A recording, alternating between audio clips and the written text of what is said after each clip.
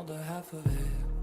I got dreams of looking up, high as I can get, but nothing feels like how it feels to know there's things I don't know yet. The weight of everything, and everything's just thread.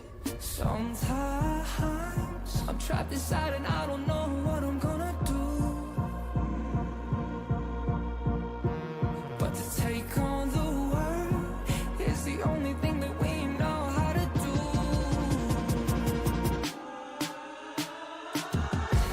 I've got dreams of finding out what all of this is for. It's you and me, and everywhere we go it leads to an open door.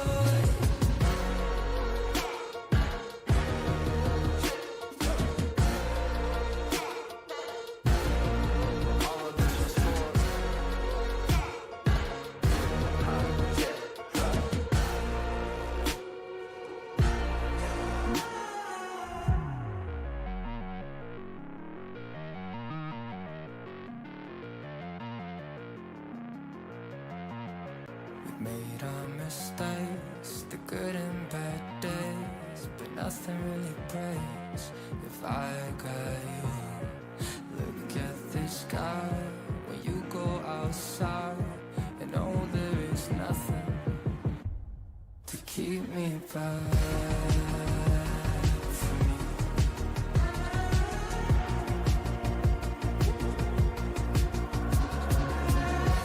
I got dreams of finding out what all of this is for.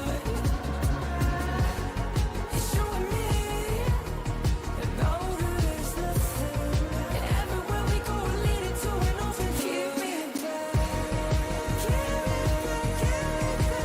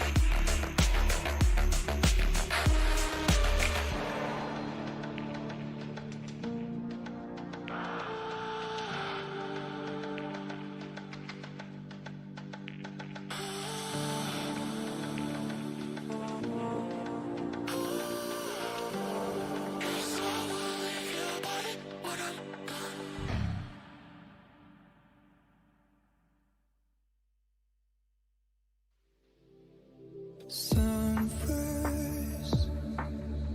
looming afterlife, daylight, dawn comes as a surprise.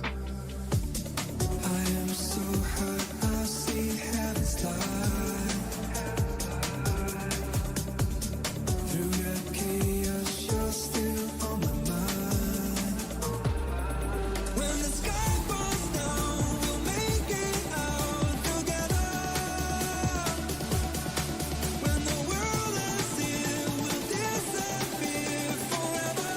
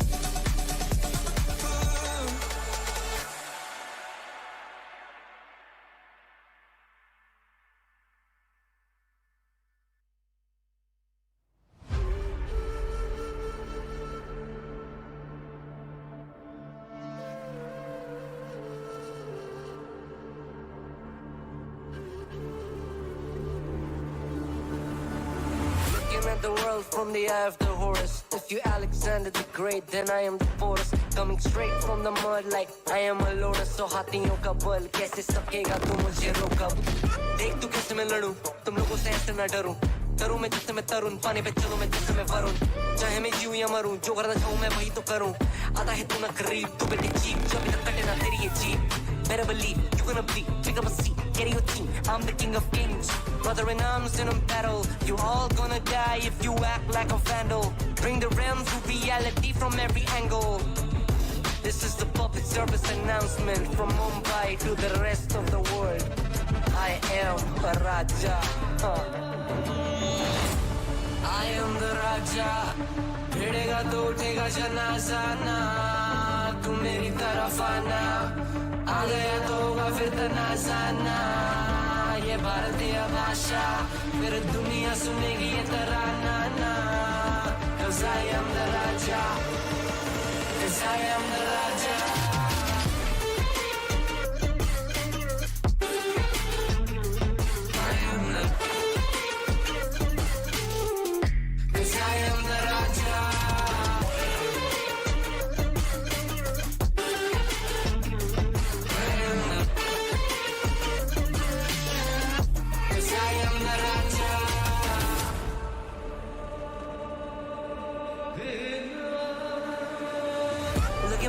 What do you see? I'm more than average man. I'm a maverick, I can grow flowers on a barren land.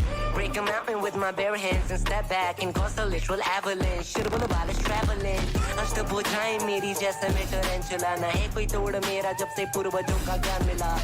मेरे जैसा मिलेगा कोई ना तू और चाहे जो भी था सबकी कबर मैंने खोदी. क्या तुम लगाओगे बोलियां कम पड़े गोलियां. चंद्रगुप्त ने मौर्य या दिला तू लोरियां. Come to me and you just gonna die. That's really a given. I am invincible and you are invisible. See, that's really a difference. Get out of my way, I'll leave the world. The choice is yours. I don't kill my enemies, I play with them. That's what the toys are for. From Mumbai to the rest of the world, I am the Raja. भिड़ेगा तो उठेगा जनाजा ना. तू मेरी तरफ आना. आ गया तो होगा फिर तनाजा ना. ये भारतीय भाषा फिर दुनिया सुनेगी ये तराना ना. 'Cause I am the Raja.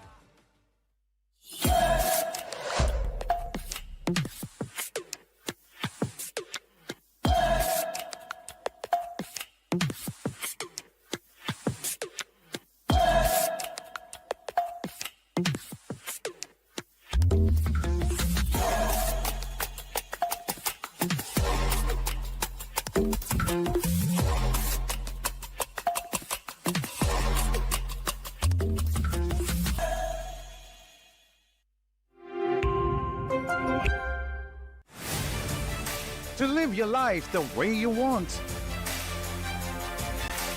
Compete like the toughest challenger. Dance like there's no tomorrow. Celebrate every second you are alive. Life has no rule books, but we can give you a stage. Hello and welcome to the OMEN VALORANT Challenges South Asia 2025.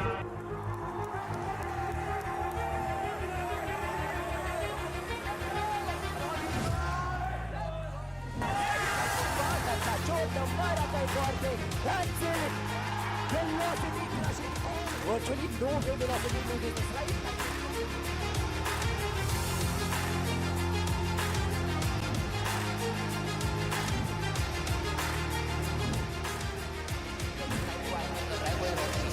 और हाथ में एक शरीफ angle ऐसा but bat में एक बड़ी hundred से भी लगाई बट की जस्ट पुशिंग इट डाउन एक करके फ्रैग इन्हें हमारा ने कंट्रोल शुरू करी है लेकिन जी पकड़ेगा शाउट स्टेप के अंदर कैटेगरी एक परफेक्ट पे सेकंड में कामयाब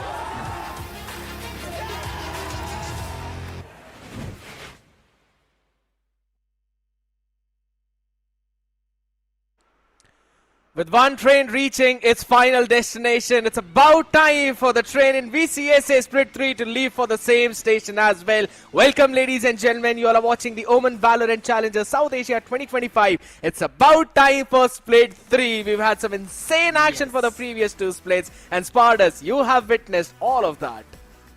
It has been an incredible journey for all these teams. But now Split 3 is where things are gonna get even more intense. The massive prize pools, the more circuit points, the team roster shuffles, everything in the final stage, and everybody are just eyeing out for one thing: the Ascension qualifier slot.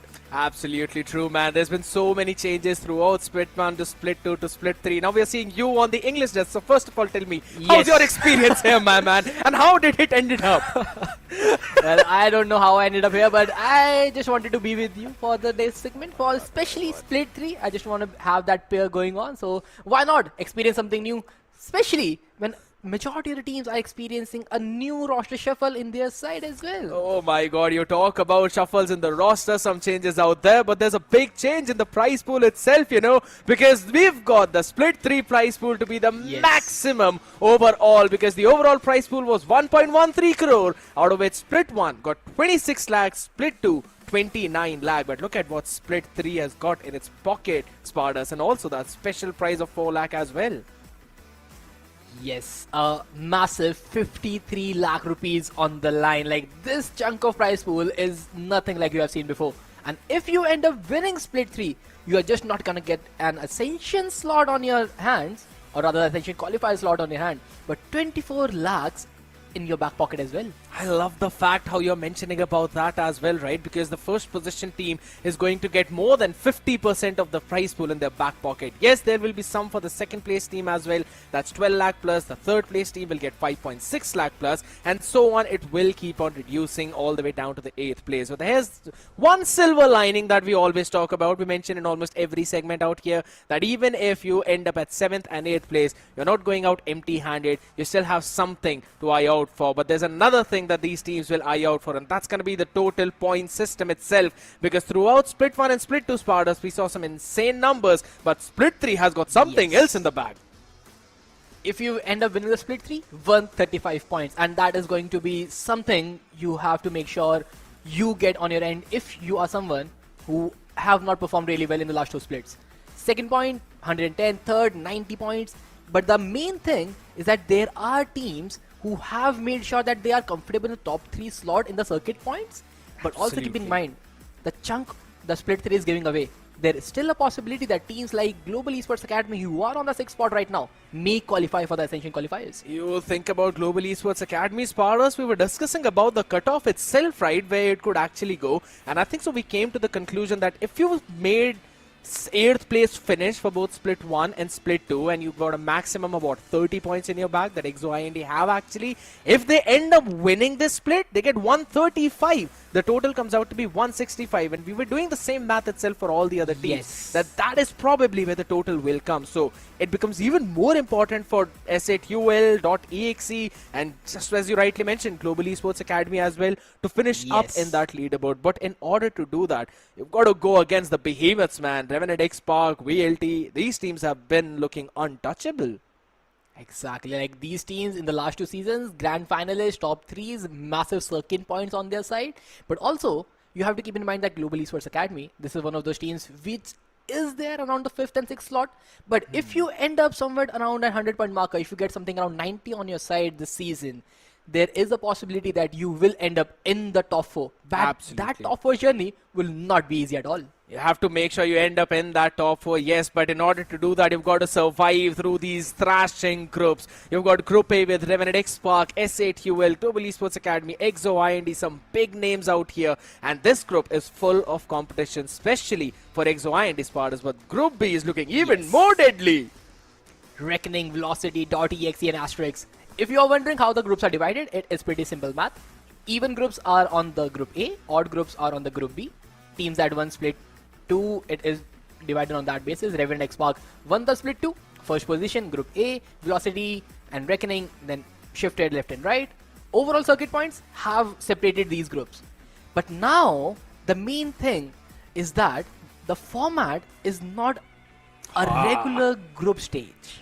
That's It is a double LM group stage, Skid. My God, my boy, you are revealing out here so many things. The spoilers being sent out a few seconds early, but you know, what's the point in watching the snap if it's not exactly at the 12-minute mark? Here's the thing. Revenant XSpark up against EXE S8UL up against Global Esports Academy, and you rightly mentioned that it is going to be a double elimination bracket. So one team that will move from upper bracket will only need to win 2 of their matches, while the one who will move to the lower bracket, yeah, that's where the solid journey is. You've got to play at least 3 of those things. One good thing is that you've got some extra chances out here, but you have to make sure that you close things out, you win things out. Now, we have been talking about brackets. Let's have a look at today's schedule itself, because we've got 2 matches today, one from Group A, one from Group B, and the one that we will focus on right now as far as is S8UL versus Global Esports Academy. The teams who are eyeing out for that 4th slot on the Ascension qualifier list, things are definitely not easy for them. And if you talk about easy, the next matchup is Velocity versus dotEXE. Velocity being the second runners-up in the Split 2, something which nobody expected. Missing out a slot on the Grand Finals, on the LAN, which is a big surprise for the entire VCSA circuit. But hey, Reckoning made a clear upset, but now Velocity are there still trying to get through it. But that will be a second match. The first game, S8UL and Global Esports Academy, that is something which is going to be something really, really impressive. And we have seen the history for both of these teams throughout Split 1, throughout Split 2. Global Esports Academy have been on the receiving end. The only major difference in the way how both of these teams played was the fact that in Split 1, it was OG who was ranked up against them. And when it came down to Split 2, we saw a big dip in their own performance, right? So I think so. We might possibly see something similar happen, but whenever it comes to the head-to-head for both of these teams, we have always seen S8UL come out on top. But one of the big reasons for that is the roster that we're going to have a look at right now, ladies and gentlemen. S8UL are not changing anything. With the addition of Hoax Spartans, this team was performing insane. Perfectly said. Because Hoax and Helif, the dynamic duo, the perfect partners, the brother in crime, they are all right here. Techno being the star controller of the nation, he is performing day in and day out. He has his inconsistencies in and out, but hey, he's still surviving with the team. Miz and King Kappa have big responsibilities to pay off, because in the Split 2, as far as we remember, they gave a close competition to Revenant XSpark, but then missed on that LAN slot by just single map. So this is something which S8UL needs to be careful this season around, because this time you don't want to miss out on the Ascension qualifiers. My goodness, my guy, you are just giving out so much information out here. You're giving me the flashbacks of what used to happen all the way back. I still remember the behemoth performance of King Kappa on the maps of Lotus 2. And if in case Global Esports Academy want to win against this team, they'll have to pull something similar. But there's a big change out in this roster. As far as we're seeing some massive players being left out and some new entries. Something which nobody expected ever to happen, especially in the Split 3. We still have UV, who was the 6th player in the roster. He is now in the top 5. Ryzen and Kibo still sticking with the team, but then the 2 new faces, Garv and Caramel, joining the roster. Garv, if you remember, the ex-Reckoning guy, was with the Reckoning in Split 2, made a roster change now in Global Esports Academy. Caramel, the ex-ROG Academy player, one of the players who is in the circuit for a very, very long time, but has very limited opportunities at the best stage possible. But now in the Global Esports Academy jerseys, all the eyes will be on this guy. Someone who is on the VCSA circuit since the inauguration year. Absolutely. Finally getting his name on the Global Esports Academy side. This will be a big, big change for him. I love the fact how you mentioned about both of these players, Spartas, because I noticed a very intricate detail as well. They have left out NV2K, who was the star duelist of the team. And now there's just so many players who've got many similar roles. So I'm not quite sure how Global Esports Academy are going to navigate through that.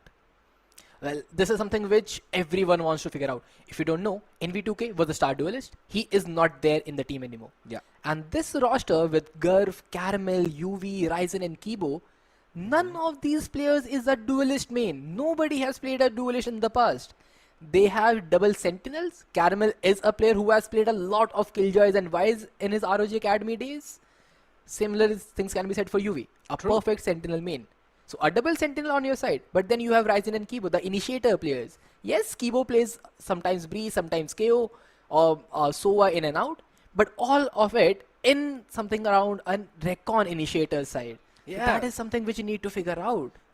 Absolutely, I mean, because that is a big thing that you have to focus down on. But another big thing is going to be the entire map pool of Split 3, ladies and gentlemen. No change out here whatsoever. Lotus, Haven, Split, Icebox, Pearl, Sunset, and Ascent. Exactly the same map pool that we also saw currently in Masters Toronto itself. And the fun fact is, Pardus, that we saw a lot of South Asian teams adapt to some of that Teho meta. But now there's going to be a humongous change. And we have been talking about these changes. Global Esports Academy, given that they don't really have a star duelist, being on the map of Split, Pearl and Lotus, I think so that requires one of the snappy players to be there. But also scared, keeping in mind, Split was one of those maps when Global Esports Academy and SATUL faced each other on the Split 3. It came down to a 13-5 victory in SATUL favor. True. A pretty much easy pick from SATUL side, and I'm surprised that Global Esports Academy didn't ban that map. And if we talk about the next map, GEA is experimenting a lot. Split 1, they went with Lotus. Split 2, they went with Icebox. And now Split 3, they are going with Pearl. This team is just experimenting maps after every split. Yeah, it seems like they just like to pick one specific map to test out during one entire split and one map to ban out. Pearl was probably one of their standard bans as well that we were constantly watching throughout the split too. So yes, them picking it up right now and then also starting things on the attacking side, yeah, that's going to be pretty interesting to watch out for. But since we're talking about split, Spartus, you're the man out here. SATUL love to play on this map. Global Esports Academy hate to play on this map. And we clearly know the reason why. Played twice, lost both the times, and I'm big surprised right now they didn't ban this map at the first play and let SATUL pick their comfort pick. 50% win rate almost, 6 wins, 7 losses, pretty much the same. But if we talk about GEA, if you look at the agent composition that they were running, a double controller, yes, they have the players to fill that role. A double initiator comp, Teho and Breach can be fulfilled, yes, Ryzen and Kivo will be there. But who plays Yoru now? Who is the one who's gonna pick an agent which is a duelist class? Man. Will we see Caramel going to that role? Will we see UV switching up his role instead of a Sentinel? Will we see Kibo stepping up to fill that Sentinel role? Or the big thing can Rebels bring? A non-duelist comp on the map of Split? Are we expecting that today? That's just like expecting I'm going to lose weight in the next 5 seconds. I am not expecting a non-duelist composition on the map of Split, man. Come on. But yes, I like the conversation, how you're building it up as well, that it's going to be interesting to see who's going to play Yoru. And that's one point which you noticed. There's another point that I noticed. And it is the fact that we saw a Breach Teho composition on the map of Split itself. The fun thing is that Teho nerves have hurt a lot to almost all the international teams, even all the South Asian teams.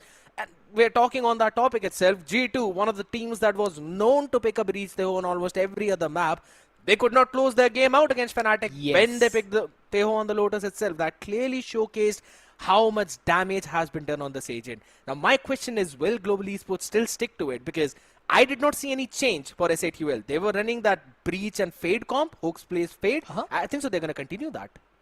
And they should. A 13-5 victory in the past, a pretty comfortable victory. Miz on that duelist role, on that raise is just perfect for him. King Kappa on that Viter does not matter much to him. But all the eyes are on Global Esports Academy and what they're gonna do. But what you have to do right now is just answer this quiz. Who had the most clutch rounds in OMEN VCSA 2025 Split 2? Was that Lightning Fast, Tricky, Munner or Rossi? Quickly scan that QR code to answer. The one who answers the maximum questions correctly throughout the entire week, ladies and gentlemen, will win a lot of Valorant points. And you know the drill, right? You know it's going to hop onto your email and then you can claim it through your in-game ID as well. But you have to quickly scan that QR code, fill up the form, answer the question. I'm pretty sure I know, but I'm not allowed to participate in that. Spartus, keep your phone down. I'm pretty sure that's in your hand as well. You're working out through it. But I don't need a phone for that. It's all here. Oh my god. Yeah, it can be here, but that still does not give you your favorite Valo skin, but it's absolutely fine. Here's one thing, right? You're going to get one of your favorite matchups out here. We're going to see SATUL back in the action again. We saw Hooks with the lineup of OG all the way back, playing with Venka in Split 1, Split 2 with SATUL, and that boosted up their result. Previously, they were not in the top 4. They still ended up in top 4. So I think so that one roster shuffle gelled up well for SATUL. But I can't say the same thing for Global Esports Academy now. Yes, and also keeping in mind this match has a big importance on the line. Global Esports Academy and SATUL, if you look at the circuit points, SATUL on 90, Global Esports Academy on 75. Just a 15-point margin between them. But now you have to make sure that you qualify from the group A first of all. And if you talk about the qualification, you just have one slot. Because RNTX will be the one who's taking the top slot of the group. No questions on their side.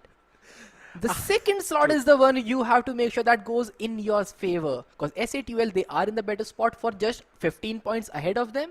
But now, if you look at Global Esports Academy, they need to make sure that they win this matchup today. Absolutely, it's going to be super important for them. And another important thing is when we hop on the map of Split, we see the composition which both of these teams are going to pick. I'm pretty sure there might not be any major changes for SATUL. They have always loved to pick that breach into Fate composition. They played pretty well around that as well. But for Global Esports Academy, I mean, we have known this team to pick a lot of international style, and this time around they're not going to change a lot of things. With instead of that breach Teho, they're now going to run the double duelist composition. My goodness, bro, look at the Raisin Yoru, and UV is playing Yoru. How much percent of me was right in saying that UV is going to shift his role to Yoru? My goodness, this is the guy who played Wise a lot, but at the same time has cracked aim. And if you look at the players around him, Kibo very comfortable with the initiators, Ryzen controller, initiator main will stick to that, and Caramel being the new addition will definitely want his favored role of the past, and that will be Sentinel. All things down coming to Garv and UV then. But a Yoru race on your first matchup of the Split 3, it is going to be a hell of a ride. And switching up so much from that double initiator with the flashes and a bit of that info initiation from Teho now being shifted entirely to a lot of information from the Prowlers and the Horn. Kibo is going to have a big job in his arsenal though. But here's the thing, we have known this guy to constantly succeed as well throughout that. But the main point of discussion for me is going to be, how are you going to stop King Kappa? Because we've seen his onslaught in Split 2, and Caramel will have to put up the same kind of performance, Pardus. Oh, it is going to be very interesting, and a performance that we want to see from Global Esports Academy lineup right now. UV on that Yoru, I'm not sure what he has in his backpack. But more than that, I want to see Garv play his best game. Garv is the guy who has just played Recon initiators in the past. Someone like Sova, someone like Fade has been his forte, but not sticking with that race. Has been interesting. But right now, if you look at SATUL, the classic default, getting the side, and Caramel, he's the one who is just trying to get some frags from the 1v cages. He's speaking out right, and Caramel with the first frag of the day. A clean headshot to miss, still anchoring down the side. Can he get one more? Yeah, that's the whole point about it. How much util can he burn? Now wraparound coming from Techno, not looking very pretty, but the support from King Kappa. It's absolutely impeccable as hell. Have joins with the team as well. UV nice on the first one, but not the cleanest shot out here. All he needs is one shot to the body. And I love the repositioning that he's going in for. Look at that. All the way towards the A side already. Whose call is this? I have no Who idea. is calling in the side of GEA? That SATUL Techno will try to outbrain you and move towards A side, and UV is already on that A. Oh my god. The thing of concern is a lot of angles to check. He don't know from where Hold on. Techno is gonna come. Hold on. He's heard him. He's heard him and he's gonna be ready. One shot to the body is all he needs. Absolutely. Techno's gonna run it down now. He's got no clue about it. And UV starts things off in a style. Shots to the grave. Oh my. We've got a series in our hands, Pardus. Perfect read from whoever is IGL in the side of Global Esports Academy right now. It was UV's call, or maybe Ryzen just backseating him there, just go towards A side, or be it Kibo trying to just filter out the calls. But whoever said, it was just a read of the day. How would you expect someone to wrap around towards that A side in a 1v1? You don't. That too when you've got the entire CT control and everything as well. That is absolutely insane. But right now, look at this lovely read. Global Esports Academy, they know SATUL will want to push out mid. And there's going to be a lot of information out there. And it's a meat grinder. Ryzen, Kibo, Gur, all of them They just want to be a part of this party and get every single one of them out and get a flawless round conversion. The fun fact is, it's only Garv who's got to reinvest in the shield and nothing apart from that. Their economy is going to snowball out of control. Pretty much easy reads yet again, I would say.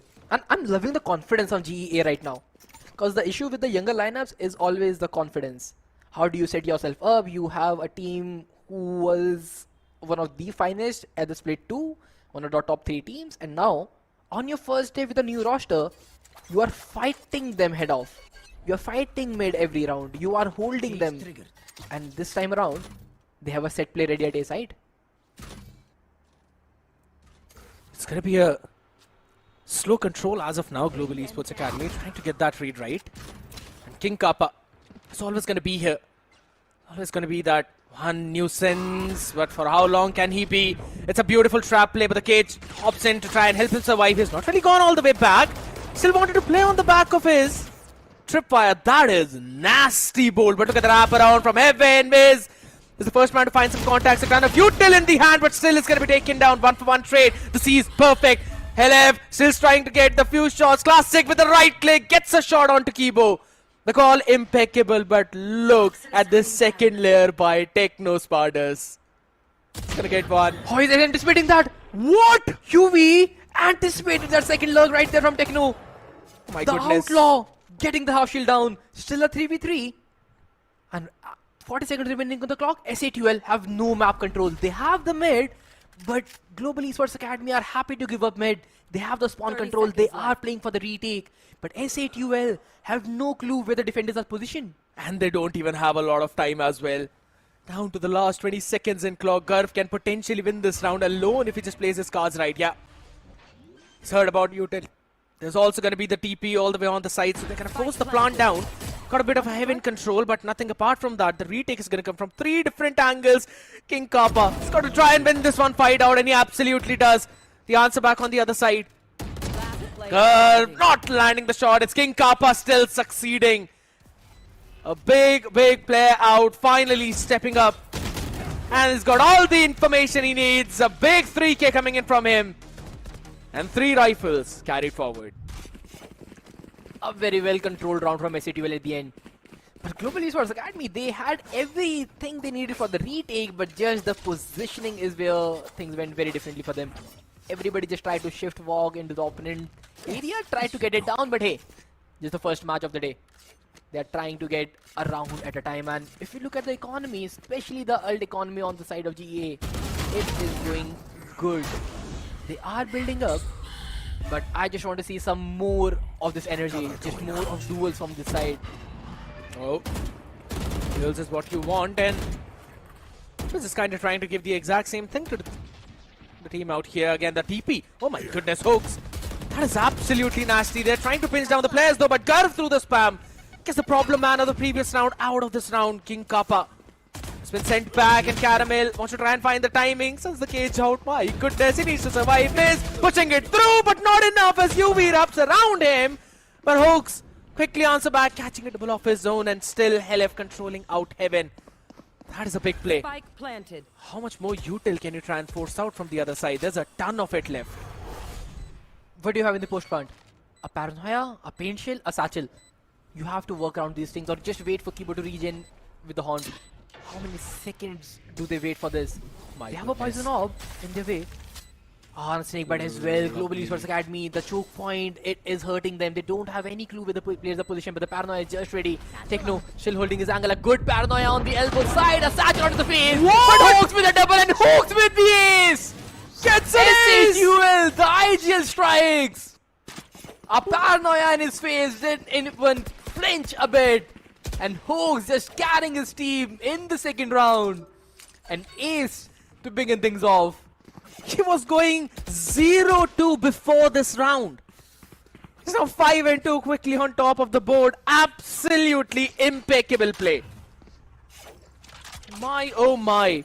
This is the big problem whenever you try to retake all the way from screens. There's just one narrow pathway that can be spammed. And that is exactly what Hoax did as well. Spammed it all the way down. And I love the fact how he was able to push directly through Heaven as well, Spardas.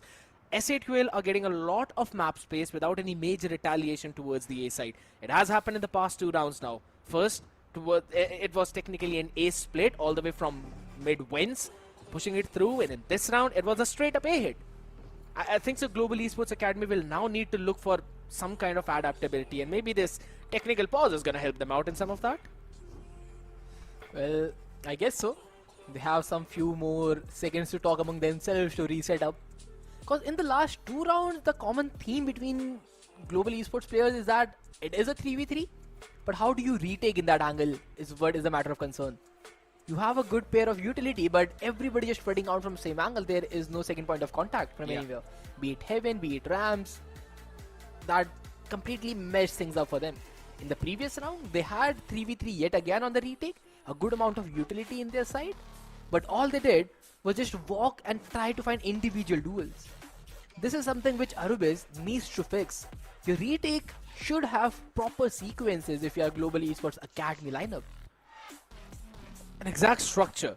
Individually they're doing good, and I agree. Some of those walkouts have been a bit iffy out here. And just as we said, maybe this is going to help them to try and fix a few things out here, because they're playing the first few minutes of the round, or rather the first few seconds, very good. It just comes down to those last post-plan scenarios. So maybe trying to flood the site out, or maybe just trying to take those avenues first on the other side, because even in the previous one you rightly mentioned, Heaven was entirely controlled by Helif as well. So even if they would have tried to flood out from other avenue, Helif would have been raining a hellfire on them. And I believe that was probably their idea in that scenario, that we can try and just brute force our way on the back of that paranoia through the back halls and then retake the site, sending Helif just stranded alone in the Heaven position. Maybe a few things that they can eventually tweak, fix. But another thing that needs to be fixing is the fact that you've got to take care of Miz's scoreline. Is going 0-4. My man is struggling on the attacking side. Steam engine, I would say, taking his sweet time to start. But I hope that engine just heats up pretty fast. Because you need Miz if you want to win the first map, especially on your map pick. Previous 2 rounds have been taken care of by the other players, but definitely he is a part of that. True. But right now, even on the weaker buy of Global Esports Academy, SATUL taking their sweet time. King Kappa has an outlaw, waiting for the swing. Spotted a player, and outlaw will not connect this time around. Yeah, I believe, you know, SATUL were kind of anticipating some kind of fast way. That's why they were playing for a 1-2-1 default, where Techno was just, or rather Hoax was just roaming around. Though I do like this, I do like this new iteration of SATUL, where previously they were playing the double initiator composition with Hoax and Helif on those initiators. This time around, Hoax is playing on those smokes. And to be honest, has been pretty solid in that round. Oh my goodness, Ryzen, that's one of the worst timings you could have picked up for that reload. And now they've seen the players already up in B Heaven as well as towards the main. There's a C's connecting as well. A paranoia, beautiful. But the shots absolutely not. It's still SATUL connecting every single thing as Hoax lands in one nasty UV. How long can you hold? And this man says long enough. Quickly takes 2 of them down in the demonstral drift and potentially can get a few more picks. TP's out in the crosshair of King Kappa. The anticipation impeccable in SATUL to the damage control. Oh, just saving the map, or rather this round. Global Esports Academy with the Sheriffs and Stingers they had, with the economy deficit they had, they took the round pretty much closer, but again, King Kappa, Techno, getting those good frags, and they definitely needed those. And yep, Global Esports Academy just calling a timeout because Arubis knows there is something wrong which the team is doing right now. This round should be the one where you see a Thrifty popping off your screen, because just look at Tipo, 1 frag. But then Garb not able to get the frag. UV a good Sheriff shot, but again those trades are not flowing like a river. A bit of tweaking on the side by the coach, and I would still assume the Global Esports Academy is there to put up a great show against SATUL. You know, the early few minutes are looking really solid, man. It's just those last few seconds that end up very chaotic, and it seems like they forget the structure that they're playing up with. So I think so, yes, this timeout is going to be crucial, because now it's been, what, 3 straight rounds where they could have almost won the round. If anything, They had the HP advantage in the retake, and they had the weapons to do that. It just falls out a few inches short from them every single time, and I believe again, maybe this timeout is going to help them out. They've got some big ultimates to play around. Kibo with the Nightfall coming in, as the previous round was quite ult heavy from the other side too. That's an interesting cage. A double cage for Heaven. Trying to make some rules on the side. Trading question marks, SATUL. But they know a sentinel setup might be there since King Kappa on the other side. He's just walking in and they have the entirety of the A side control right now. Caramel have no information. And Caramel saw that jump peak. You can't go that wide. And Garf, in the meanwhile, he takes down Techno. The damage has been controlled. Lovely anticipation of the second layering. Sending out a couple of players as well, and this Nightfall connects onto 2. C is being sent out to try and hold them with the paranoia. But still, they can't make the cross, though the spam from UB. This can eventually open things up as well. I believe it was maybe a showstopper out there as well, but hold on, Hoax. Still trying to keep the damage in his team's favor as Miz fires up, starts up. The time is ticking, the numbers dwindling. You see the rifle barrel rising. Nah, Ryzen. You need to anticipate that. If a guy is so confident watching Heaven, there is 99.99% chances that someone is watching his screens. There is no way in the world Miz would be so confident holding Heaven. And if he just calculated that, he might take down Hoax and then the round. But Global Esports Academy, as you said, initial 30 seconds, entirety control. Good comms, good structure, good flow. They know what they have to do. The next 40-second rounds, they are just a bunch of individuals. And individually they fall because SATUL are playing on the back of each other. And I'll have to say, Hoax is literally not just IGLing perfectly, but also is fragging out better than anyone in his team. He's always there for those trades. He's always having, or rather watching the 6 of his team. And the fun fact, Sparta says, look at that. Hoax again won away from the shadows. He just used that in round number 5. Miz won away from Showstopper. Helif won away from Nightfall. Global Esports Academy are on a weak buy in this round. And I'm pretty sure SATUL will not shy away from dumping all of those ultimates in the next one as well. So this very well could spiral out of control for GEA if they do not retake this properly. Well, things look pretty much difficult. Because even right now, they are just going one by one. Paint Shell has to just flood them out. Caramel has a Sheriff in his hand. He needs a trade, but Miz takes one down. Nobody else to just get the second layer of frag. Techno holding his angle. UV finds one. Holding for the trade. LF gets curved, but UV trying to pop left side. But Ryzen, he gets another frag. He has the timing. UV with a decoy on the side. Miz finds one more. The showstopper in his hand. Might be able to just close things off because Ryzen is the last player standing. He will get both of them. Hold up. Ryzen with a huge triple K. The time is still ticking. He has few more seconds remaining, but nah.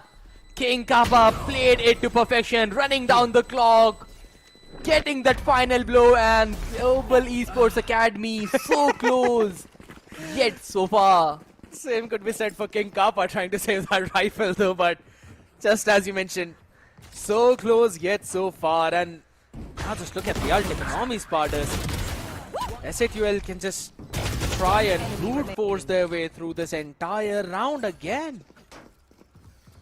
And if you win this round, the next round will be an economy deficit round for Global Esports Academy. Yet again, another Sheriff round. So, 4 combination of ults should be good enough for them to get the 6-1 on the board. And SATUL Miz diving onto the face, getting Kibo down. Absolutely. That anchor for B-Heaven, he's out of the round.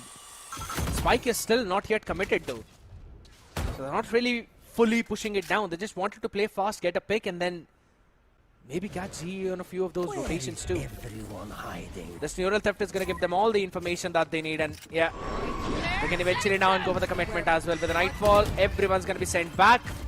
Couple of players marked, but nothing apart from that. Site is going to be taken. What do you have for retake GEA? Especially in the Viper Spider, in the faces.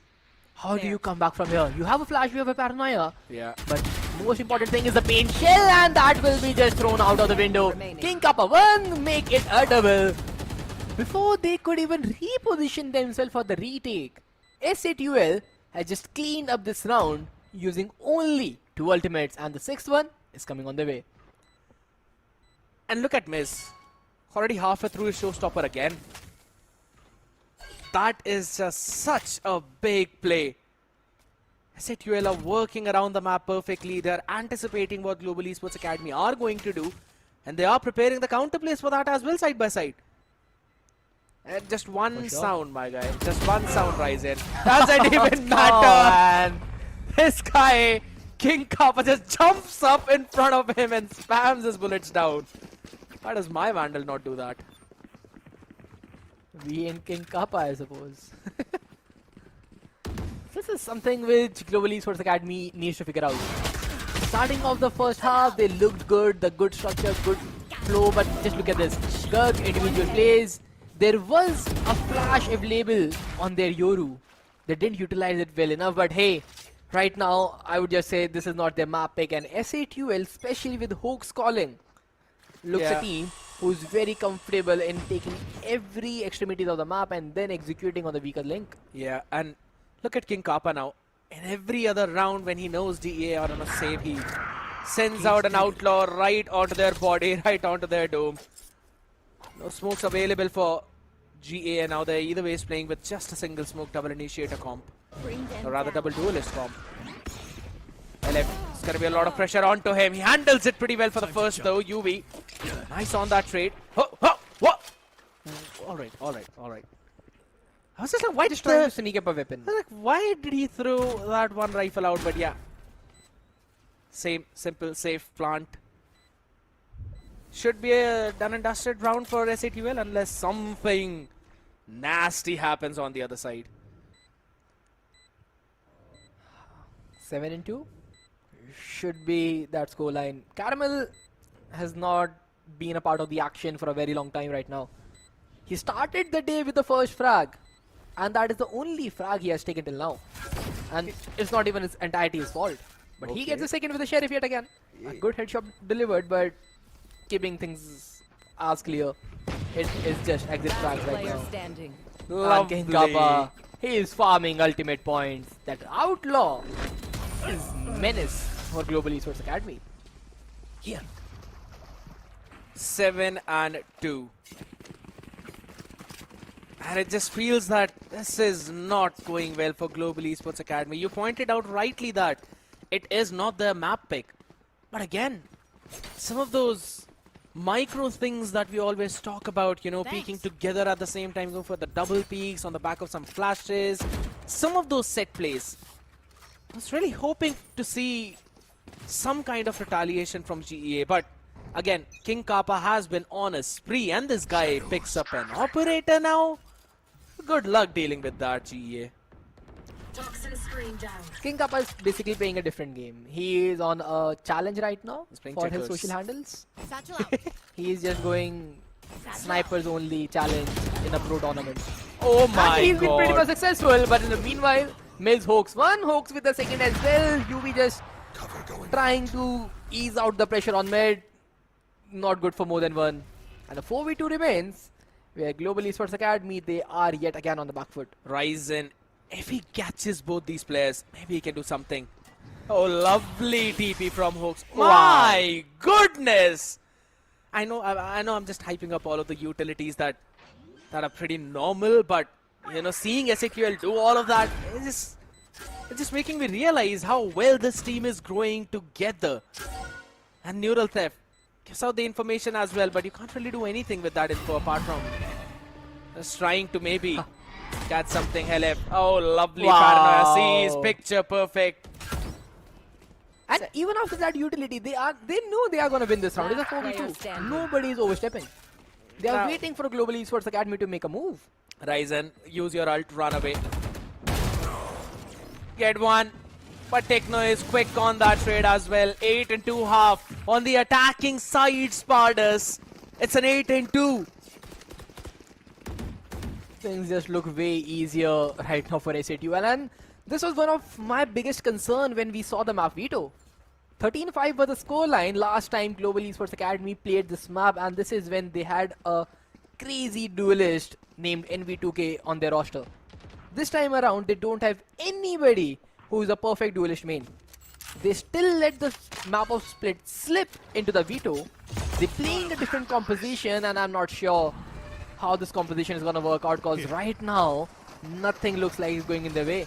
UV is always trying to make a play with the Euro Dimensional Drift, but initial 30 seconds will give you information which is not worthy enough.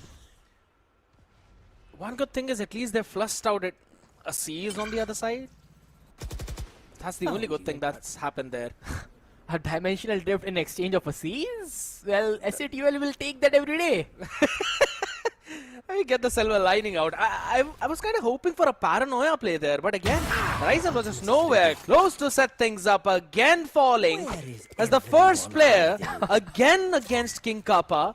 Now you don't have any smokes to work around with. Neural Theft gives every single info, and Hoax TP's all the way back. Look at that. He's also got the spike as well with Miss sending the showstopper. Caramel's been taken down again. No trips to work around with. Kibo, how long are you going to hold it down? Satchel as well coming in. Miss with the support. But Garb is the only man who's finding some kind of success. He's got a showstopper, but he's got a ton of util in front of him and under him as well. Hoax with the clear. And SATUL are just mowing down the floor.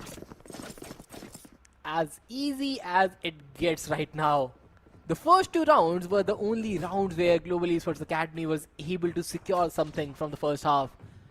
But right now, they just want one more round. They want a miracle. They want a 9-3 curse to be on their side if they want to at least put up a competition. Because at this point, it is just SATUL running it down the way they want. King Kappa, the Cypher on the side, has performed 3 ultimates in the first half itself. This is something crazy. Anger right now with a showstopper. He gets one, but King Kappa always there for the trade. Outlaw always out in his own hands as well as Hoax. Really good go for one though, but Kibo is quick on that trade itself. This is probably one of the first few times that Global Esports Academy has been able to take the flow of SATUL and deliver an equal one, not for long, as the weapon swap was there. King Kappa through the wall bang, lands it perfectly. LF closing the round out. SATUL with a 10-2 half Spartans. Yeah, I mean, call me a madman, but this ain't happening now. Well, I just want to see at least 6 rounds on the attackers side from Global Esports Academy. I know the scoreline is 10-2, so potential 3 rounds still remains the way SATUL are playing right now. But I want to see Global Esports Academy do something on the attacker side. Because if I talk about them, they have a composition which should thrive on the attacker side. A Raze and a Yoru. But with just 3 rounds remaining for SATUL to close down this map, it looks very difficult for Global Esports Academy if they have any strategy in their backpacks. One thing is for sure, that they have been looking a bit underprepared for this map.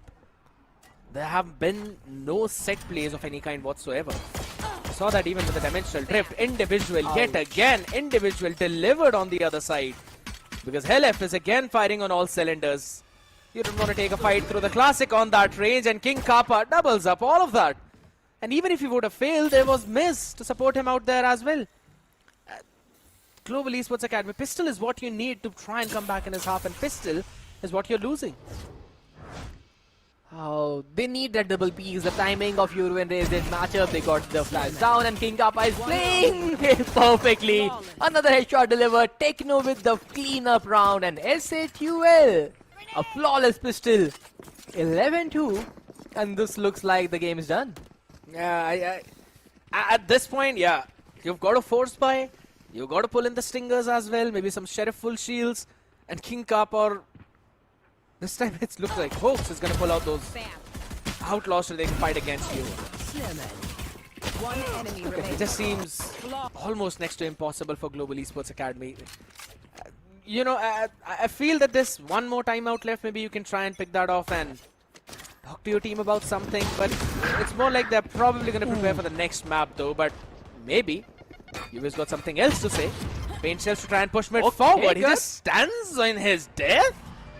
Interesting. A good utility, a good frag, but Hoax, he's just good for one. Garv, a good trade with the weapon recovered. They will get a spike down, And now a 4v2 remains where they have one upgraded rifle and the Outlaw as well. So this time around, a Thrifty which was needed for so long should come their way. And Caramel, all you need to do is do nothing. Just survive. Global Esports Academy, after 11 rounds in a row, they finally strike back. Good that you mentioned about that point as well, because I wanted to say the only 2 rounds that GEA won in their own defensive half were the pistol and the anti-eco. So that was a bit rough on their end, but finally, this team is looking like a team in this one round and the previous one, with the way how they quickly got that first opener was important onto Techno, I'll have to say. And then the follow-ups after that. 2 Guardians being carried forward in the next one. Outlaw picked up by UV. Maybe they can try and string together a few more. Well, on the positive side for SATUL, they have quite bit rounds in the backpack. So even losing that anti-eco will not make things go haywire. But right now, Global Esports Academy, they just need to do one thing. Get as clean rounds as possible. Get as fluent rounds as possible. And if the luck is favoring your side, Garv should get a multi-frag, at least a 3k in this round. The showstopper will be their win condition when they have the equal buy. Let's see how things goes. It's kind of the main one along with Hoax with this technically small one-way. Not exactly call that one-way. There's just a small gap to see who crossed. I like the idea. Global Esports Academy just holding it down. They're going to now push forward. The C is going in. The flash TP on the backside. Hoax still catches one. It's going to be deeping out on the safety too, but not for long. Curve wraparounds towards the pillar. Catching both of them now, and that's a good opener because look at Caramel. Should be catching at least one more on the back of it. Just a Sheriff. He sees it and he's playing it brilliantly. Turn around, King Kappa. You get one, but Caramel with the answer. Curve with the 3k in this round. Good closeout from GEA. And they are building up. They've built up onto the showstopper for this round. Perfectly. As just mentioned before the round, they needed Garv to go bonkers in this game. A multi-frag, a showstopper now in your backpack, and now how do you execute is what I want to see. This team has a composition which will thrive on the attacker side with a double dive comp you have. But for that, Garv and UV needs to pair things up perfectly. Yeah. For the time being, the execute looks like they want to hit A. With the Cypher on their faces, pretty much a difficult task. It's a tripwire for the Heaven as well if you want to push out. That ball's going to go up to first Prowler used up. Oh my god, he's going to be tagged in. Oh my goodness, just one tripwire and the entire showstopper goes to waste. The spam through the smoke by Helef. That is an absolutely disastrous start for GEA. And Techno is holding down. He's seen the barrel as well. Up close. Ryzen's going to go back finally. But if a hold down not for long, Miz peaks another perfect time. Still wants to take the individual. He's gonna hold it down as well for the next few seconds. Oh, things have just completely turned differently as everybody else expected. Maybe this is what SATUL expected as well.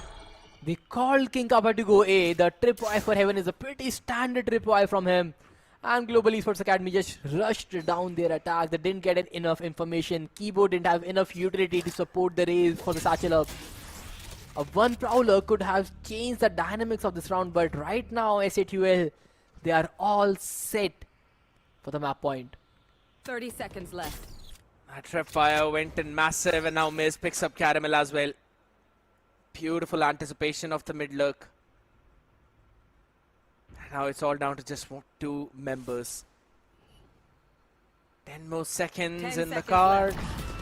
King Kappa. The man is turned into an absolute god. Sees everything and wins the round for the team. Match point.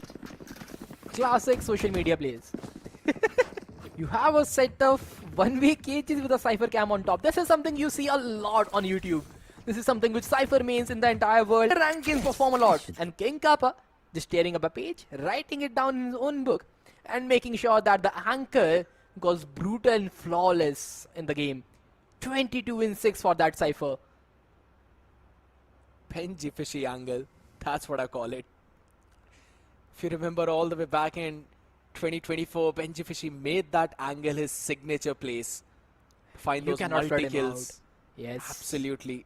And King Kappa, just as you rightly said, pulling a page off of their notebooks, riding in his own 22-6. Spartans have played 16 freaking rounds, and this man has only died in 6 of them. Also, if you look at the entirety of SATUL, it is just Miz who has deaths in double digits. He is the anti-fragger of the team. His role is to just dive in no matter what, try to get the first frag, and the deaths will come for sure. But other than him, 6-8, 6-9. This is something which is impeccable from SATUL. Means the majority of the rounds they have won, they have good numbers in their hand. Majority of them were 3 or 4 players remaining on their side. Yep. Which is incredible. 12-4 is the scoreline. Map point for SATUL and Global Esports Academy. One last hope. It's a full-fledged miss push down from GEA. Euroclone to try and figure out the tripwire. They've dealt at least with one layer of security, and now they've forced out a paranoia as well on the other side. I think that that's a pretty solid trade considering everything that they threw into that one, but taking a small pause now, slowing things down. Only for a few seconds. It's going to be the flash TP play. Lovely Prowler as well, and a judge flying onto the face of King Kappa. Catches him down. The side control given, not for long, as Techno still holds his ground, and he will be taken down. Caramel and Kibo working in unison as Miz now wants to explore heaven. That's a nasty shot. He's 2 away from the showstopper as well, and a paint shell to work around with. If he catches these 2 players, maybe he can do something. And look at Kibo. He's barely so breathing. low. The HP, He still has the paint shell. full wrap around. Oh my goodness, Curve has made one of the most bold plays out there, taking control of heaven, and it has pushed Kibo all the way back towards CT. It's going to be very difficult for Mist to now pull this off from here. He has a cycle to cross. The spike is not punished for them. Things are not looking good. Aziz will try to DK him, but the half has been stuck. But Kibo Lovely. takes the perfect 3.5 second peak. As soon as you take the half, he swings out on his face, and Kibo on 8 HP. Make sure that Global Esports Academy survives another round. Garv with such a ballsy play there, my man. Going through the ropes, taking control of heaven. That gave them the information that it's a full wraparound, and Kibo called out the gamble. He went towards CT to survive. Otherwise, Miz would have almost won this round for his team. That was such a nice calling, and now SATUL down to their own eco. Wanted to go for a trap play in mid though, but catching no one to the Season 8. Techno, he has a good timing. He knows where the players are positioned, and SATUL, they are just chilling right now. They are like, okay, you want mid? Have it. We have set out Miz in a position where he can see the entirety of the A side, whoever crosses. And to support him, they still have Helef, although with the Sheriff, but still there with the contacts. And we have seen this guy with the Sheriff bring miracles. And Global Esports Academy, they are aware of the entire setup. They are working their way through, but King Kappa, he strikes big, takes down Garv with the Sheriff. With 50 seconds remaining on the clock, Global Esports Academy, they desperately need to make a move. And that's your entry off of the map as well. And nothing to deal with those trip fires now. Paranoia being sent out, but no one's following them as Techno obliterates everyone up on top. Second time UV has been caught on that flash TP play as SATUL will clear the board out in their thrifty round in a flawless manner to steal the map of Split. Oh, this is something which nobody expected SATUL to pull. But here we have SATUL with the experience, with Popaji supremacy. As we can see, Helif's camp, they are so happy right now. Just look at Hellranger. He knows whatever he said was perfect, and Techno, there's something which he has done, which Helif is not happy about. Neither is Hellranger. And yeah, Techno is just justifying himself. Yeah, not a game for me, but a perfect game for King Kappa there. Opening things with that Sheriff frag in the most crucial round, a round which looked like 6th one should go in the favor of GEA. With just Sheriffs and Stingers all around. But King Kappa and then Techno swing with the Stinger, holding down that Heaven Smoke, getting a double and making sure that SATUL closes this map with a thrifty and another 13-5 score line. It seems like, they've written it down in their notebooks that the 5 are the maximum number of rounds that we give to this team in the map split, and also the minimum number of rounds. So, you know what? we don't need to win this rifle round. We can do it back on the eco round itself. Some nutty shots being hit by King Kappa. You've rightly mentioned that. And I think so he's, again, one of the big key to success for SATUL into those rounds. But my attention was on a very different matter, Spartus, and I'm pretty sure you're going to agree with me on that one. What the heck was Hoax doing on the Omen? Crazy shenanigans, I would say. But also, the frags that he is getting, left and right, it is very different from everybody else. Like, knowing that opponent is making a backside flash TP play, and the fact that you have a Sheriff, and the fact that you are standing the same spot for 2 rounds in a row, you are letting that Yoru make a gate crash flash combination, and still you are getting him down. This is something which should be worked around in GEA side. Because UV, a good set play, yes, but you need to make sure that the flash hits the other person. Because it is very easy to just judge and make sure that you turn around at the right time and get him down. Because the movement it takes for a Yoru gate crash to come out and equip his rifle is pretty much big enough. So all those plays which UV expected to make, the Omen on the other side, he was completely ready. He was always ready, and not just on the defensive side, right? Also on the attacking side, when we were seeing Hoax, his team is taking the heaven control or the ramp control rather, while he is just simply walking out, teeping into his own smoke in heaven, and then peeking out together with the rest of the team.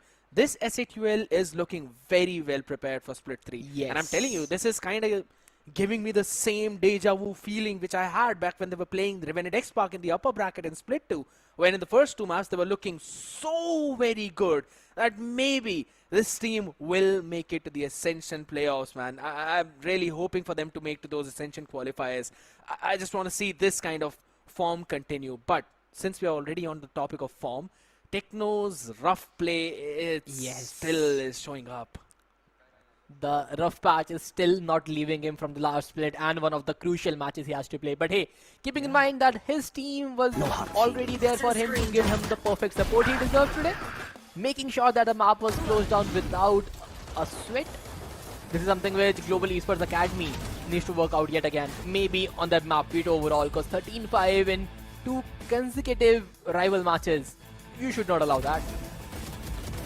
That is a big thing as well, right? Because if you really think and talk about it, it was SATUL who eventually eliminated Global Esports Academy in their lower bracket run all the way back in Split 2. So of course, some of the revenge moments, they were there, but they could not really complete it. And it also feels like Global Esports Academy are running it down on the momentum as well. Because they were having it at least in the first few rounds, but once they lost it, they could not gain it back. I think the issue is the mid-rounding with them. As well as perfect, a flawless Valorant that has been displayed from the side of SATUL, Global Esports Academy has struggled a lot in the mid-rounds. The initial 40-second mark is just perfect for them, and as we can see, it was just looking good. But the next 40 seconds is something which they didn't know what to do. Their structure was thrown out of the window, the players were just individually peeking in, trying to make a hero play and trying to get that frag down. But then Hoax, he is one standing on the gate crash for Yoru, taking frags, getting good picks, and this is something which should not be there. It should always be a double peek alongside Garv, making distraction and then getting a frag. The coordination that was required between the Yoru and the Raze was definitely lacking. But hey, not their map pick, so something which we kind of expected. Yeah, and here's the thing, right? We've been talking about how Global Esports Academy was struggling in their mid-rounding, but the exact opposite could be said for SATUL. They were doing a phenomenal mid-rounding as well. Yes. Dissecting the map, taking some of the space, and then moving on to the other part. I mean, I'm pretty sure that we're going to be moving on to the MVP, which is going to be King Kappa. No cap, no competition out there. That ACS tells a very fair story of why SATUL won 13-5. 24 frags and less than 10 deaths. He didn't even touch double digits, I suppose. 3 first bloods, which is just perfect. Sentinel doing his role perfectly, trying to get as low first bloods as possible. 209 damage per round, 329 ACS. A perfect strat book for the perfect Sentinel rule. He was not, I would say, not tested enough in the entire game, because whatever he wanted to do with the Outlaw especially, he was always getting that. And then there were some operator moments as well when he was on those attacking sides, when their economy was snowballing out of control, and they knew that they could eventually make do with those kinds of shenanigans too.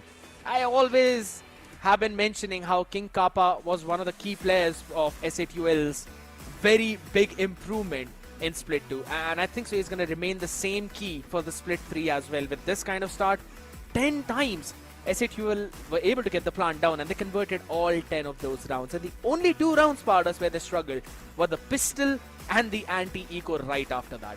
Exactly, and this is a big number to pull. Like 10 rounds, like entirety of the full buy rounds you had, you were able to get the site as well as hold the post plant.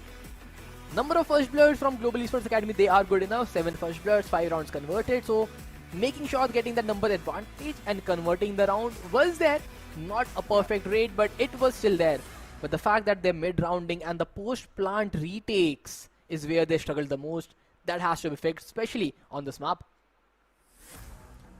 One good thing about them is the number of times they were able to get their plant down, they were able to convert it as well. So apart from that, yeah, there's been a lot of big things that they need to work on. But at the same time, King Kappa, undisputed king of the map of Split, I'll have to say. Hoax though, with the surprise that this man pulled out with the Omen in his pocket. As you mentioned how Techno is one of the best controllers out there in the nation, I'll have to say, if Hoax continues this, he's stealing that title very quickly.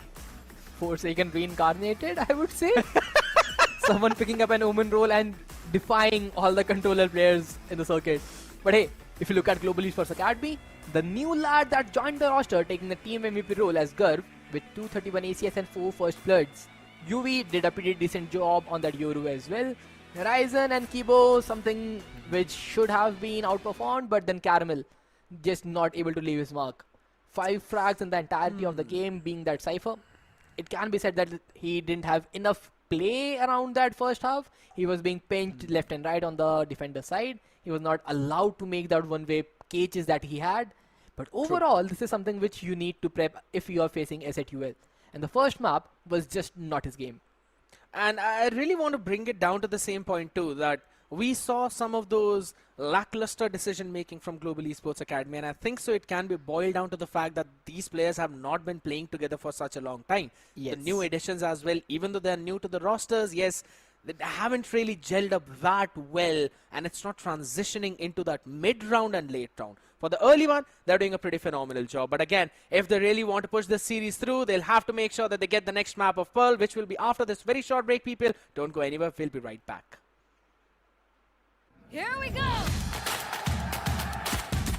What's this?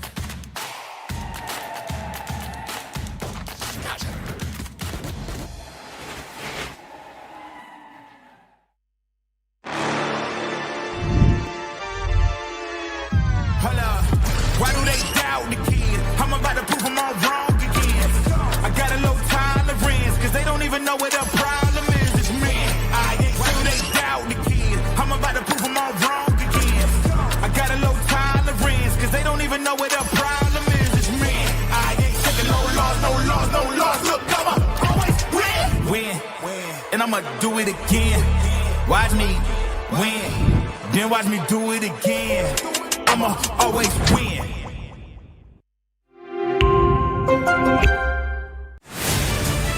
To live your life the way you want. Compete like the toughest challenger. Dance like there's no tomorrow. Celebrate every second you are alive.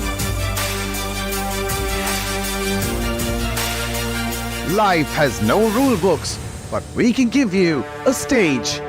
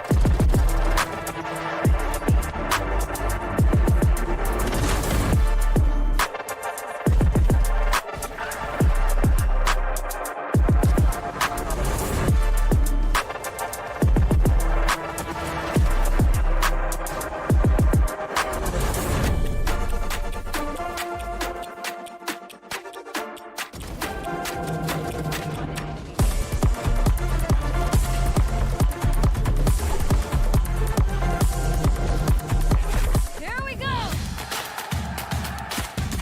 What's this?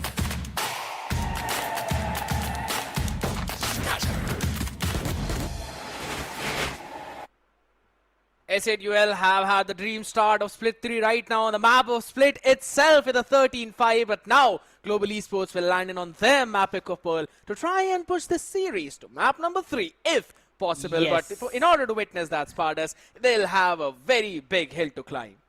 Well, this looks like a game where Global Esports Academy need to fire all the cylinders they have. True. A map of Pearl which SATUL has not played in the past. So as for the history is concerned, SATUL, they don't have a strata book there. Now things can definitely pivot out in the favor of Global Esports Academy. But also, you have to make sure that the opponent, they have zero knowledge of what you can pull off. So a surprise might be on the way of Global Esports Academy as well. Here's the fun thing, right? I love the fact how you mentioned that too, because Global Esports Academy, the last time they played the map of Pearl was all the way back in Split 1. And it was a very different roster at that time, and a very different composition too in general, because they were playing what, a Fade, Theho, into an Astra, Wise and Yoru. I do like that composition for that map, right? Don't get me wrong there, but considering the players they have right now, yeah, I'm pretty sure I'd be looking for some kind of surprise out there. Let's have a look at the map video itself yet again one more time, with Split going 13-5. We're going to be moving on the map of Pearl with Spartus. You said it's going to be a very big surprise for us, but it's also the map of Lotus, which has not been looking that good for GEA. Well, I think that was the only map that they were able to pull off against a big team. Going back to the Split 1 days, they won the map against RNTX in overtime. So that's a good thing, but that is on paper, and that is something we are talking at least 4 months ago. Team has undergone a lot of changes since then. True. But now, if we just completely focus on the map of Pearl, Global Esports Academy have players who are not comfortable on Neon, as per my knowledge. UV is someone who's gonna play Wise for sure, 110%. UV's debut match in VCSA was the map of Pearl, in which he played Wise and impressed everybody out. Now UV will stick to Wise. Caramel's comfort agent is Cypher or Killjoy. I'm expecting a double Sentinel comp from the side of GEA right now. I mean, if they really wanted to go for double Sentinel, I'm pretty sure we might have seen some Icebox into the mix as well, with the Sage and Killjoy type of thing. But let's have a look. It's going to be the similar composition which we saw previously with a small change. Garv on the Neon and UV on the Yoru again. Oh, this is a big call from their coach. Arubez is trying something very different with the lineup. Ryzen playing that Astra role, Kibo on that Fade, understandable. The core of GEA is still sticking with their roles. But Caramel, made to play Wise, his preferred role is Sentinel, so he is comfortable with that role as well. But Curve on that Neon. Is he prepped with those movements? Here's the thing, you're either a snappy Neon, you're a one-trick Neon, right, who's crazy with the movement, or you're a practicing Neon. And I'm pretty sure that you don't really want to practice in a scenario where win is absolutely necessary for you in this specific map, because It's not just about one game, Spartus. It's a double elimination bracket. You either win here and you continue your upper bracket journey, or you eventually move down in the lower brackets. So that's going to be a big thing. But also, Helef playing onto that KO along with hooks on that Sova is a very big thing for you to try and deal with as we quickly move on to the map. Ladies and gentlemen, it's going to be the second map, 1-0 already in favor of S8QL, who are right now on the defensive side. Caramel with the first opener, takes down Helef quickly onto the R, tries to catch in second, but Gar, he somehow just moved all the way through the back. Where the comms, that's going to be a big thing as Techno follows up, lands in the shot, pretty good now. Tries to equalize the numbers slowly, but QB unanticipated. Techno turns around to slap him down. It's down to a 3v3 now. He's there for the spike defuse. He has an ability there of gravitational will just pull him away. But now second half, he's trying to stick in, but Miz Ryzen a good trade left and right, and Girls jumping inside the smoke, gets one, but Miz for the trade. Caramel is barely breathing, 30 HP remaining. A Sheriff shot to the body should be good enough. They are completely unaware where that lad is, and Miz is trying to stick it to half first of all. He will get it to half, but the swing will be perfect, and S8UL Miz will close the pistol in the favor of the defending team. A 2v4 situation getting converted on their faces. Techno and Miz blowing away the entire academy roster.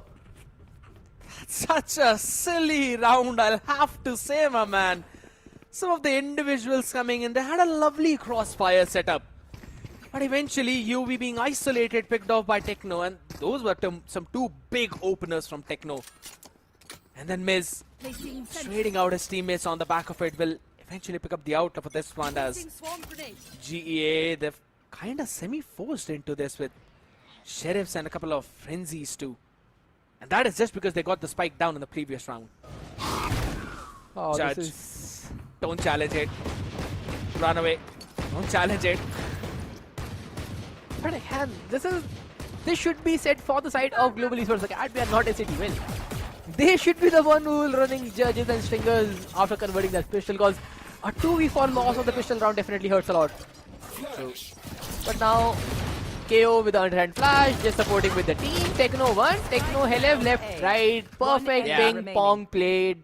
You peek one, I peek on you, shoulders, getting it done. King Kappa with the cleanup frag, and S8UL. Cakewalk round, another flawless. Playing ping pong around with all the other players on the other side. And again, they were all flushed down in art only because King Kappa was playing judge. You don't want to challenge that judge specifically. And it's in the hands of King Kappa. Now here's the fun thing. Miz still has the Outlaw Spartans, and there are a couple of half shields on the other side. Do they expect that? Caramel can be the first point of contact, and Yoru is definitely the first point of contact. So UV and why Caramel, they have to just make sure they are supported by some piece of utility. Because right now the Outlaw is on the B side, so they don't have anything to worry about. But this is something which we know. Not globally. Wow! But what is that knife? That's perfect knife from mid. What Scanning 3 players on A. Absolutely, he sent it out in the starting of the round. Perfect for such a slow kind of push. Lovely play from Helef and Spartus. If you remember, this is what we used to talk about. That if you're playing KO, you need to know all these lineups from the nastiest parts of the map. Exactly. And Helef is doing that job really, really well now. Art, you can't really contest that. Again, you know that there's the judge there. So again, it's going to be a single pick from Double Doors. Garv, the first man to fall off out there with the Neon. Knife being taken care of, but the Helef still trying to spam it all the way down. Caramel, lovely peek, Miz. Being picked off first though, and UV finds the timing onto Helef too. Individual brilliance coming to help out the members of GEA, but Hoax with a good answer. And that's the spike down as well. Razormine sent all the way out in back. How long can he hold? Wants to peek. Here's the disrespect of the util in South Asian teams we always talk about, but still. It's down to a 1v2 and a long range stinger out the individual from UV. And that is again a big, big problem. They are just trying to get a spike, and they are finally able to run it with that. Techno still has a Guardian. The spike will go down, and the challenge is in the hands of Ryzen. 1-for-1, trading it out, and King Kappa to close things off. UV tried to make an individual play. King Kappa setting the entire tone of the map from that very first sequence. Another 3k for that import. Another round for S8UL. Another bonus converted on the board. And this is the map pick of GEA. Yet we are seeing the similar kind of problems that we had in the previous map. And I'll have to say, Spartus, it's not SATUL having their crazy individual brilliance that is putting them up for success. It is Global Esports Academy messing a few things up, which SATUL are just utilizing. Again, knife out there in A main, but this time, Helif is directly playing in A and Big Kappa, yeah, should be able to take that one down. Ryzen, having anything to work with. You've only got a stinger out in the hand, which Kibo has picked up. This seems to be another round that SATUL can close out. Look at King Kappa. Another ratty angle for him. He tried to go smoke out. Spam it down. Yeah, he will spam it down. I was just waiting for that. Because you let the Prowler hit you if you have a judge. You are like, yeah, hit me. You don't know who I am right now. They must be expecting Techno or Helef right there, but it was King Kappa sneaking with a judge onto their faces for second time in a row. And look at this brilliant play. There's an alarm bot setup already down for the double doors as well. Miz has taken the entire B long. Can't go towards B. You've got to brute force your way. Judge in the hands and support of Techno. A 1-2 setup, picture perfect. SATUL.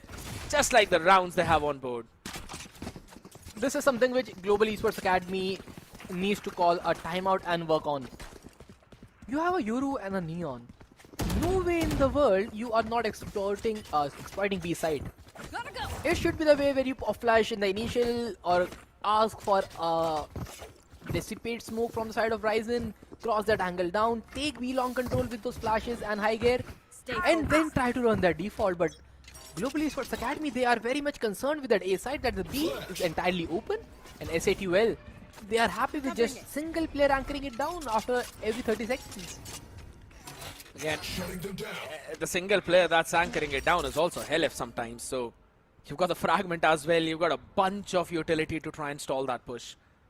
And Techno this time playing it towards the art. Has a change out there in the setup. The alarm bot is towards art this time.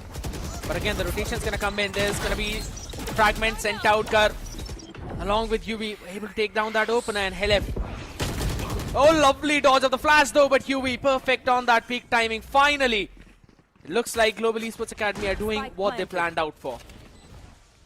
Mess with the operator. He gets nothing. Alright. 3 players in his crosshair. He cannot hit a single one of them. Again, 3 players out here, Hooks. It's like he almost does the same thing in a different way, but eventually gets the same result on his face. King Kappa wants to try now. Another triple peak? Save the operator, man. He wants to. He definitely wants to, but he knows there are people peeking him, and Gurb. Same angle, thrice in a row. He's not even using his keyboard, I believe, at this point. I believe both of their hands were on the mouse just to get that perfect aim on the other side. Thanks.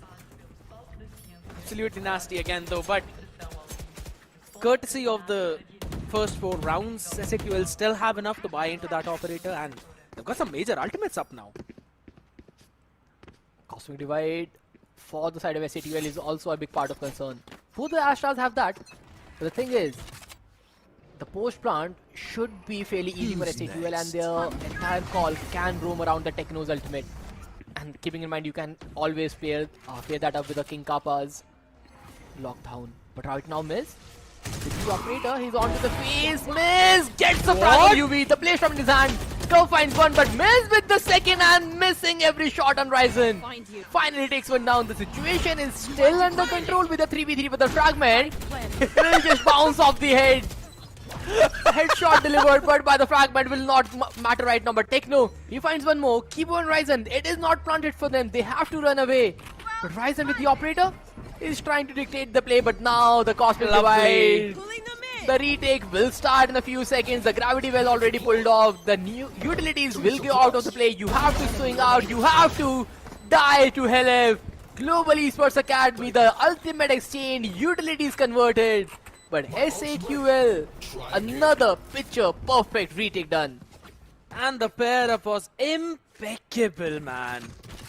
Even though there was a lockdown being used on the other side, the Cosmic Divide, absolutely phenomenal.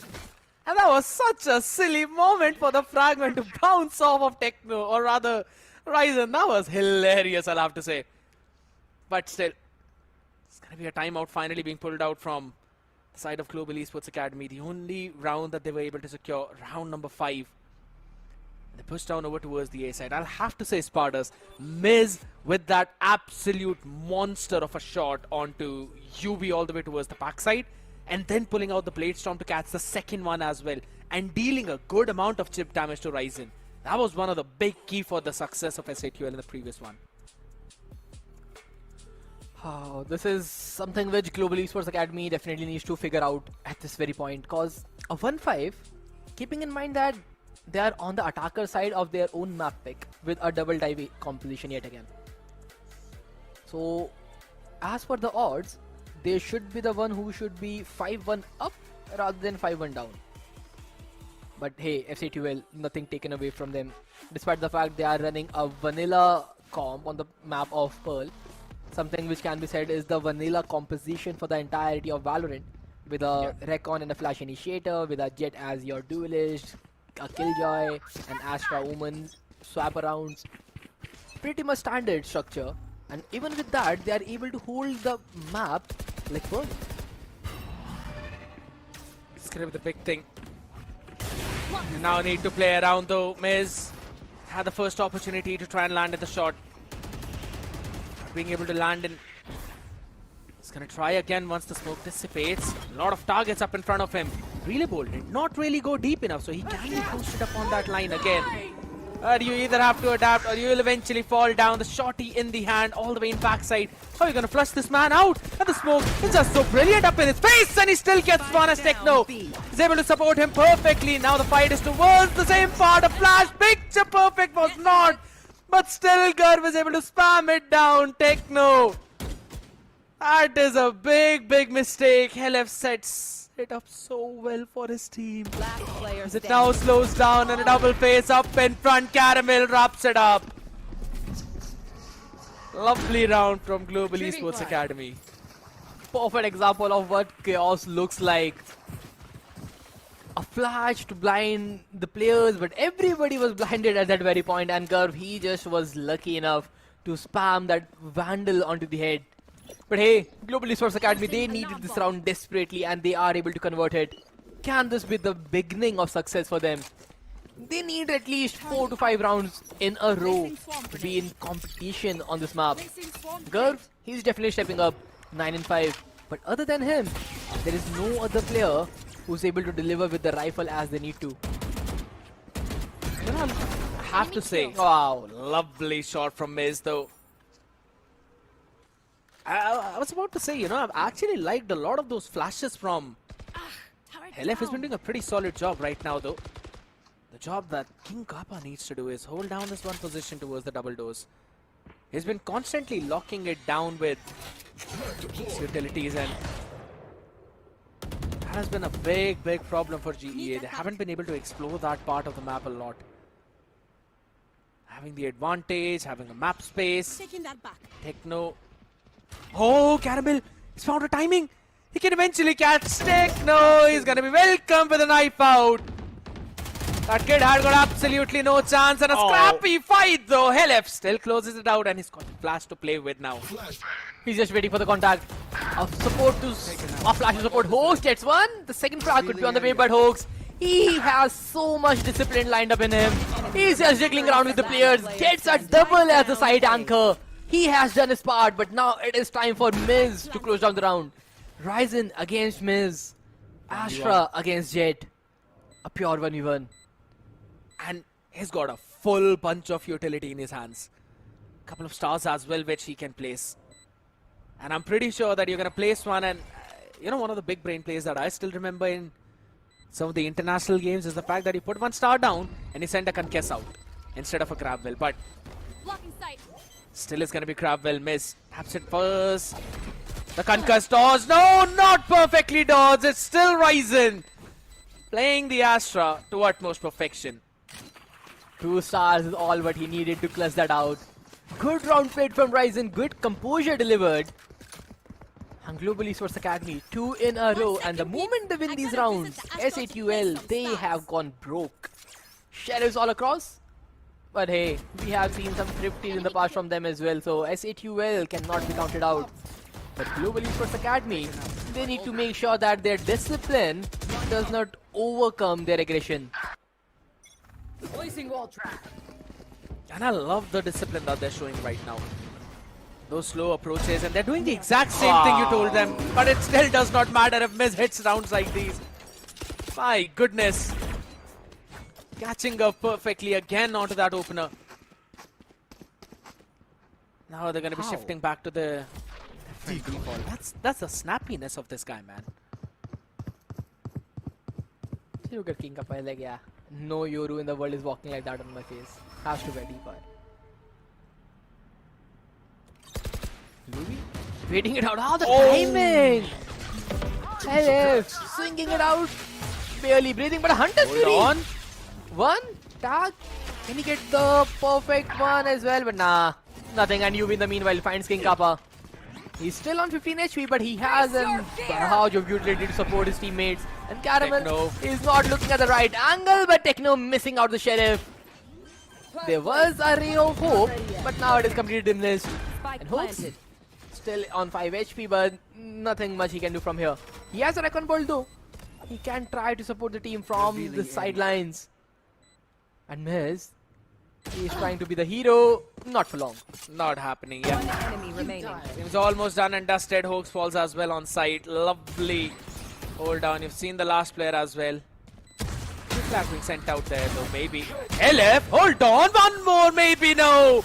He's been taken down. The first 2 shots, it almost ignited a hope in me.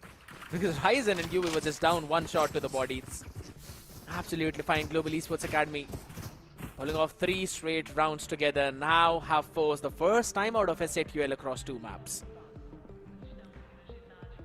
Finally, something for Hellranger to worry about, I believe. Are you sure about that? At least he has called a timeout. Maybe it's like, yeah, Global Esports Academy is already on 4. We cannot give more than 1 round to them in the entire game now. It's on you guys. How do you make that happen? 13-5 is all I need. It's actually going to be pretty funny if he really says that and that ends up happening too. But here's the thing, you know. A storyline in the making then. I agree. I remember SATUL, man. It seems like they've got a personal problem with Global Esports Academy. I remember all the way back in Split 1, it was what, a 13-1 scoreline on the map of Lotus? That was a GEA pick. And then in Split 2, a 13-5 on the map of Split. They've started things off with a 13-5 on the map of Split itself, so really looking in the feel of it.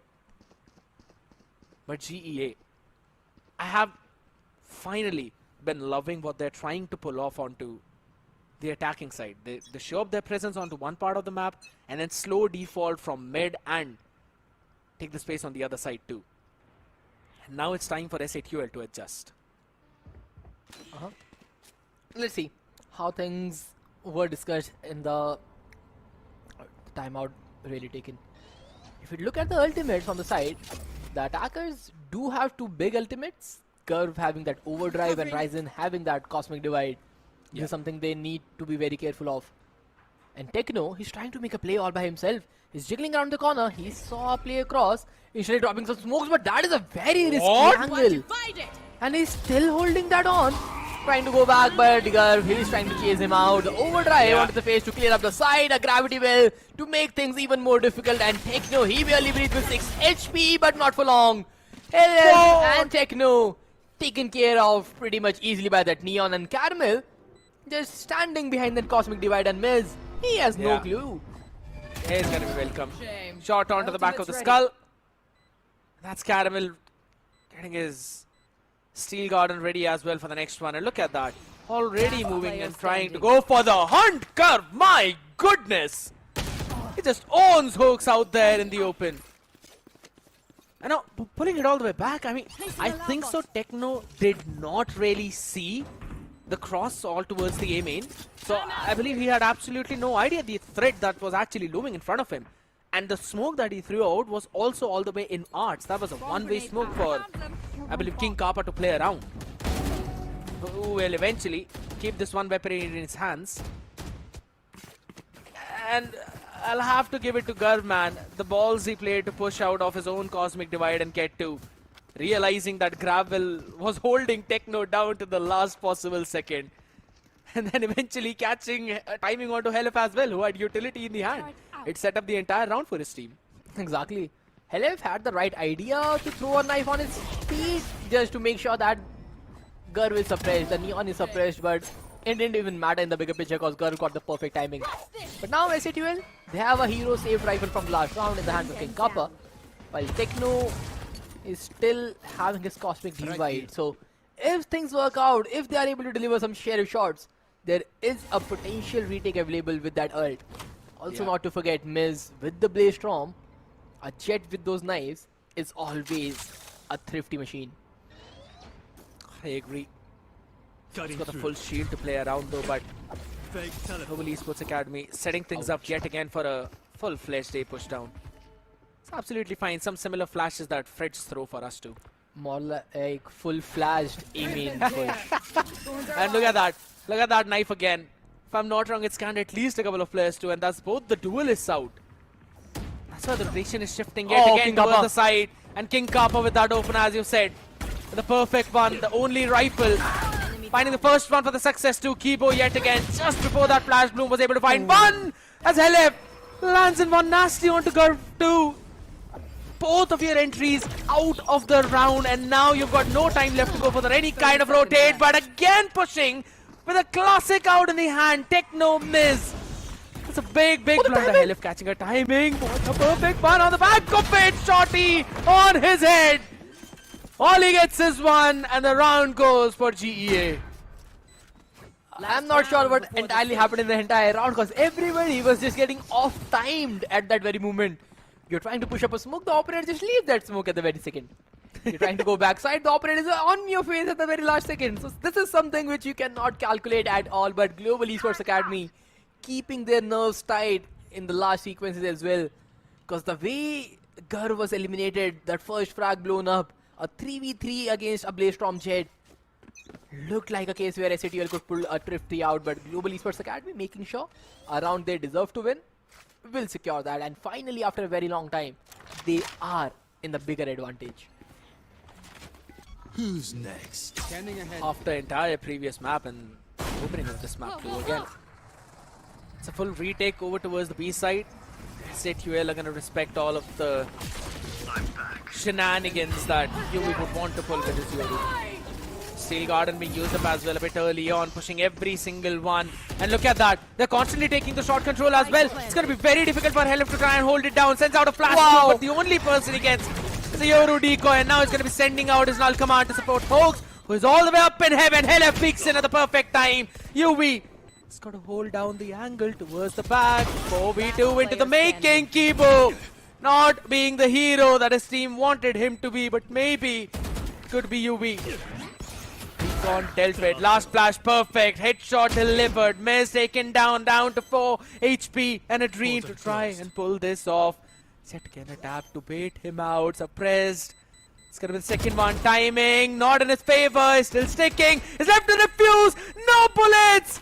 It's only a shotty in the hand as SATUL steal a round from under his nose. My oh my. And we are dead even at the half. 6 overall is the scoreline between both the teams. A round which looked like might be able to get in the favor of Global Esports Academy, but SATUL, big credits to them. A perfect round played. And just like how perfect Omen Max 16 is, because it's got Intel Core Ultra 9 processor. That's the Intel 9, man. You don't really want to miss out on that one with RTX 5080, and that was 16 GB version of NVIDIA with its Tempest cooling feature as well. You know that none of that is going to overheat, so you might as well want to scan that QR code or visit your nearest HP booth, because there's some HyperX headset as well that's worth 11,000. That is available only for 999 people. You don't want to miss out on any of that option, and we don't want to miss out any of the pistol action as well, as SATUL will now start things all the way towards the B site on the attack. Oh yes. Right now, a good shock dart delivered. Thorn's already been tested. But this is something which Global Esports Academy are expecting from the side. And Caramel, he has to play the perfect side anchor and he will not be able to deliver. Miz takes him off. Techno. Just look at the spike. There My goodness. It was all just a big fake. They can plant anywhere they want. They might be able to take spawn control if they need. And all that question marks will create a lot of delay in the side of Global Esports Academy. They have to clear every angle individually. Yeah, And now still don't know if someone is wrapping around the waterfall. That's one of the exact reasons why Ryzen is being sent out to try and gatekeep, but King Kappa, it's about him, the timing that he can eventually get. No major utility to try and play around for that post plant apart from Hoax, and Ryzen should be able to catch one, will be getting that one now. Everything that we've got to worry about is in towards the main as Garb takes the first contact. UV with the answer. Kibo gets another big pick. Techno is only good for one. And he can't get the spam right on time. Down to 10 HP and not a lot of time. Hold on, Techno! Goes unchecked and clutches it out with Justin. What a big play from them. A 2v4 in the first half, a 1v3 in the second half. This is how SATUL loves to convert these pistol rounds, time in and time out. A 2v4 to begin the map of Pearl. A 1v3 from an individual like Techno to turn things around, and this time it was just one round where I think even SATUL gave up hope. But Techno, he's not even flinching.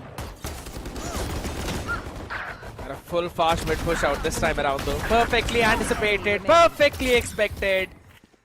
It's just about time you try and farm everything off, and in order to stop all of that chaos, Helef quickly threw a team flash. After the action was over. If they can't see me, the opponent will not be able to see us as well, so everybody's completely blinded at that very moment. I can't see you, you can't see me. A PCT has been signed. I'm just telling you, Spartas, for whatever you said for the last 5 to 10 seconds, I am definitely clipping that.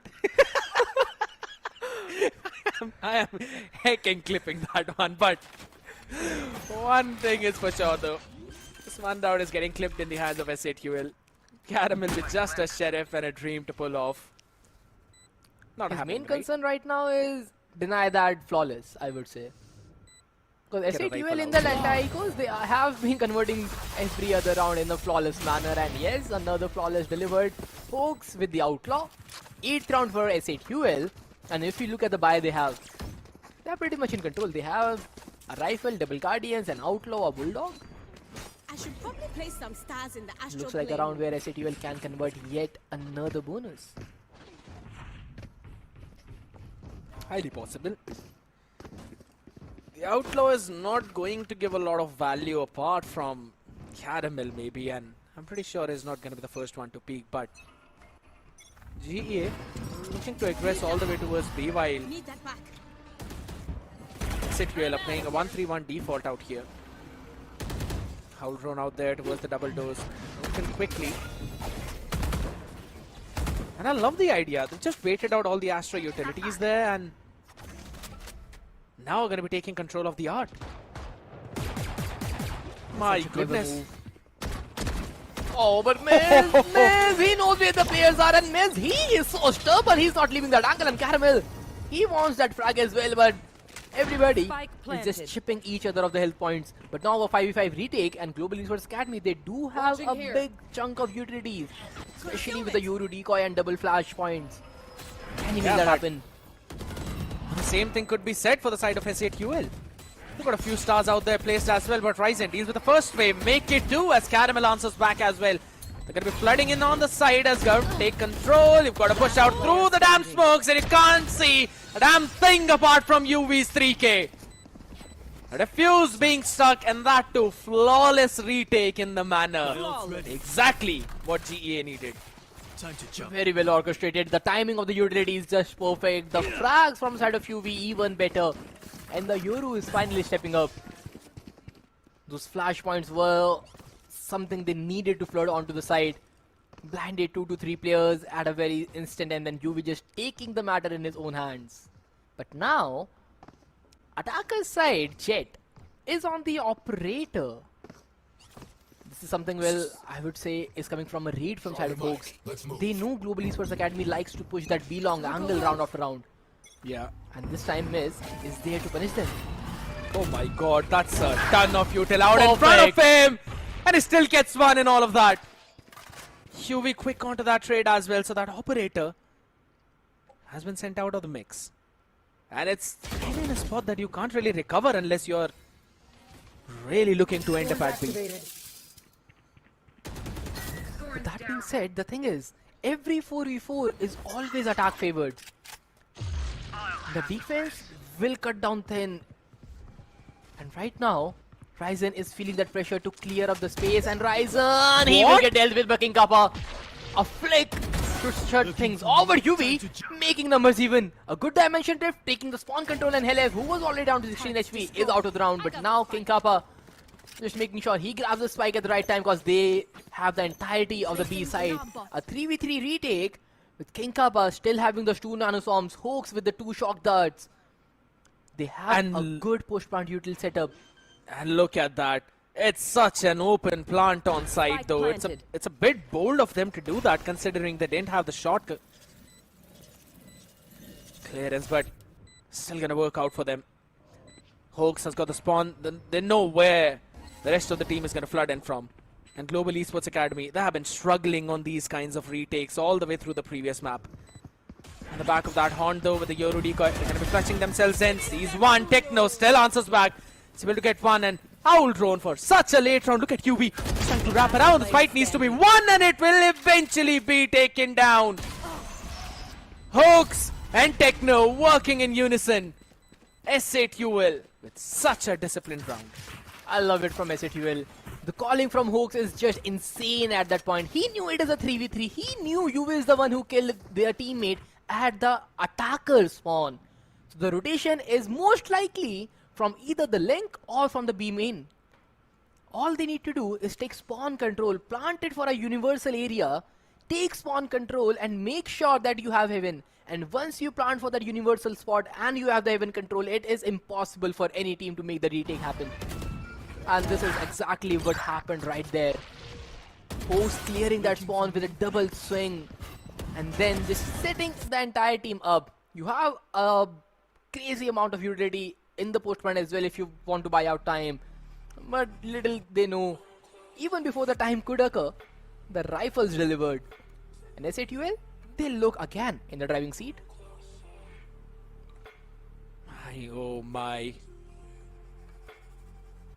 And as you said, this timer is now going to put a bit of a break on S8UL's driving. That has been driving GEA crazy throughout the entire attacking half of them now. And I've been loving the call from S8UL too, but at the same time I'll have to mention Global Esports Academy in their mid-rounding, they were so very good this time around. They were able to take, they gave up the B main control, yes, but at the same time they took the A main control, they took the entire mid for themselves systematically. Apart from just a small problem of Ryzen though, this time explosive start over towards the B with shock darts being sent out to try and deal with some of the Wise utilities, which is not here.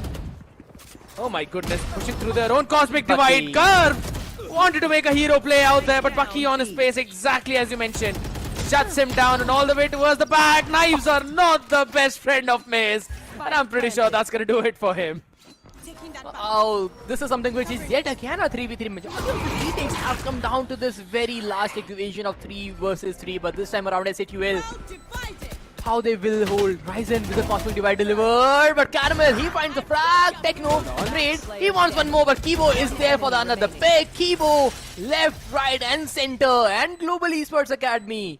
The cosmic divide paying its way off. 8th round on the board. When they put it like that, I was actually worried for GEA because S8UL were playing site heavy. If I'm not wrong, there was only King Kappa who was outside of the divide. But still, they were able to flood out all the way through those choke points and overwhelm S8UL with the numbers. And I'll have to say, man, Miz has been working out really well with every weapon except of his knives. Pretty sure he does not live in London. Please get the reference.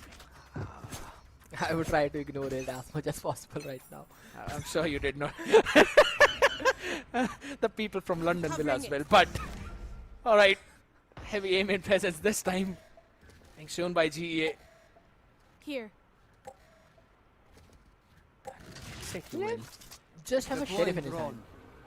They have two big ultimates if they want to hit the side, since Helef can just run it down with the null command. He throws a flash for Emin, showing some piece of presence, but again, a KO with the ultimate, roaming around by himself is never a good idea. He spots the player out. Barely breathing on that 5 HP. He has a regen shield to make himself breathe a little more. And he will stay at the main, but now Mills, a good flash from Helef, and Mills will be able to capitalize, and Kibo is stuck in the no man's corner. The ultimate delivered, and Helef What? just walking in. Too many options for Kibo to select from, and he will just select none of them.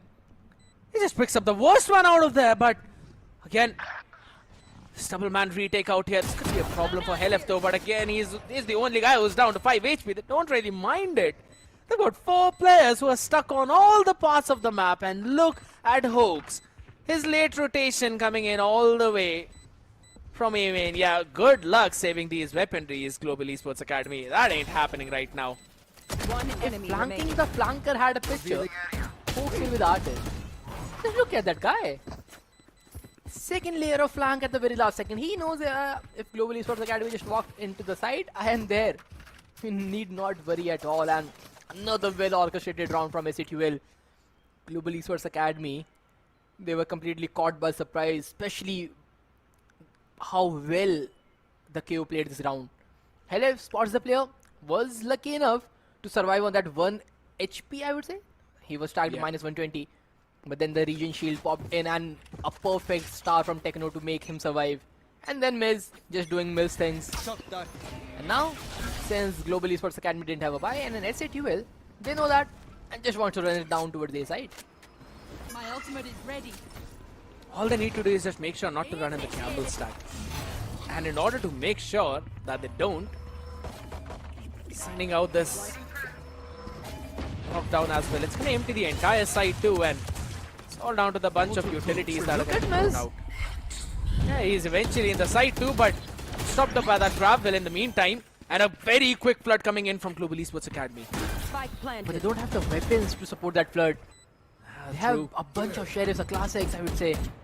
A Marshall is their best weapon, and this is not looking good. This looks like the 11th round from side of SATUL, and Hoax is just playing that last lurker yet again. But Caramel and UV, 1 frag each. A 2 for 1, but that outlaw from Techno will not deliver, and Ryzen gets one more down. Gar with the Marshall. The ultimate deployed, and Hoax, he has Hunter's Fury, but he will not be able to use that at all. A thrifty round from Global Esports Academy. A bunch of sheriffs and Marshall is all they had, and everybody was able to find those heads they needed. A thrifty in the making, and GEA, they are continuing their streak. What a mad round from Global Esports Academy, or rather a mad call out here, man. How many times in these retakes, Spartus, are you going to call out to re-clear arts? And how many of those times are you actually going to get the picks with Sheriff? This is just ludicrous from them. But it has worked out, man. It's been rocking their boat out here. Well done. Back of those Sheriffs, true. And it's a very widespread defaulter. 2-1-2 for SATUL. They just want extremities control, hold it down, while Global Esports Academy with 3 players in mid are anticipating a mid push down. Techno, perfectly done. They needed some information, and Ryzen will get baited out because of that. The Wise Wall has been triggered as well. The Shear will not give any information, and now Caramel, his spidey sense is tingling for sure. He knows there's something wrong on that B side. He wants to peek out, but that spidey sense, that tingling sensation is making him stay a little longer. And the longer he stays, the longer he survives, the better for Global Esports Academy. Because SATUL, they are moving towards the Wise side. Absolutely. They pushed out Miss can't really go towards the back because the Razor Vines, though. Support coming in QBs. The first one to be taken down. Caramel good for one. 30 seconds left. But eventually answered. Miss snaps up perfectly. And I was about to mention that. A few seconds more and Global Esports Academy will clear the entirety of the A main, but the flank is eventually watched out for, and Techno is ready to farm up some orbs out there as LF with the operator. Interesting. He's able to get one, and King Kappa. Yeah, good luck Kibo saving that rifle. Not happening out here. SHUL now at the touching distance of the series point. Just one more round needed. And Global Esports Academy will be scratching their heads as to what happened in the previous one. Oh, things are definitely not looking good from side of GEA. But something which is good for the viewers is the quiz. And again, who had the most clutches round in the OMEN VCSA Split 2? Scan the QR code, answer if you can, cause that is a really tricky question to be honest. Thanks. See what you did there. And I'm seeing what GA is trying to do out here again with some of the scrappy buys. Quickly taking that aim in control. It was only miss. And look at the reply from SATUL. They answer back by taking that mid control towards double doors. Caramel needs to find a perfect timing. Almost had a phantom moment in his hand though, but eventually traded out. Techno, Hoax working in unison. Gur. Hold on, my guy. Try to catch in a few more as the space is being filled by rest of them, but it's only the bodies that are lying all the way up together. Full blind by LF. Picture perfect KO play.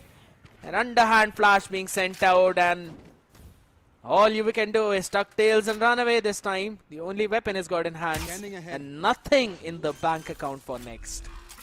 And that will be the series point for SATUL. If there one thing that is completely evident from this round is that Garv is never ever buying a Phantom. That guy has to just let Phantom go forever. He had such a good opportunity, but he missed that entirety of the magazine, and now UV, he is in a 1v4. Hopes in his mind, but a save definitely would be a better option from here, rather than going in a sequence where you cannot even try. And he gets first, trying the second, but miss. Takes him down with the operator. SHUL, 12th one on the board. Series point in the making. Let's end this. And you've got nothing to work with except for scraps. That is heartbreaking for GEA. 3 stingers into the mix and a sheriff.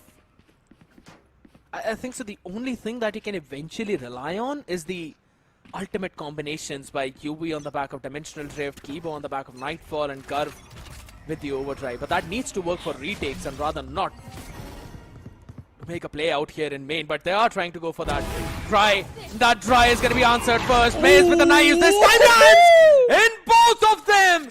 Fully blinded by the Prowler as Kibo can't survive on the back of it. This is done. It's all over. As SHUL will close the series out 2-0. 39 into the making, and this team is looking ready for the playoffs. The SATUL rocket is just going so fast right now that Global Esports Academy have no clue what just happened to them. They looked like they will make a comeback in the second half, but SATUL, there is no one stopping them. Another stomping victory for them.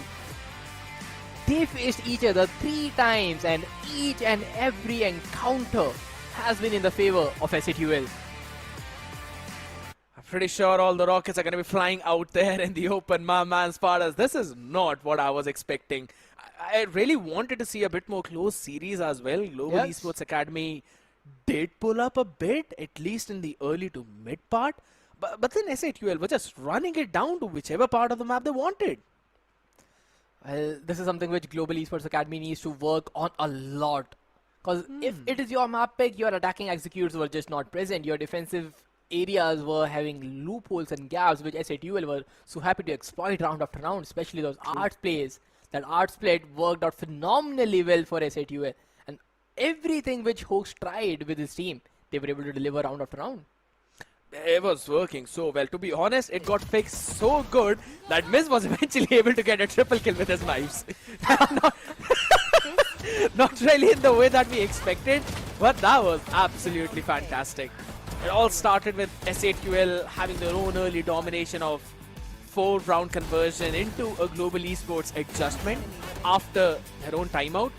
But again, it was only a matter of a little time where SAQL, after Hellranger's own instructions, converted it all on the back of their plays. And I'll have to say, Spartus, we were discussing how Miz was one of the big struggling factors of SAQL back in Split 2.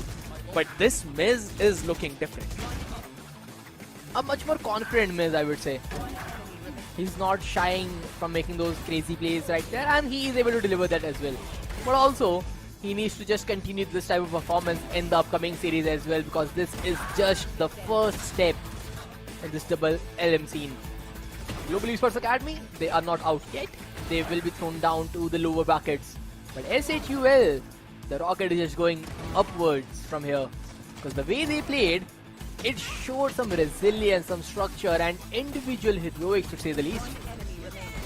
Call me a clairvoyant, but I'm pretty sure that they're gonna have a rematch of SAQL and Revenant XSpark up in upper bracket of this group once that happens. But yeah, I rightfully agree. This SAQL is looking ready. This SAQL is gonna fly high. Every single unit working really well in this map. I'll have to say Techno as well, Spartus, one of the most crucial key of this team. Finding his own form in this map and not fully relying on Caramel, or rather King Kappa, to pull off his own shenanigans. That was also a very good sign of success for them. That is very true. And maybe things can be said like Techno is more comfortable on the classical controller players rather than a Viper, where you have to rely a lot on the lurks.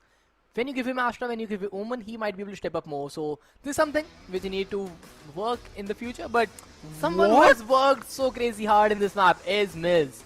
8 first bloods delivered in the entire map. You know what? Give me a second to digest this. What?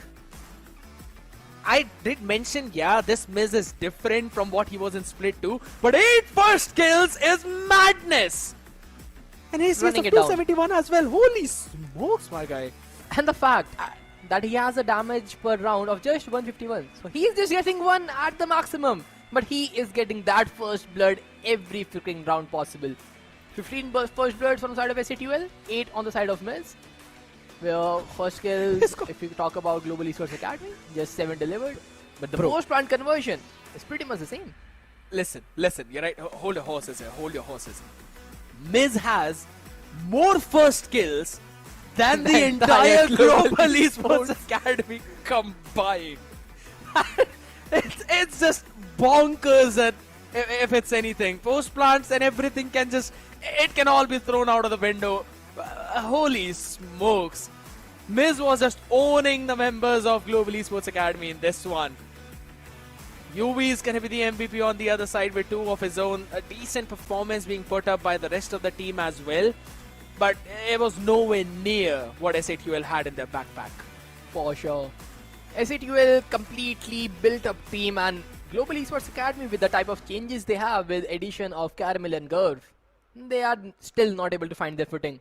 UV, yes, performed really well as compared to the last map. Ryzen is there, a better performance from the last map, but then Kibo had a completely off day.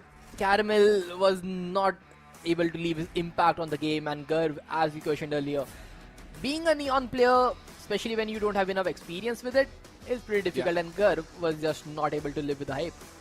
He was struggling so much though, but the man who was not struggling in both of these maps eventually is going to be King Kappa with 39 overall kills, Spartus, and a damage per round of 164. Fun fact, he almost dropped a 20 bomber on both of the maps in an average. That is kind of sad. But hey, King Kappa just playing it perfectly well. But overall, if you look at the series, a map which could have been played very differently from the side of SATUL, they stick with a composition that is completely vanilla, no flavor whatsoever. And despite all that, they had game plans which not only helped in the defender side, but also with the attacker side. So this is something which everybody needs to look out for.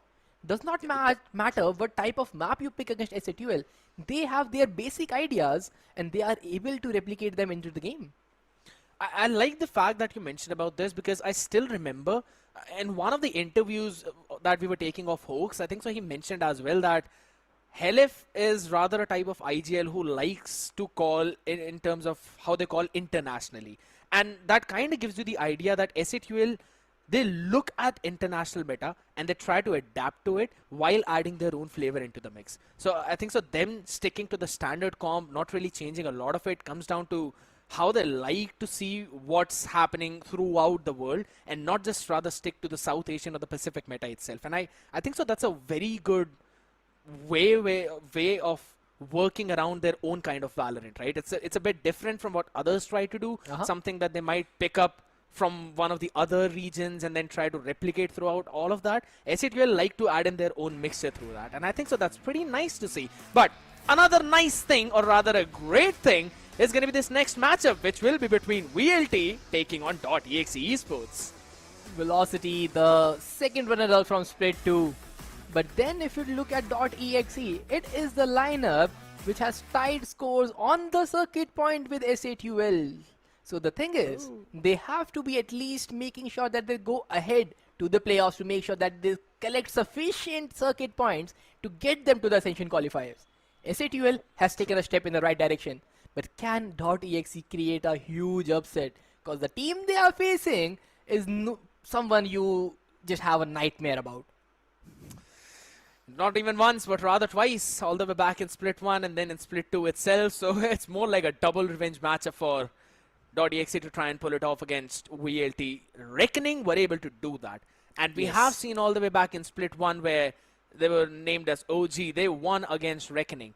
Yeah, it's been a bit more different this time around, but maybe, you know, who knows? Maybe we are up for all a surprise out here. But ladies and gentlemen, those surprises are going to be kept for the next map, next series, which will be casted by Necro and Shadow. So make sure you stay tuned. We'll be right back after this break. Here we go! What's this?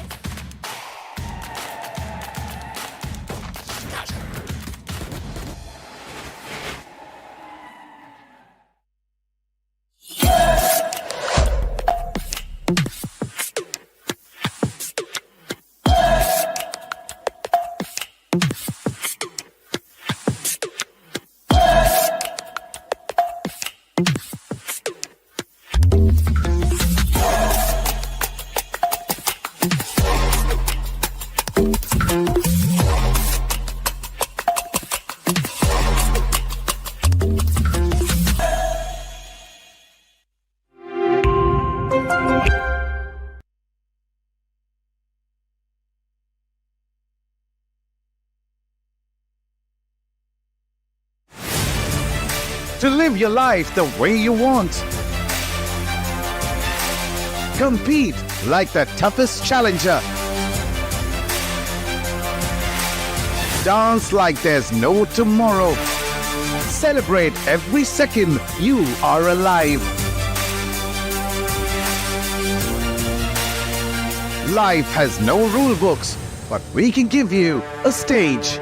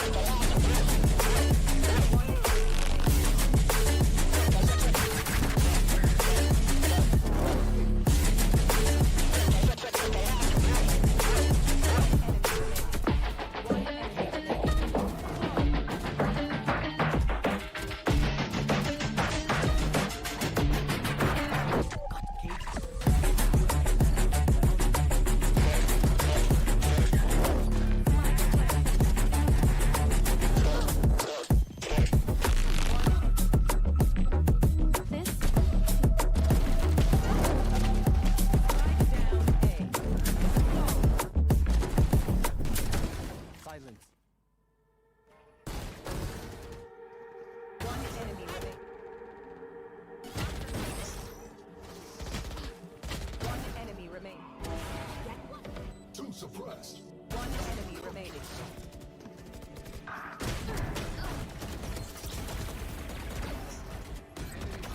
Enemy kill.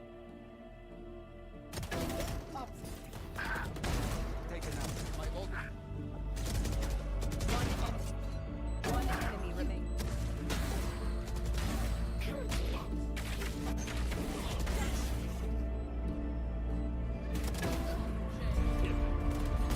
Enemy standing.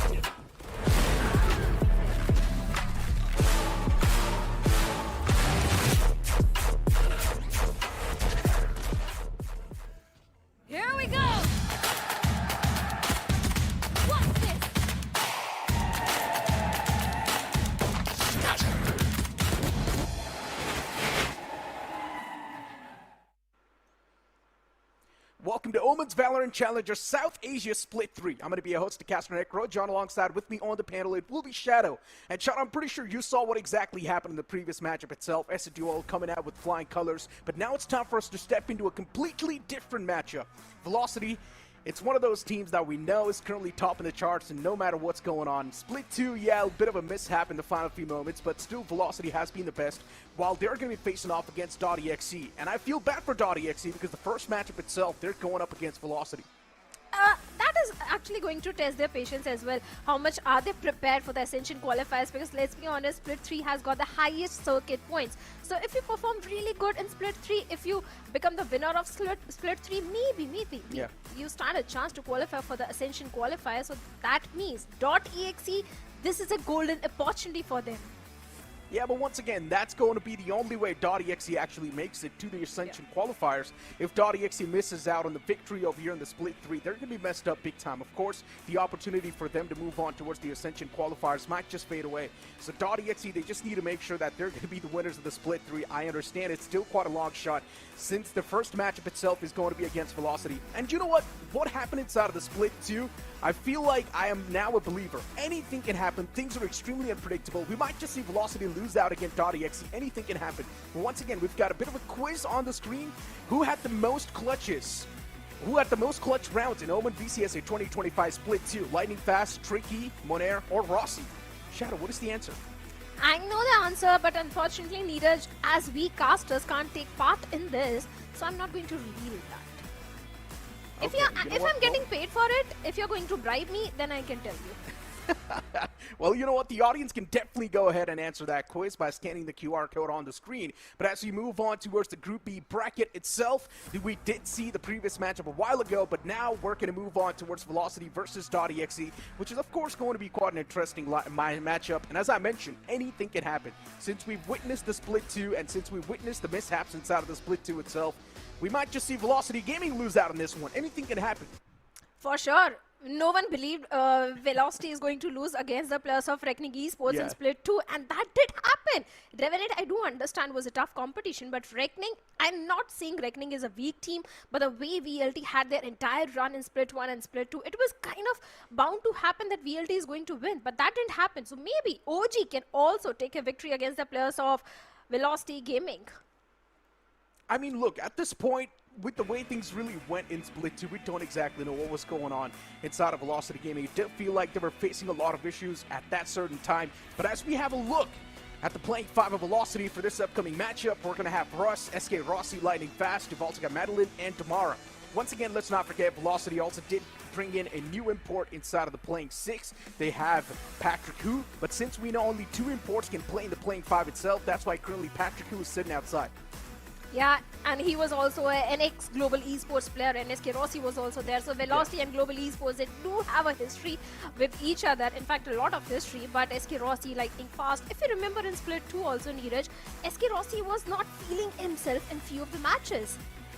Especially Tamara. Things have been a little bit on and off, right, at the end of the day. And Velocity Gaming, they have been at the top of the performance. What matters is that they're still in the top 2 of the circuit points. That means they're extremely close towards that Ascension qualifiers. So I would just say Velocity Gaming right now, they just need to perform consistently. That's it. We've got dotEXE 2 on the screen. Coley, RVK, Machiavelli, DC, Trinity. We have been looking at these boys over and over again. Looking at the lineup on paper, it definitely does seem quite solid. But the performance recently have been extremely shaky. Of course, I 100% agree with you. Recent performance has been shaky from the side of Damara, because if you look at the roster of Velocity Gaming, the entire roster, the entire agent composition is built in a certain way that every initiator is picked according to Damara. And if Damara underperformance, the initiator utility goes waste. That really happened in Split 2 as well. But looking at the map, Vito, we have a map pick. Sunset coming from the side of dotEXE, and Lotus has been one of the strongest map of Velocity Gaming, so they are going for a Lotus pick. Yeah, interesting stuff, right? I mean, once again, VLT is going to be picking up defense, which is quite interesting too. So I would love to see how Sunset goes in the first place. And then we are seeing Lotus as well. At the end of the day, look, Velocity, I feel like it's one of those teams that's going to be extremely good no matter what sort of map you give them. But dotEXE, I definitely do feel like they've got a solid chance of winning this BO3 series, since Velocity is not really having that good of a run of a form, and even there is a bit of that chink in the armor. That definitely is. So that means Sunset is going to be really important. And looking at the agent composition, Velocity once again going for the double initiator composition, the Breathe Sober comp with the Neon. Tamara has one of the best Neon in the entire Indian circuit, but he was also failing in split 2. So I really hope whatever the issue was, whatever the chink in the armor was, that has been fixed from the side of Velocity Gaming. But dotEXE, looking at their agent composition, they are going for a double controller. A Viper Omen setup. Interesting pick, Neeraj. I mean, at the end of the day, it's not really something that's catching all of us off guard, right? It's still quite a classic agent pool that we're seeing in front of us. Quite a classic agent composition too. Velocity Gaming, they've always been someone who does not really like to experiment too much. They just like to stick to the basics, and once again, they've done that. We're not really seeing anything completely out of the ordinary. They have been playing the same agent selection from the past, and even dotEXE. Now look, as I mentioned, Velocity, since they've lost the momentum, there's a big chance dotEXE can definitely come through with the upset and just surprise all of us by completely taking down VLT, or else it's going to be the same thing repeating once again. Velocity just steamrolling the competition.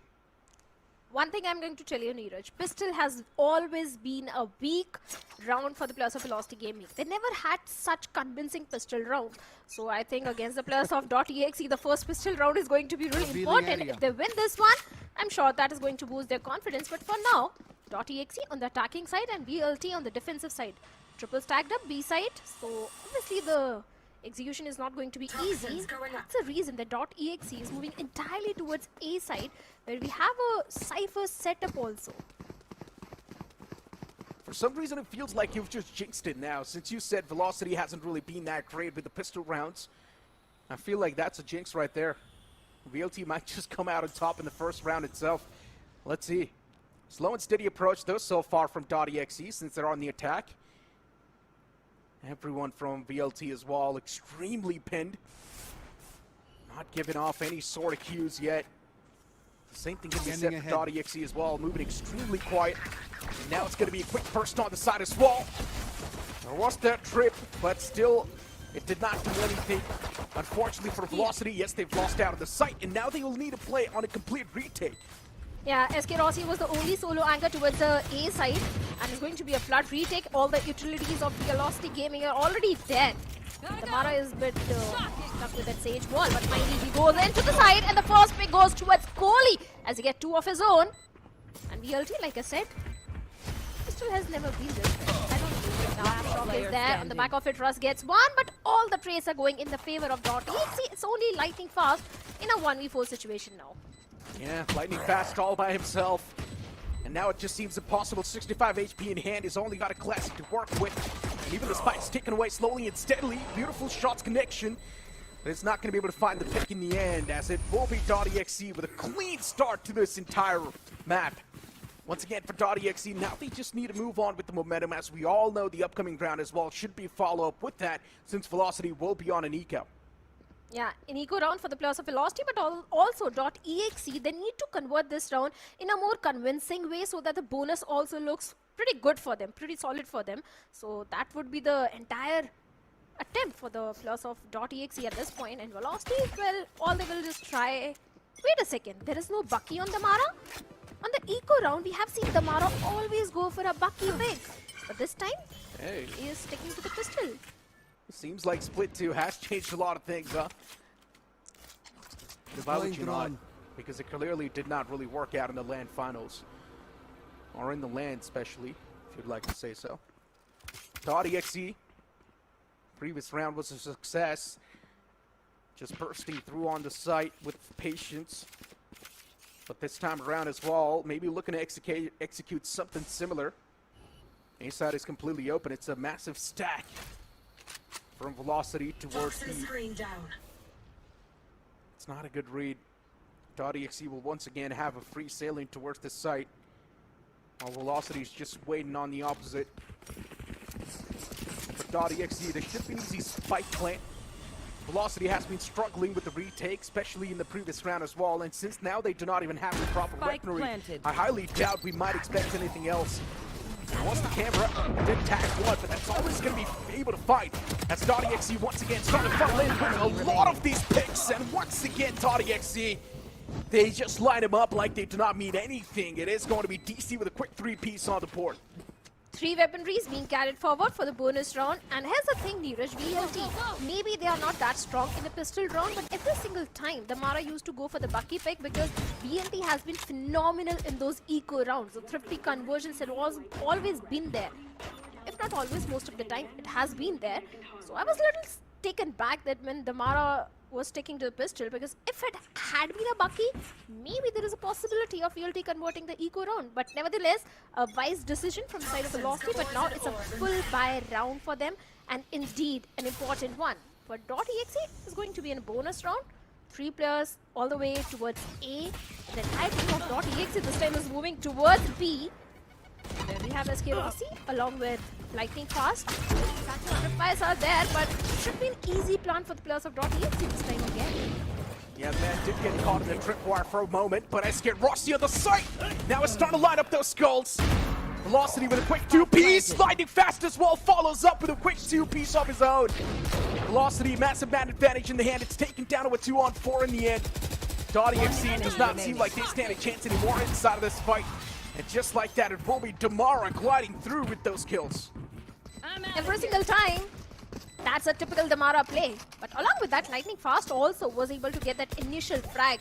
The way the entire retake did happen from the side of Velocity Gaming, it was a complete, easy round, looked like, for VLT. But Lightning Fast, let me tell you, Neeraj, in Split 2, the player who was actually performing really good, especially in the LAN, was Lightning Fast. And I don't know if it is safe to say, but there were few rounds where he was actually carrying the entire team as well. 1 enemy remaining. And you would love to see that, right? Especially from the duelist. That's what you expect. You always expect the duelist to go just absolute haywire. Berserk. And yeah, so far, Velocity, once again, winning the round that was supposed to be theirs in the first place since they had the advantage. But now, as we're going to have even Steven on the board, both the teams have an equal weaponry. Still a round lead in the hand of dotEXE. This time around, dotEXE revealing their presence towards B. Velocity. I love this confidence from Lightning Fast, but he might just be caught with that showstopper. Trinity still wants to get as much success as possible, but he messes up big time. Showstopper didn't give the space that was required, but now even the Hunter's Fury invested inside of this round. dotEXE Trinity was able to slip in quite deep, but Velocity with this quick lurk. Even Damara is able to catch a quick 2-piece of his own. dotEXE is trying their best to fight back, but now the man advantage in the hand of Velocity. 1-on-3 on the board. DC completely surrounded by the foes, and that's going to be it for dotEXE in this one. Damara's lurk was indeed really important in this particular round. The way he was going all the way from the spawn and did catch few of the players of dotEXE off guard. And the only win condition which dotEXE had was a Hunter's Fury, and unfortunately Kohli was not able to get any value out of it. An equalizer which Velocity was looking for has been established, and also now Damara has got on overdrive online. But I don't see any major ultimate progression from the side of dotEXE, and also they are on the save round. So this should be easy third round for the players of Velocity Gaming now. Yeah, definitely it does seem like it. Unless those Sheriffs, they start to find skulls. And sometimes it just feels completely one-sided when you feel like the opponents are fueled up on absolute anger. dotEXE once again trying to find that space in mid. See the players around the door as well. dotEXE towards mid. They've managed to establish that mid control too. Damara, bolt peek, and he still finds that kill. Trinity down. Damara once again is not going to be the one to stop this time around. Instead, he pushes up deep. And now Damara might just find the third one as well. But Machiavelli, he finds a quick 2-piece, shutting down the entire aggression of VLT and bringing the number down to a 3v3. Velocity, they might just be worried a bit now. Machiavelli, the man's already in form. He's already tasted 2 skulls, and even DC sneaks in quite deep. All the way towards B site, all the way and back as well. dotEXE, they've got different plans though. Gonna get their hands on the A side. It should be an easy plant too. Russ needs to be careful on the back lines. There is a man towards defender spawn. And Russ, he's not holding the cross anymore. Russ will be surprised soon. Left. Looks back at the nick of time, but the man's already slipped past him. Last player Two standing. players of Velocity messing things up massively. Sheriffs, they're finding the impossible. Heads, it feels like there's just magnetic, somehow planted. just attracting those bullets directly to the skull. But this time around, Russ, he's managed to find the first. Enemy remaining. Still needs to get the second, and he does as well. Russ! Oh, one more to go. Clutch is possible. The man is still around the same spot. Russ did spot him at the first. Does not have any sort of utilities to back him up this time. Russ needs to go for a raw peak, but it will be DC to come out on top. What a thrifty that was. Indeed, a good thrifty conversion from the side of dotEXE, but few mistakes were definitely there from the side of Velocity Gaming. Initially, the Mara was able to get the first frag towards the mid, but after that, you already called for it. The Sheriff shots, if they land perfectly on the head, there is a possibility of a thrifty conversion. But Russ, every single time, we have seen this guy perform really well. But big blunders, big mistakes from the side of Velocity Gaming. And if VLT keeps replicating those mistakes, Siraj, maybe what happened in Split 2 can get repeated. Definitely. Velocity, though, for now. This time we're seeing a bit of a change in Velocity's playing stance. Usually SK Rossi was playing all the way in the back. But this time he's on the site.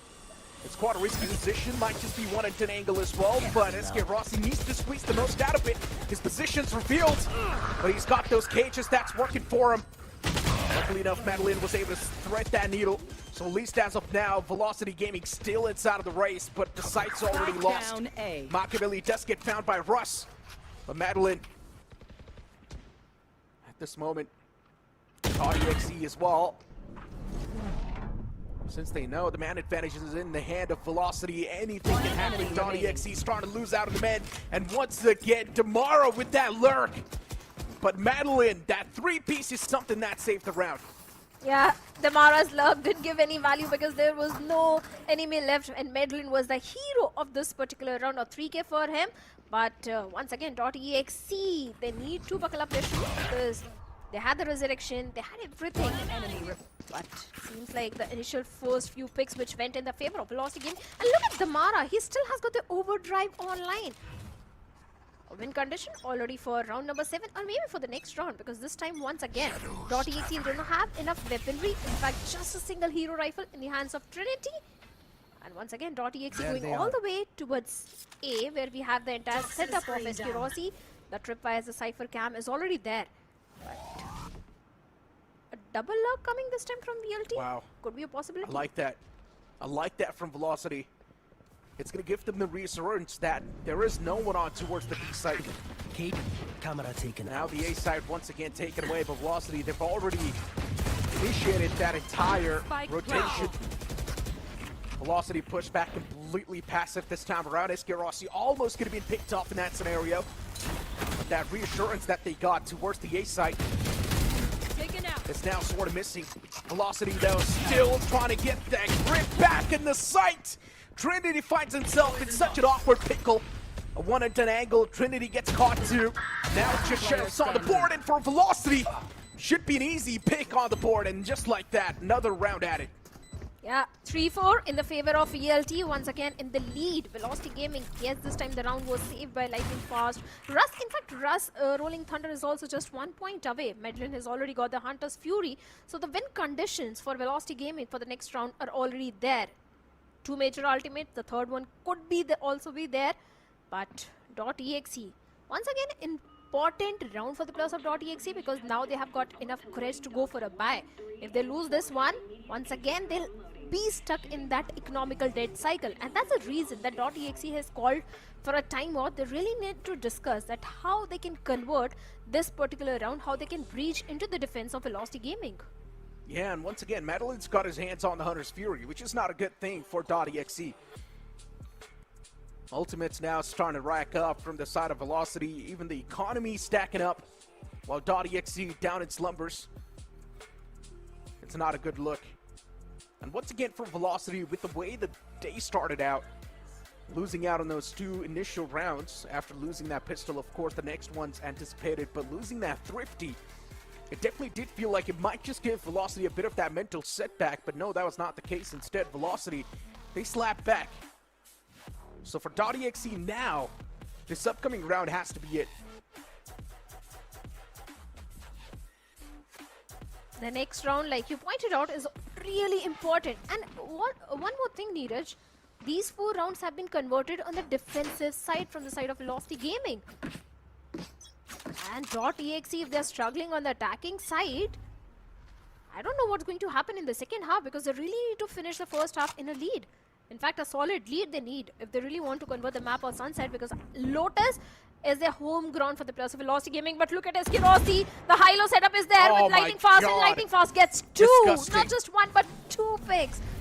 Absolutely disgusting from Velocity. And now here comes the smoke as well. You just can't do anything after that. Toxins going you will not That's kill gotta my blow for ally. you. 2 quick eliminations off the rip like that. Velocity just finding a major advantage, and even the Hunter's Fury invested now. As I mentioned, Madeline did get his hands on the Hunter's Fury, but luckily enough, that Hunter's Fury invested. But still, the man advantage is in the hands of Velocity. Another one found like that, lightning fast. He's lining them up like they do not mean anything. Even RVK falls down, lightning fast on the verge of getting the ace. Just needs to find the last man as well. There is Damara closing up from the back lines. Good relay bolt, and a flawless round from Velocity. Yeah, Damara denying that ace to Lightning Fast. But Lightning Fast has been an absolute beast in the entire roster of Velocity Gaming. As a controller, he has been always carrying his team. Not just carrying, he has been always top fragging. Even now also, a 10-3 as a controller.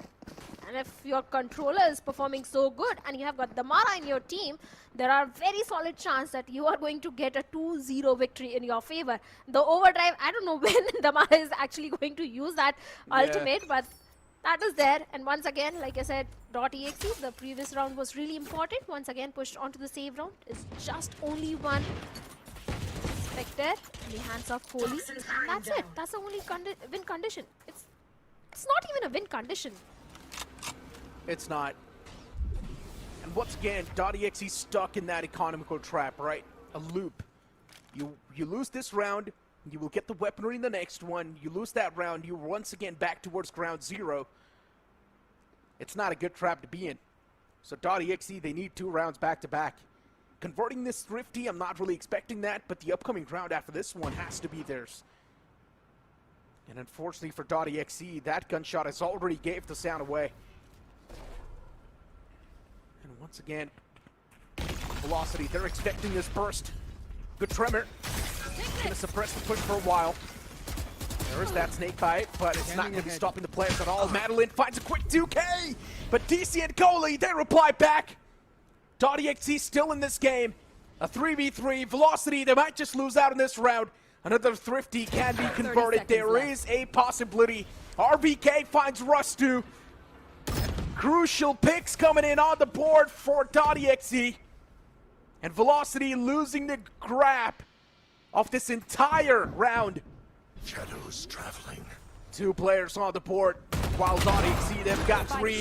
The grip is now starting to get tightened up even more. Kohli tosses out the recon bolt. It's not going to give any sort of information just yet. And there comes the first man. SK Rossi finds an instant trade, but there is still Kohli available. And he will shut him down. A Thrifty round converted from dotEXE. This is going to be the breakthrough they were looking for. Previously, they came so close to converting a Thrifty round, but they were not able to do so. But this time, they are converting and coming so close to achieving that equalizer, which dotEXE players need at this point. And in fact, they have got 4 major ultimates. The Showstopper is there, the Viper's Pit for the post plant is also there, Hunter's Fury, 3 ultimates. There is a solid chance of dotEXE getting at least bare minimum 6 rounds in the first half itself. But VLT, in fact, they also have got 4 ultimates and also an operator in the hands of Damara. The Paranoia goes in, and the back of it, Damara gets Trinity as well. Indeed. Once again, dotEXE, for them, it's going to be a tough flood to stop. 4 players on the board for dotEXE. A quick man advantage taken by the players of Velocity in this one. And Tamara, since he's got his hands on the operator too, it's pretty much like a death toll on top of their head. Both of them just waiting for each other to peek out. And once again, that move's going to be quite wide. Tamara just never saw that coming. Gets put in quite an awkward place. Escapes away from that spot. dotEXE, they've been given quite a tough fight so far to the players of VLT.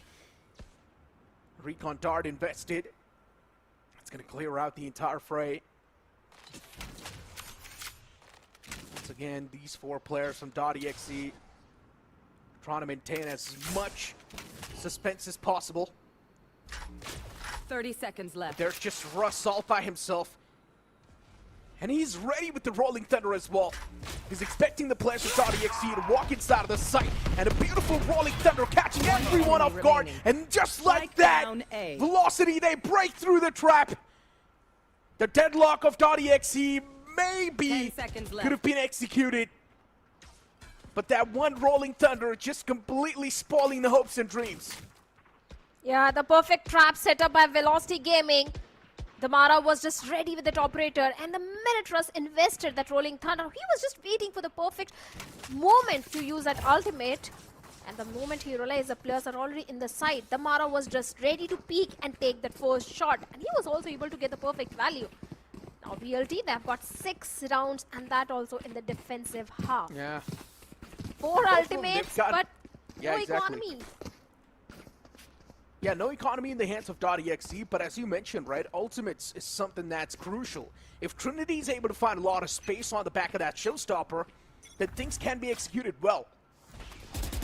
Now this round is going to be all about taking that space as soon as possible. And as I mentioned, that showstopper comes into play, but lightning fast! What was that shot?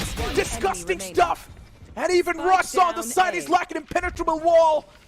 Russ with that 3K just stops the entire flood of dotEXE. That showstopper was the win condition, but since the showstopper got shut down, everything just falls apart. Everything. The Hunter's Fury is no longer there. The showstopper is not there. The Viper's Pit, back-to-back 2 rounds coming, giving no value to the players of dotEXE. RV can try to use that Viper's Pit in the upcoming round, but seems like it's a done and dusted case. VLT going for the 7th one. Kohli, the last man standing, and right in the crosshairs of Damara as well. Not just Damara, the entirety of Velocity Gaming. The flash goes in, and the back of it, lightning fast, swings and takes down Kohli. A 7-4 in the favor of Velocity Gaming. And what is your prediction, Neeraj? Is it going to be a 7-5 or an 8-4? I think it's going to be an 8-4 now. Velocity just has it in too much of a strong momentum. You can pretty much say unbreakable momentum at this point. And since they've got 3 crucial ults too, once again, Tamara hasn't used that overdrive since ages.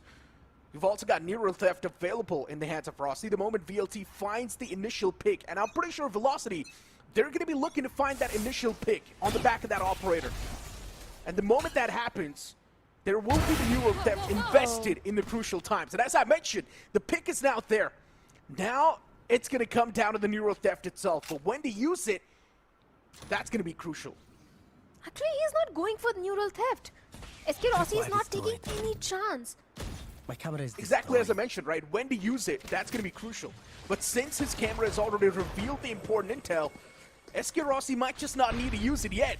There is no need. I agree with you, because dotEXE, anyhow, they don't have enough credits to go for a full buy. It's only 1 rifle, a Bulldog, and a Guardian in the hands of Makavali. Once again, dotEXE going for a mid-exploration. Last time they tried in round number 5, and that also didn't go in their favor. And once again, Velocity, now they're aware about the entire plan of dotEXE. And look at the position where Medlin is. Slow walk up, and RVK was not even aware. Medlin, you can't do that. The Outrun gives the entire information about the players of dotEXE, and should be easy 8-1 for VLT. But wait a second, Kohli and Makavali. Tables have turned suddenly, Neeraj. Yeah, things can still be pulled back, but lightning fast! He brings it back into their court. A 2v3. One enemy. That wasn't lightning fast, and what about watching Velocity? They're making it look so easy! Just smoothly gliding on the surface. Someone stop this team. 8-4 score. Velocity now starting to make it look insanely easy. And as I mentioned, Velocity is a team that's driven heavily by momentum. They lost that momentum in Split 2, but if they win this duel, or if they win this entire series against dotEXE in a complete one-sided manner, they might just get that momentum back. Now the only chance, the only way dotEXE can try to redeem themselves is a pistol round, because pistol has always been a weak point for the players of Velocity, and dotEXE, if they get this second pistol as well, and after that the follow-up round, there is a chance of an equalizer coming in, but they also need to convert the bonus round as well after that. So the pistol round... And luckily round, enough, right? Luckily enough, it's a double elimination bracket, so even if dotEXE does lose this, they still have another shot. But as I mentioned, if dotEXE want to move on towards the Ascension qualifiers, they need to win this split. totally agreed, because Split 3 has got the highest circuit points. I repeat, highest circuit points. Whoever, even the bottom team, if they win Split 3, they stand a solid chance to qualify for the Ascension qualifiers. But for now, that young VLT moving all the way towards B, and the fast lighting neon goes all the way into the side. The paranoia combined with other utility and the Mara. This was the side anchor. Kohli gets a trade onto the Mara. The crazy part is he still found that thing. So once again, now it's taken down to a 2v4. Velocity, they're just disgusting, but what? Trinity, what was that flick? Finds the first. And on the back of his teammate, he gets the second one as well. Does not really have a lot of bullets, but Trinity, this man, he's snapping on skulls. Oh my god, Trinity. The mid-round conversions in the pistol rounds has always been a problem for the Velocity Gaming. They get the first pick, but after that, suddenly in the mid-round, they start fizzling out. And that is exactly what happened. Yes, Trinity stepped up majorly. But let's be honest, VLT, this has been a problem since the start of VCSA. Not just 2025, but I think before that also. Maybe it's a tradition, right? You lose the pistol rounds, but then you win the most crucial rounds.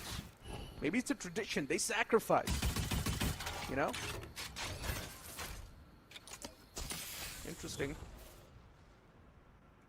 Velocity, they want to catch him off guard. Going for the force buy makes a lot of sense since the previous round, Velocity did do a lot of damage. And once again, Velocity, it's Tamara! Sliding on towards the site, finding the first opener. Taken down to a 4v4. dotEXE cannot afford to lose this. If they lose this one, the economy's going to be shambles. And dotEXE double satchels out. Trinity's down.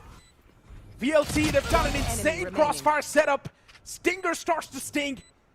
And now it's down to just DC. The Outlaw as well is not going to be able to find the value as Exe Rossi nails him down. The force buy might have looked questionable for a few people, that what was the need. The scoreline was not that tilted towards one side. They could have gone for a save. The reason VLT went for the force buy is because eco rounds has always been their strength. This time it was not just the Mara with the Bucky, but the entire team with the pistols. Not just pistols, there's guns. And once again, right, dotEXE, I don't think they've won a single gun round either, a proper buy round. They haven't won even once. Yeah. So in my opinion, just stop buying, you know? Just play with sheriffs. Maybe that's been working out for them. But hey, Velocity, once again, a quick burst on towards the site this time around, and they've got a free control of the site. I know one more team which should stop buying, and that is Revenant. Revenant XSpark, they are known for their eco rounds every single time. They convert the eco rounds. But their matches will come in a few days. Coming back to dotEXE, and oh my God. Be careful, VLT. A look, a triple look. Easy misses. I'm out of here. Sometimes you end up missing the easiest shots, but then you can make the toughest ones. And that's what's happening with Madeline. Quick shot. And just like that, tomorrow lightning fast, they follow up. The floodgates close once again. And I highly doubt now dotEXE can open them back up anytime soon. Last man is just getting barrel stuffed to death. A flawless round from Velocity. 10-5. Seems like a done and dusted case for the players of dotEXE.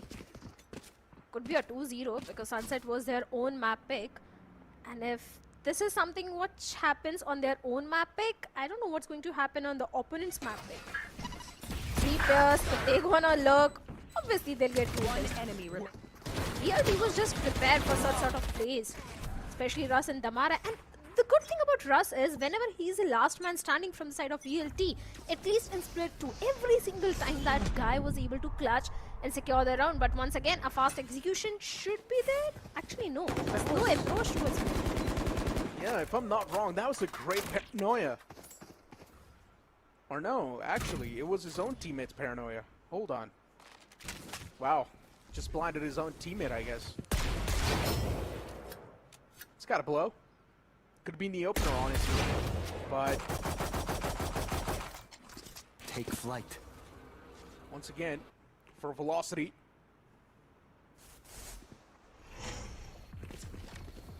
They are not expecting this mid push. And luckily enough for Velocity too, they found an easy take on towards the B site. And look at dotEXE, both the players lined up. Unfortunately for Madeline, he was just able to find one, but still it's a 1-for-1 trade. And that's going to give a major intel away. Velocity now with so much intel, with so much valuable information. And now Tomorrow once again doing the classic stuff. Snakebite does catch him in the end, but Velocity for them, they're now looking unstoppable. It's a chain that's going to be unbreakable. And Velocity just making it look insanely easy. 100%. Madeline was a hero of the previous round. Although he was able to get just one frag, but like you said, the intel was of prime importance for the team. And Madeline was able to pass that information to the players of Velocity Gaming. And now, after that, they were just prepared for the players of dotEXE. They were not expecting the mid push, but Madeline was present at the right spot at the right moment. Yeah. You know what? I just want to see Damara use that overdrive once. Just once. Come on, do it. He's got the overdrive available once again, so Damara, just pop it. Come on. His keyboard's X key is broken, and this has been a tradition for few players in our VCSA. I mean, they don't use those ultimates. I know one They floor could just rebind it. You know, they could just rebind it to something else.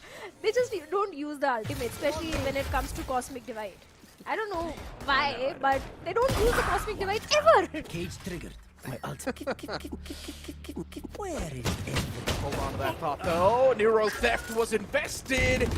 But because of that greedy play from SK Rossi, he gets caught. But Velocity can't afford such a setback. Man advantage now in the hands of dotEXE, and luckily enough for Velocity, dotEXE does not really have the proper weaponry, but Trinity is once again starting to click on those skulls. Even though Splash is doing a lot of damage, and Trinity has already found the 4-piece. Needs to get the ace in his hands, and the ace might just be denied by his own teammate, but not yet. Lightning Fast still standing strong. Trinity, he's holding the angle, waiting for Lightning Fast to peek out. Trinity is so desperate to get this ace. And Lightning Fast might just walk out in his own crosshairs. Trinity still on the backside now. Will look towards Lightning Fast. Trinity wants to get the ace. And even dotEXE's teammates, even Trinity's teammates, they're going to let him have that ace. Which is quite unlikely. But since Lightning Fast is now just going to back away and hope to save, the ace will be denied default. Yeah, no ace coming for Trinity, but the round is definitely going in the favor of dotEXE, but they still are 5-round deficit. VLT, they get one more round, they'll be on the match point, on the map point. It's going to be an uphill battle for the players of dotEXE to convert the map of Sunset in their favor, but let's see, we have seen historic comebacks from so many teams. Maybe this time dotEXE can also pull off a historic comeback on the map of Sunset, because they have got the credits to go for a buy. They've got the rifles, 2 players on the half shield, Trinity and DC. No major ultimate though. Even the Hunter's Fury is also just 2 points away, but Tamara overdrive is there, but I don't see him using that. Madeline has got the Hunter's Fury as well. Actually, the Tamara is going for the overdrive. Finally, the man's decided to use the overdrive, and Lightning Fast as well. He backs him up instantly. Trinity, position revealed since he gets rid of that tripwire. And even SK Rossi knows there is a man on the flank, but SK Rossi needs to be extra careful. You can see Lightning Fast. If this flank does come into fruition, dotEXE will be caught off guard completely. I really do want to be a believer that dotEXE might just pull off a comeback, but they're relying too much on the heroic rounds. But this time around, RVK, he steps up as the hero. Gets that 2-piece. 2 players eliminated from this round. It's down to just Russ in a 1-on-2 scenario. has got a decent bit of utilities too. Also got the flash to work with, but not a lot of HP. But this ultimate, it's gonna help him save this round and secure this one, but maybe not. He was taken down to just one bullet, and that bullet was connected by Trinity. Good stuff from dotEXE, still keeping them alive in this entire map. But as I mentioned, I really do want to be a believer, thinking that dotEXE might just win this. But since they're relying so much on the heroic plays, I highly doubt dotEXE, if they keep on continuing to play the same way, they won't be able to win. Yeah, they're relying too much on Trinity and DC as well. Trinity 15 and 15, DC 12 and 15. But look at Kohli, RVK on single digits. A timeout has been called from the side of Velocity Gaming because they do realize once dotEXE starts picking up the momentum, there is a solid chance that dotEXE can also convert the map of Sunset in their favor. This time Damara was able to get the first frag with that overdrive, but after that the way RVK and the other boys were able to get the trade. A major ultimate was also invested from the side of Ras, and still he was not able to convert the round in his favor, but still a 1v2 which he was able to convert into a 1v1. Situation is still in the favor of VLT, but this timeout was really necessary. Looking at the replay, I just realized one thing. He did commit to that Rolling Thunder, but then he was shifting and peeking the opponent like that, which he was not supposed to do. In my opinion, he should have white swung that. But he instead was shifting and peeking that, and because of that, his pace was extremely low, and it got easier for that man to connect that initial bullet. If he wouldn't have shifted, I think a white swing would have definitely caught him. I second that. And also the HP advantage was also there with Trinity. He was having a full HP and Russ was down to 20 HP. But VLT, let's see if the timeout is really going to work in their favor. And this time going for a mid exploration. But two players are towards mid top. DC along with that Trinity. They need to be very careful with the mid control which VLT is looking for. But the Mara once again going for a fast play, gets one. But get traded off. All the trades are going in the favor of dotEXE. A big mistake once again from the side of Damara. That guy's absolutely psychotic. What were you thinking, Damara? Oh my god, an absolute maniac move. That right there was a suicidal play. But he was still able to get 1-for-1. Unfortunately for him, his teammates was not really able to back him up properly. And because of that, the round is now on the verge of being lost. Madeline is taken down to 35 HP. He's still got every single piece of his util available. Standing ahead. 30 seconds Dark left. invested, but since he's only got 35 HP, I highly doubt he can really pull a lot from that. I have the spike.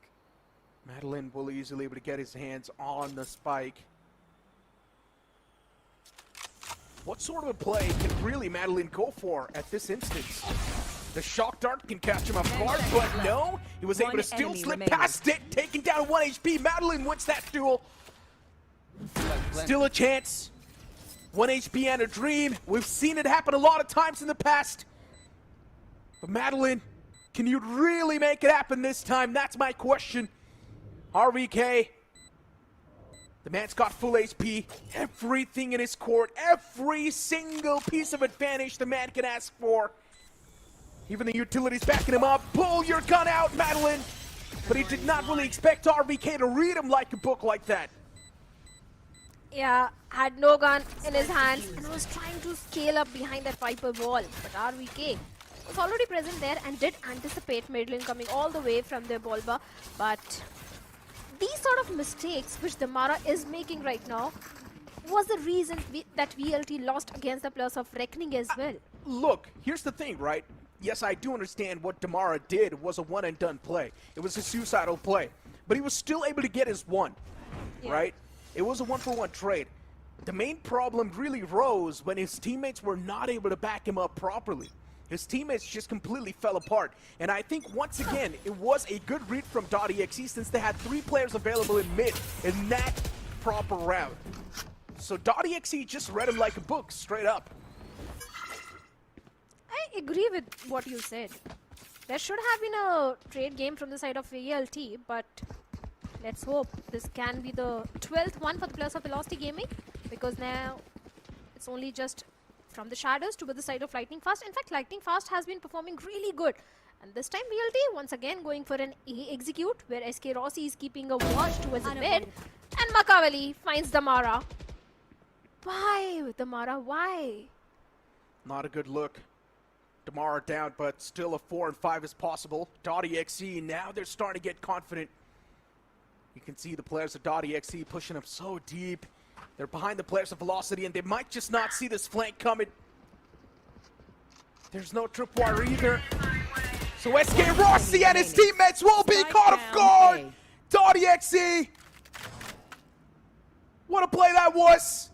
SK Rossi did not put a trip there because the man was busy flanking. And what a beautiful lurk that was from dotEXE. Solid stuff.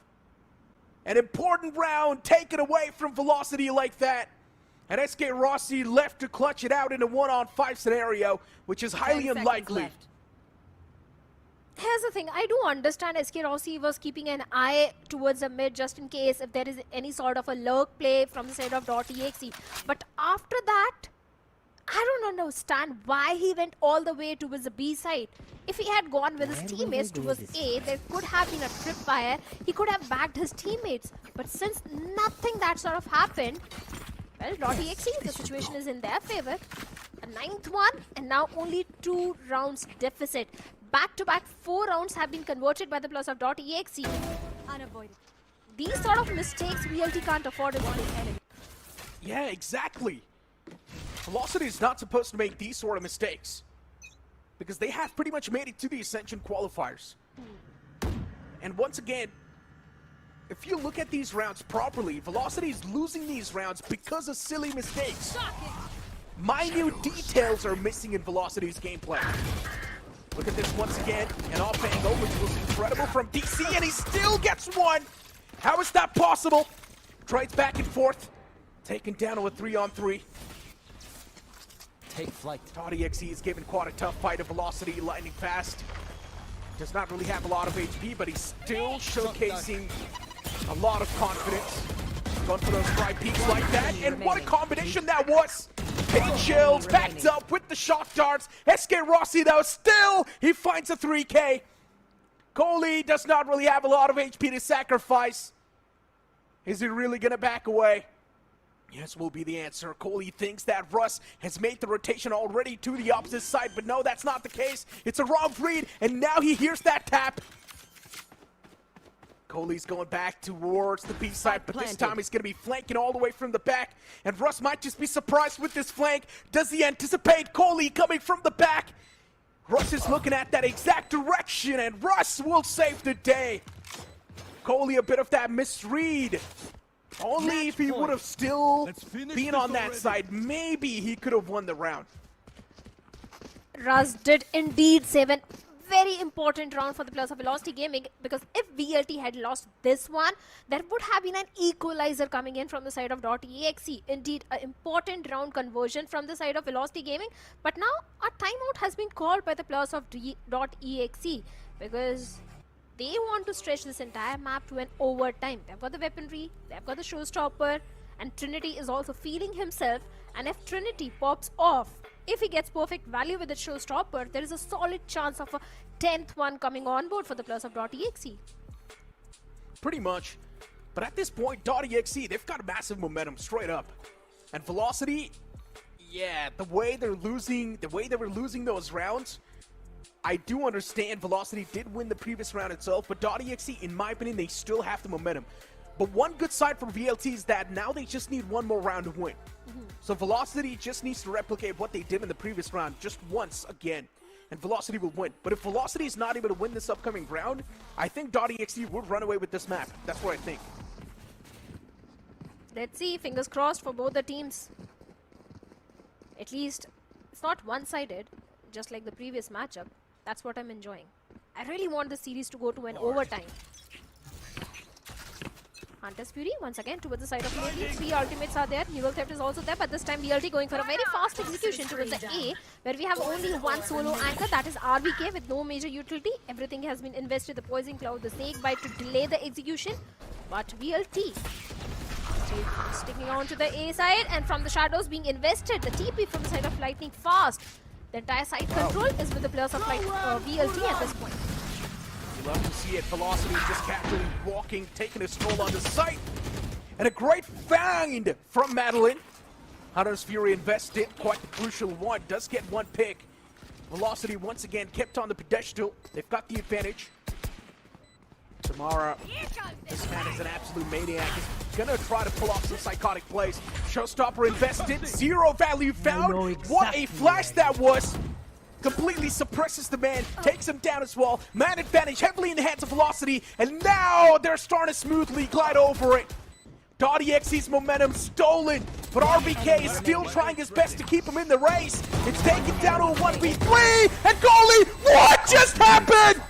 But luckily enough, they still have got the time, and Velocity, they beat dotEXE in the end on the back of that time. But hey, you know what?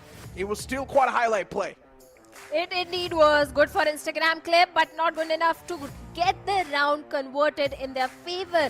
A 3K for Kohli, but a map win, round win for the players of Velocity Gaming, a 13-9 victory, and the map pick of dotEXE. And the next map is going to be the map pick of VLT itself.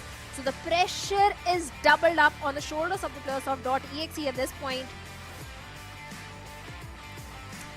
Velocity, in the end, I'm not going to lie, I was a little bit scared. For a moment, I thought there's a big chance Velocity can lose that. But luckily enough, the time wasn't exactly favoring the players of dotEXE. And just like that, Velocity was the one to take the cake and win that entire map. But luckily enough for dotEXE, they were able to make it extremely close, which is a good look moving it towards the map of Lotus. Now it just tells us that there's a big chance Lotus as well can be close. I doubt that, Neeraj, because statistically speaking, Lotus has been the strongest map for the players of VLT. They haven't lost on the map of Lotus entire split 1 and split 2. So it's going to be an uphill task for the players of dotEXE to beat the players of VLT on the map of Lotus. That is why I was focusing again and again that why Sunset is so important for the players of dotEXE. If they really want to move to a decider, Sunset victory was indeed very important for them. I understand Sunset was important, but as I mentioned, right, there's a big chance Lotus can definitely go close. Yeah. Because I really do want to believe that Velocity will steamroll this, but then you remember exactly what happened in Split 2, and something we completely did not expect happened, because Velocity was literally kicked out of the lower brackets on the land. So once again, anything can happen, and at this point, since I've been someone that has witnessed Split 2 with my own eyes, I think anything can happen still.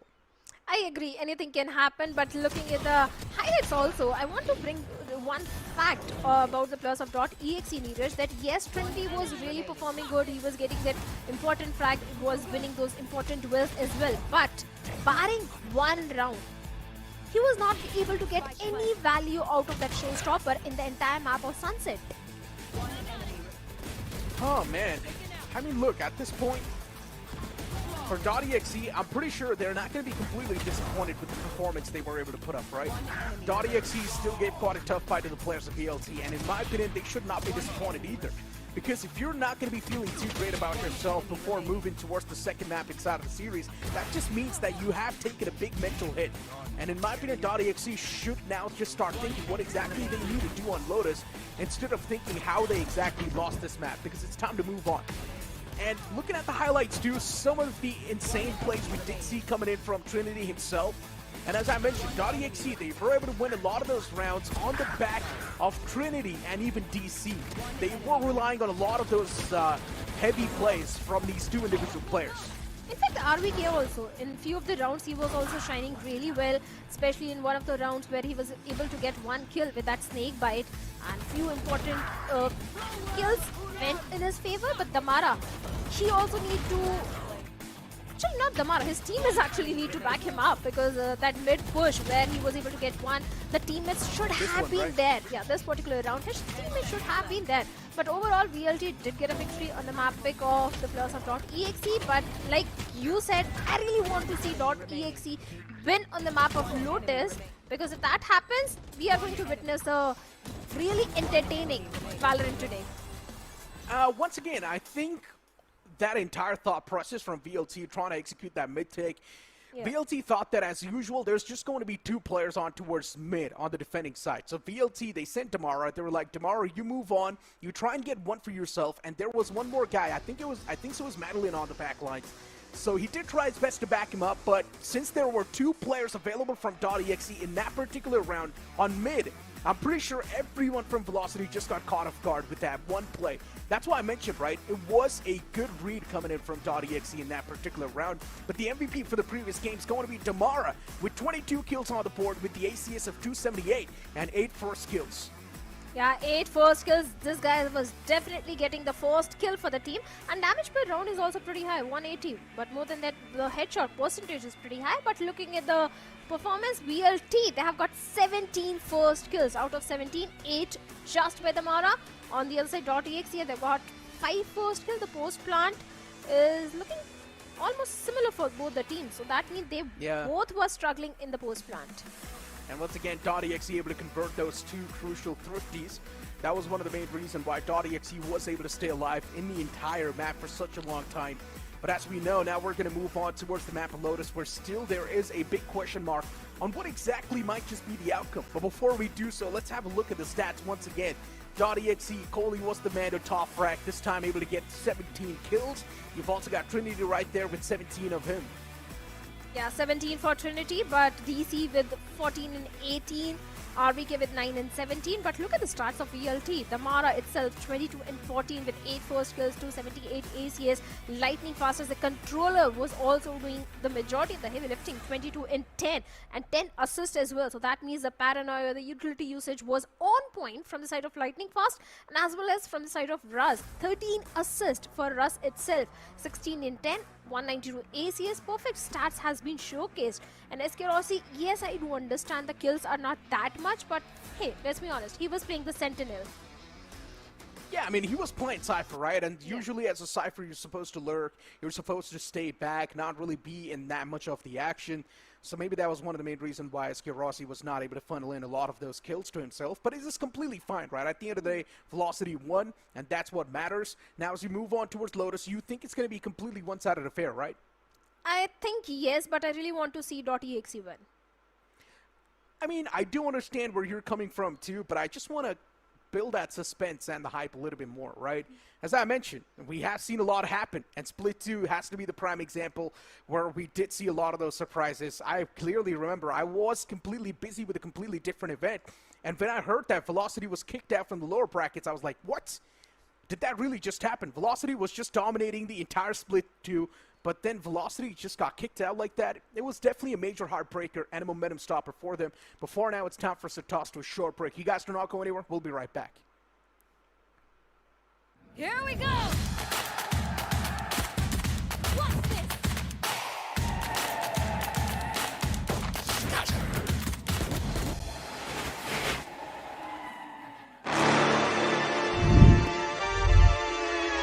Hold up. Why do they doubt the kid? I'm about to prove them all wrong again. I got a low tolerance, cause they don't even know what the problem is. It's me.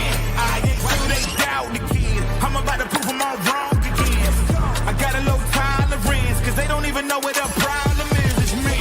I ain't taking no loss, no loss, no loss. Look, I'ma always win.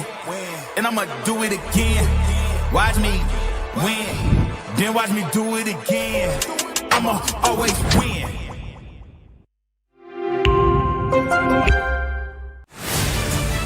To live your life the way you want. Compete like the toughest challenger. Dance like there's no tomorrow. Celebrate every second you are alive.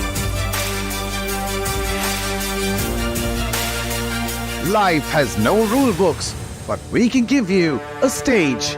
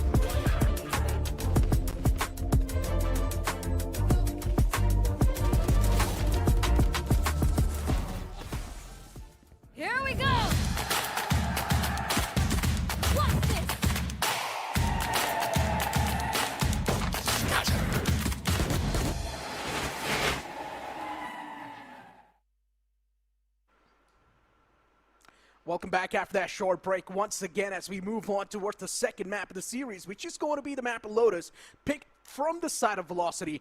And recently, look, I do understand Velocity has not been looking that great, but since they've already won the first map against dotEXE on their own map pick, which was Sunset, I generally do think there's a massive chance that we might just see a close affair on this one. See, I always say that if you want to win against the players of Velocity, you need to find a way to shut down the Mara. But when it comes to Lotus, I repeat, if you want to win against the players of Velocity Gaming, on the map of Lotus, find a way to shut down Lightning Fast first and after that the Mara. Because Lightning Fast looks absolute beast on the map of Lotus, especially the way this guy maintains that entire airable control, those shrouded steps, those paranoia plays. Lightning Fast is unbeatable on the map of Lotus.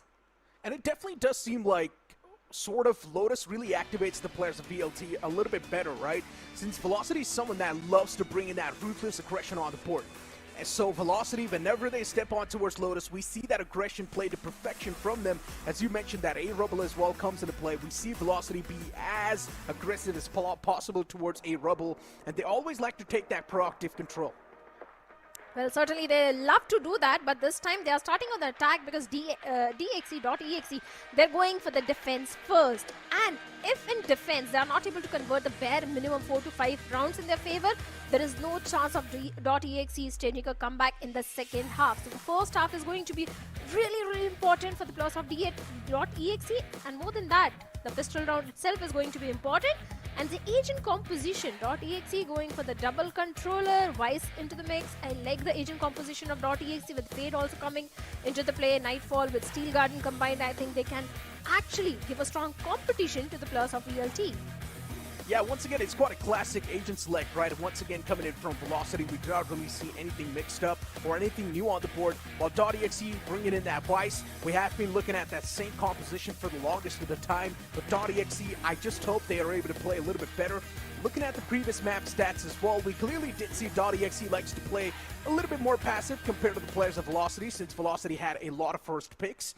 But since we're moving on towards Lotus, in my opinion, being aggressive might just give you that advantage.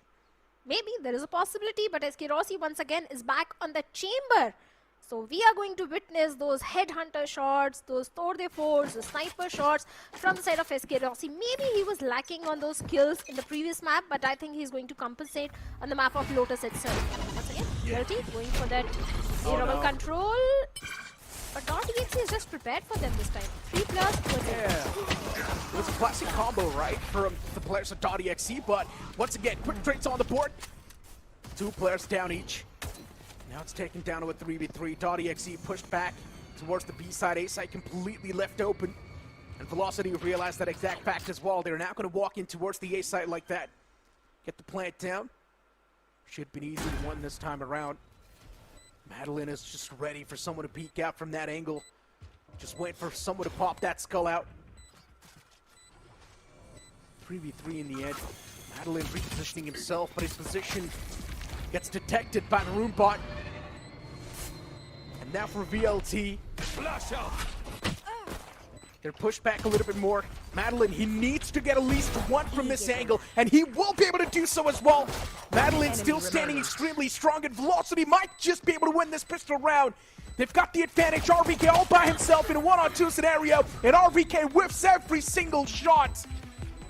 Oh no, it's not a good start for dotEXE. I told you, Lotus has been the strength of VLT. They even won the pistol round. That speaks for itself. But yes, a good start for the players of Velocity Gaming, especially the way the fault line was combined and Madeline did swing out at the right nick of the time, was able to get one pick, and after that it was an easy peasy job for the players of VLT. And now an entire eco round, so they have the weaponry advantage, and dotEXE, a save round for them. Should be a second one, but can it be the flawless one for VLT? Escarossi on that chamber. Yeah, the role is Sentinel, but the man plays it like a duelist. And right now, too, you can see the man with the Marshall looking to threat that needle, find the first initial knock. So the advantage can be with his team. dotEXE, 3 players ready towards A. And that wall is something that's denying the access. Escarossi all by himself with the Marshall available. And that click has also given his position away. I highly doubt dotEXE is now going to be peeking out in his crosshairs. Velocity slowly and steadily starting to walk. Once again, they've got the rebel control. Not exactly sure what sort of a game plan Velocity wants to execute, but it seems like this time it's going to be a B take. Interesting. Velocity definitely catching the players of dotEXE off guard with that move. And I'm pretty sure even dotEXE did not really see that coming. Lightning fast, ready with the paranoia. Wants to stop the flood. And that paranoia is going to be suppressing everyone. The push from dotEXE put on a halt. Just like that, even SK Rossi is pushing up close. Another man. And as the funnel gets open, it is lightning fast to get all those picks. DC, the last man standing with just a classic in the hand, and I highly doubt he can do anything with that position reveal, but still DC gets the first. Does not really have a lot of bullets in the mag, and he will be dealt with. 3 weaponries being carried forward, so that means the bonus is also going to look pretty solid for the players of Velocity Gaming. Now, there is a solid chance of VLT also converting the bonus round if they play their cards right. But at the same time, a very important round, in fact, for the players of dotEXE. They lose this one, they don't have enough creds for the upcoming round. But SK Rossi, the way this guy was able to shut down RVK with the Marshall in the close range, I'm telling you, SK Rossi is fantastic whenever it comes to Marshall or the Outlaws or the Operators. That is why he always loves to play as a chamber, but once again, a fast play from the side of VLT. 1v1 trades has been made, and Damara out of the round for now. I like that counter aggression, though, even from dotEXE, right? Try to stop the players of Velocity off the rip as much as possible. There was a force, but that force was not enough. I like the thinking of dotEXE, but the way they're challenging the duels is something that could be a little bit more better. They can throw a few more utilities to try and stop the players of Velocity in tracks. Just one paint shield's not going to cut it. They need a bit more. dotEXE starting to funnel out from mid. DC's able to pick lightning fast, which is quite an important pick too. Man advantage in the hands of dotEXE, clearing out the entirety of Rumble. They've got a massive control to work with. Madeline caught off guard. In quite an awkward spot. Madeline still goes for that white swing. Velocity, they're throwing this round away slowly and steadily as Velocity gets dealt with. And dotEXE, that's going to be the first round on the board, but still they will have enough money for the upcoming one.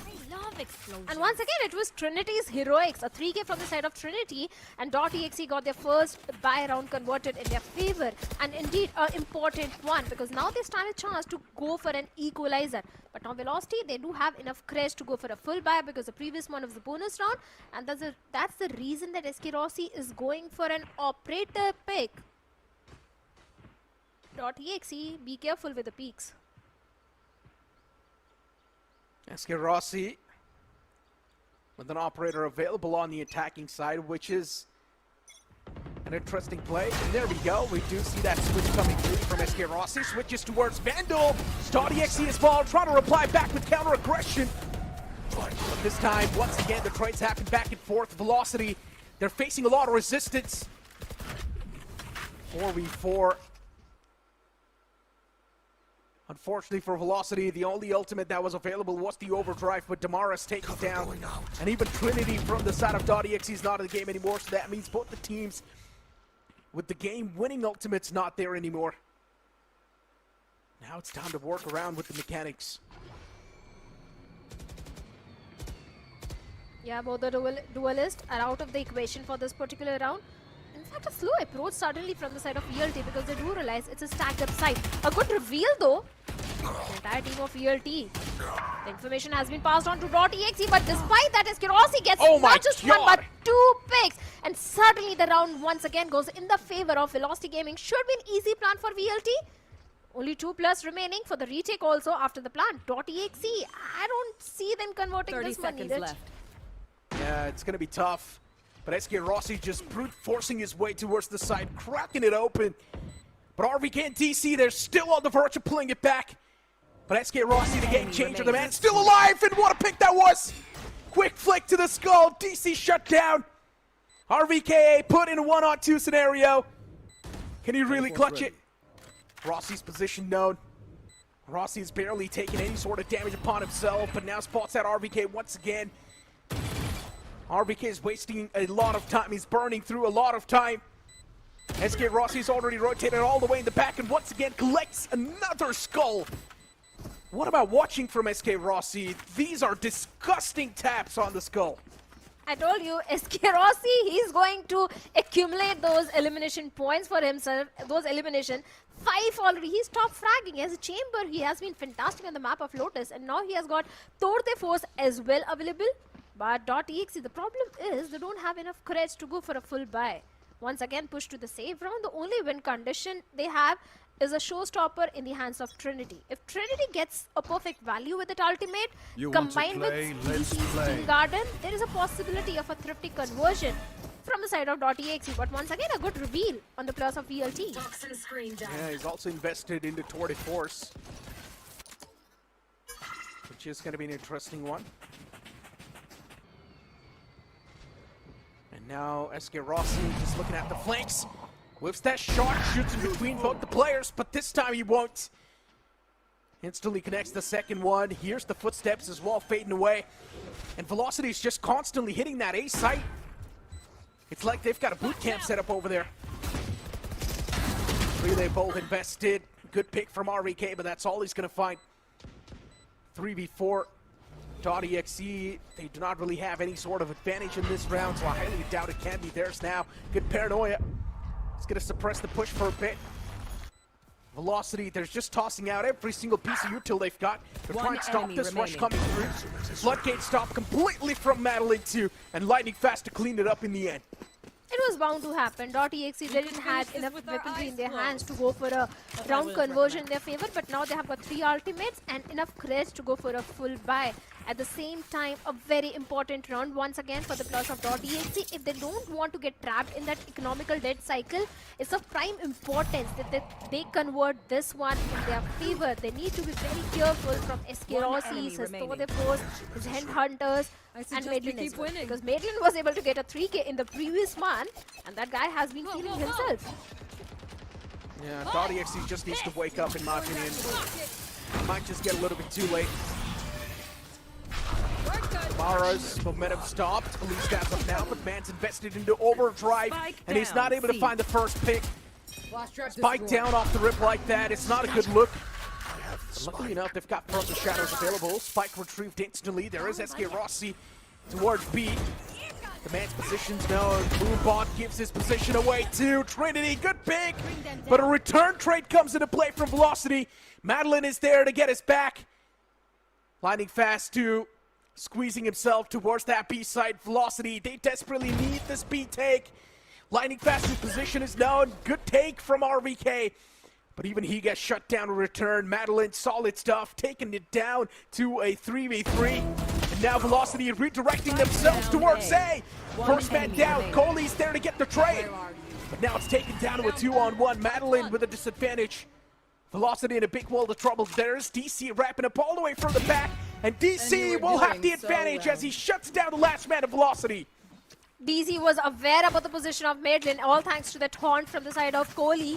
And DC did capitalize on that. A good round conversion, in fact a very important round conversion coming from the side of dotEXE. And in fact they were also able to save the Steel Garden. They've got the Nightfall, 2 ultimates, 2 win conditions for the upcoming round. But all thanks to Trinity's showstopper as he was able to get the first pick onto the players of Velocity Gaming. And after that the follow-up trades did came in the favor of dotEXE itself. Once again, VLT going try for a C execute. This mount control is already there, but they need to be careful of that arc rows in the entire Vice setup towards the C site.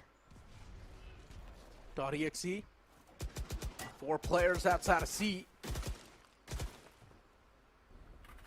The previous round was quite a scrappy one from Velocity, all over the place. They did not have things planned out properly. They were relying heavily on Damara on finding that first pick towards C. But the moment he was not able to get that first pick, everything just fell apart. All the strategy was just down the drain. SK Rossi getting picked off the rip like that, it is not a good look for Velocity. Once again, Damara is looking to find that first explosive entry. The man does squeeze himself inside of the site, but it is not a good stance at all. As dotEXE, once again, they get the C take back in their hands. Velocity struggling. Nothing they can try and do to save themselves now. Too late in the game. A 2-on-4. Massive man advantage in the hands of dotEXE. Every single thing Velocity's trying to bring on the board. They're getting shut down by dotEXE. Final 2 players trying to make their way towards the side zone. Madeline is able to find DC. Nightfall invested on the back of that Rolling Thunder as well. It seems like Velocity really does want to give it all they've got in this one.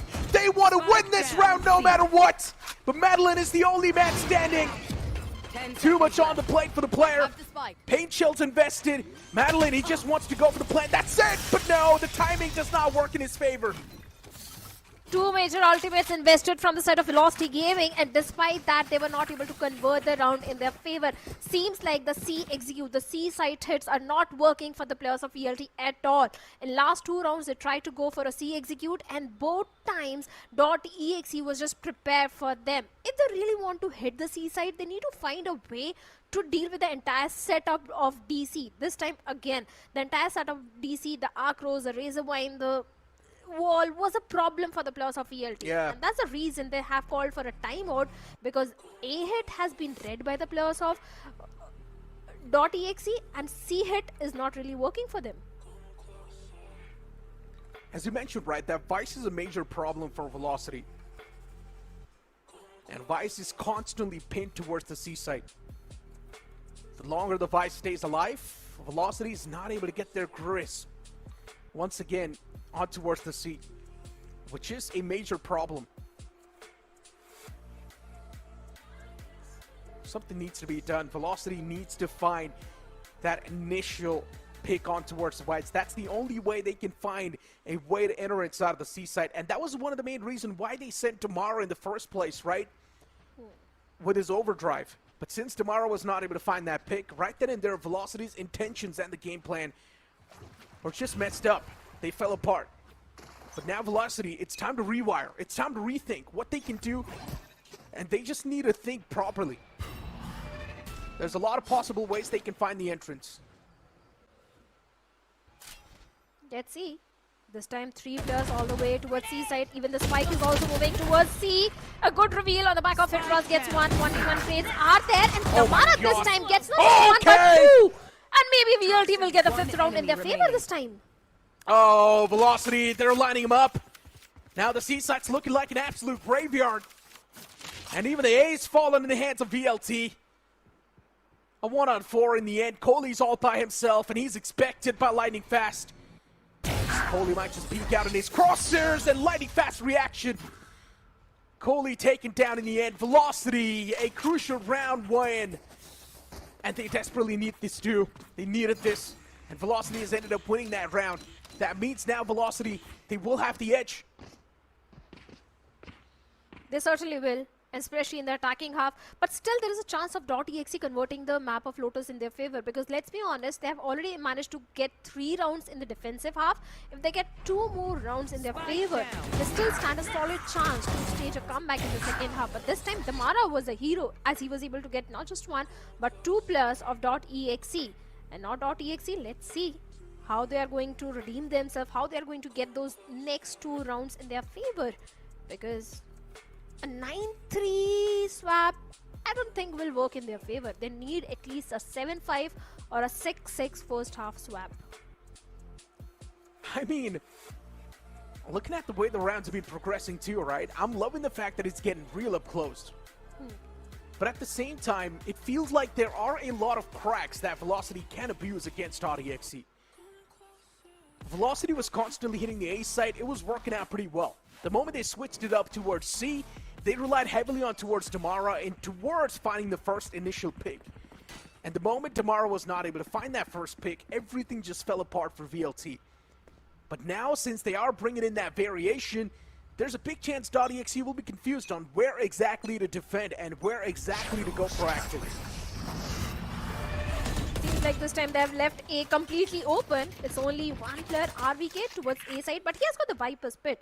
If he really wants to block the entry towards A, he can use it Viper Pit, and after that VLT will be forced to pivot towards B or C side.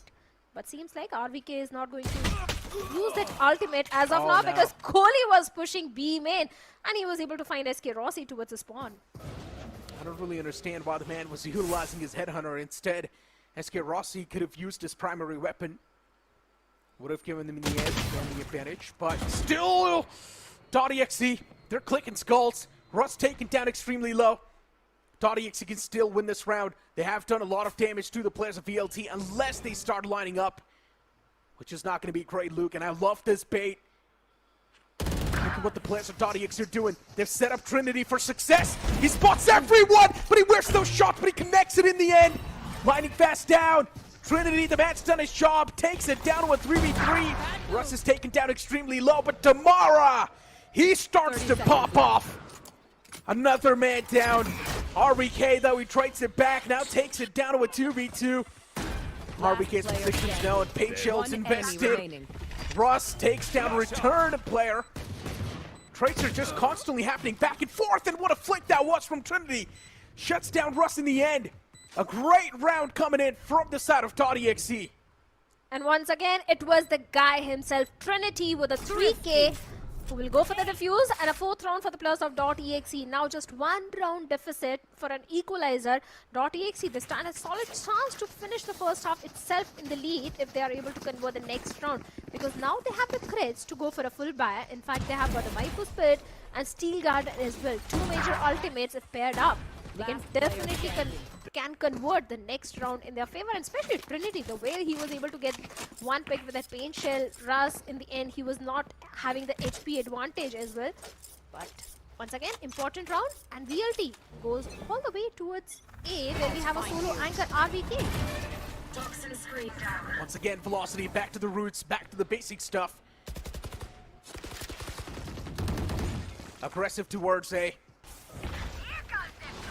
Going to redirect towards B, that's the question. Trinity invested a bit too much in that one. Showstopper shut down, and dotEXE, the reply back hard.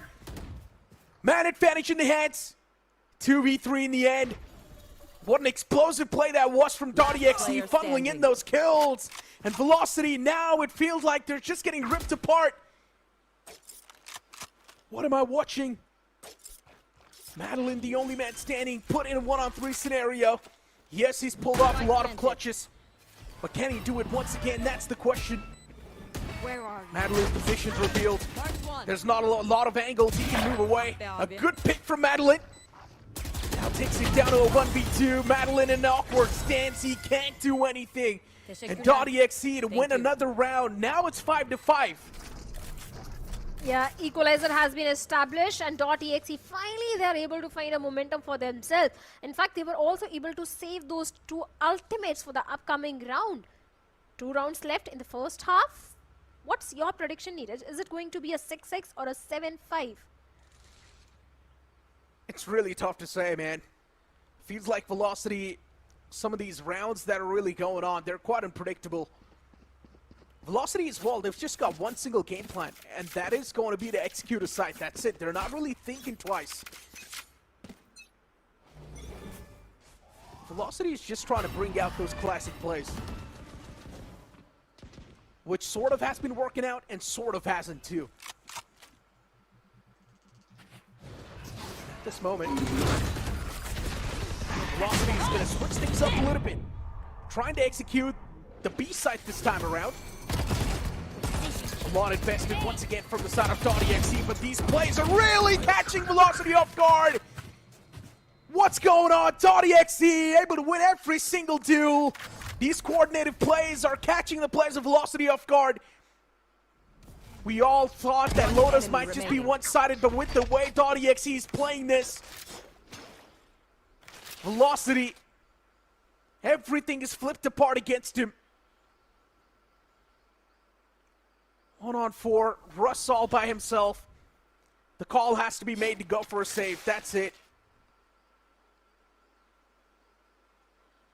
Seems like your prayers have been answered, Neeraj. You wanted to see a tough fight from the side of dotEXE in the map of Lotus, and they are indeed giving a very tough fight for the players of ELT. And now they are in the lead, a 6-5 in the favor of dotEXE. There is a possibility of a 7-5 also happening, because now VLT, they don't have enough courage to go for a full buy. They have to resort to those SMGs. Bulldog, Spectre. They have got only one major ultimate, and that is also Nightfall. Even Lightning Fast was also not feeling himself. Look at the stats, 9 and 7, Russ 5 and 8. Maybe in second half they can try to pull something off, but the first half, dotEXE, they're stealing this particular round as well in their favor. They've got two major ultimates in their hands. Oh and my Makavali God, gets the whip. opening frag onto the Mara as well. What a whip that was. It's not something you expect from a man like Damara, right? Nightfall invested this time though from Madeline. Velocity's going to try to put everything on the board, since they know it's also going to be the last round. The plan down too. The weaponry not exactly favoring the players of Velocity, but if they hold those tight eye angles, there's a big chance they might win this. 5-on-4, man advantage in the hands of dotEXE. Oh, there's pick committed to. Rolling Thunder invested. There's a lot that's being put on the board. And Velocity is now starting to look extremely desperate.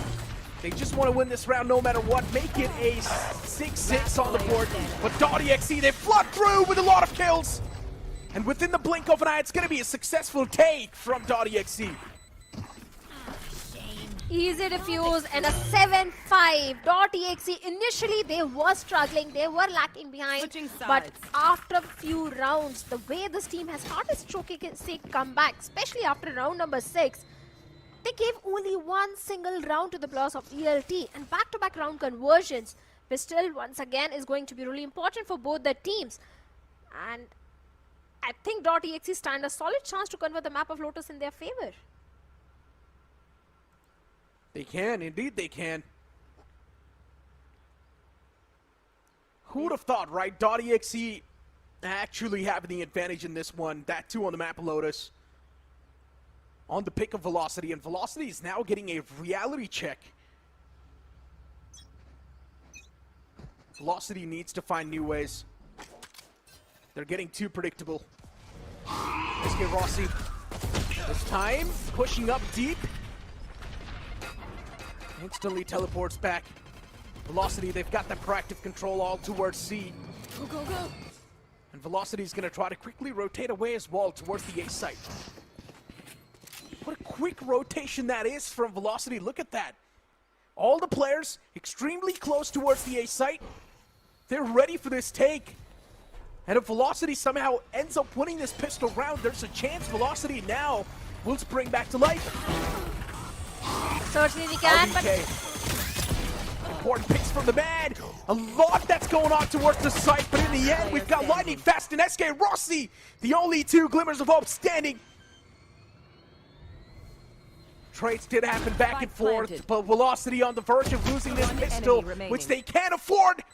Rossi taken down to just 31 HP. Now he needs to play that patience game. Does not really have a lot of bullets on the Headhunter too. And SK Rossi with 31 HP on the board. This clutch seems next to impossible. One bullet, and that bullet needs to be connected right to the dome, but DC denies it. As Velocity, they lose yet another round. Initially, VLT did manage to deny the entire C-mount control to the players of dotEXE, and dotEXE was forced to pivot all the way towards the A side. But like you said, the proactiveness, the quick rotations also came from the side of Velocity Gaming, and they were just prepared for the players of dotEXE towards A. But after that, suddenly the tables turned, and everything just went in the favor of the players of dotEXE. In the end, SK Rossi did try his level best to convert that 1v2 in his favor, but unfortunately, that didn't happen. And now dotEXE, wait a second, the Mara back on Paki. I'm happy. There is a possibility of an eco conversion. Just because of that one Bucky, huh? Yeah. Let's see, though. Let's see. Hold on, though. RVK already down. Great start. Grenade! Slow and steady approach once again from dotEXE, trying to fiddle with the minds of Velocity. But Velocity, they've got every single side control so far. They've got a great spread too, 3 players towards C, heavy presence. But now the players starting to move on towards the A side slowly and steadily. Tomorrow with the Bucky. The man's holding the off angle, just waiting for someone to walk in. This Bucky will strike, but no, Trinity!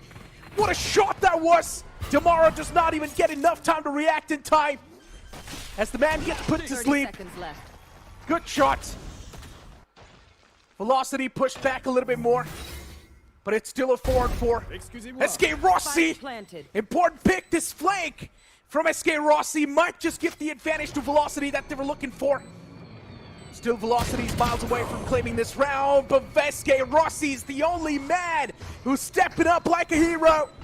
And Velocity might just end up converting this ego, and they do! Russ with a 2K in the end with just a classic. How did they even make it happen? Thrifty. It was SK Rossi, his heroics, the way this guy was able to get the first strike outside B main, and after that he went for the lurk play and was able to shut down all the players of dotEXE one after other. First it was the pistol, after that it was the outlaw. Everything just worked in the favor of SK Rossi. But I'm a little disappointed from the side of Damara because he was holding on to an off angle, but he had no time to adjust. The players of dotEXE just walked in towards a tree. But the round has been converted, but the players of VLT, and indeed an important one. Eco conversion coming in, they lost on the pistol, but eco round has been converted, and now dotEXE don't have threats. A save round for them, and Damara goes for a fast play, fast aggressive play as he finds Makavali towards the A rubble. First pick, Velocity finding the initial advantage. And dotEXE with just 3 players on the board. Now the chances of them surviving and taking this round is even low. But dotEXE, all they need to do is just do as much damage as possible to Velocity. That's it. If they manage to take down even 3 guns, that is still a good round conversion right there. But looking at the given condition and looking at the given HP too, taking down those 3 guns sounds like a daunting task. Velocity right now, they're on the verge of gaining back the momentum that they lost a while ago. SK Rossi posted quite deep. One enemy remaining. And that's going to be 2 quick flips, and SK Rossi. Such a quick conversion that was. It's disgusting. 1 bullet per enemy. That should be enough. Not just 2, but 3rd as well with the Headhunter. This guy is top fragging 14 and 10. Unstoppable. The aggressive play from the side of Mara was able to get that first initial pick, but after that the pivot came in from the side of dotEXE towards the C side, but SK Rossi was just prepared for that. He was ready with his outlaw towards the C mound. Just one round deficit from an equalizer.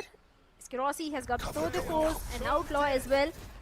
Nightfall is towards the side of Kohli, but once again Rossi is just prepared towards the C mound.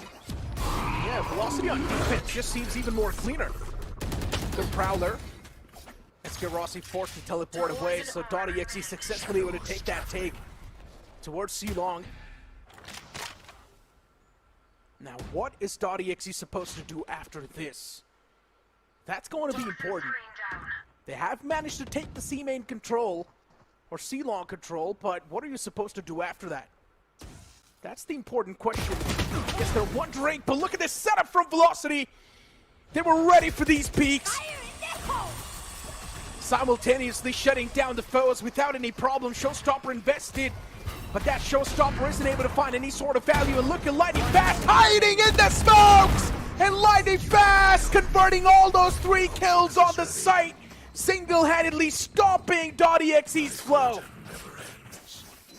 That spray adjustment, a 3K from the side of Lightning Fast, and seems like Lightning Fast is back in the action in the defensive half. Back-to-back 3 rounds have been converted by the players of Velocity Gaming, and especially the way Medlin and Russ was able to shut down not just 1 but 2 players of dotEXE. 3 players came right in front of him, and despite that he was able to win that duel in his favor, and the round also goes to VLT. An equalizer has been established, and dotEXE, they don't have enough crest to go for a buy. It's only 1 Marshall towards the side of Trinity and 4 pistols.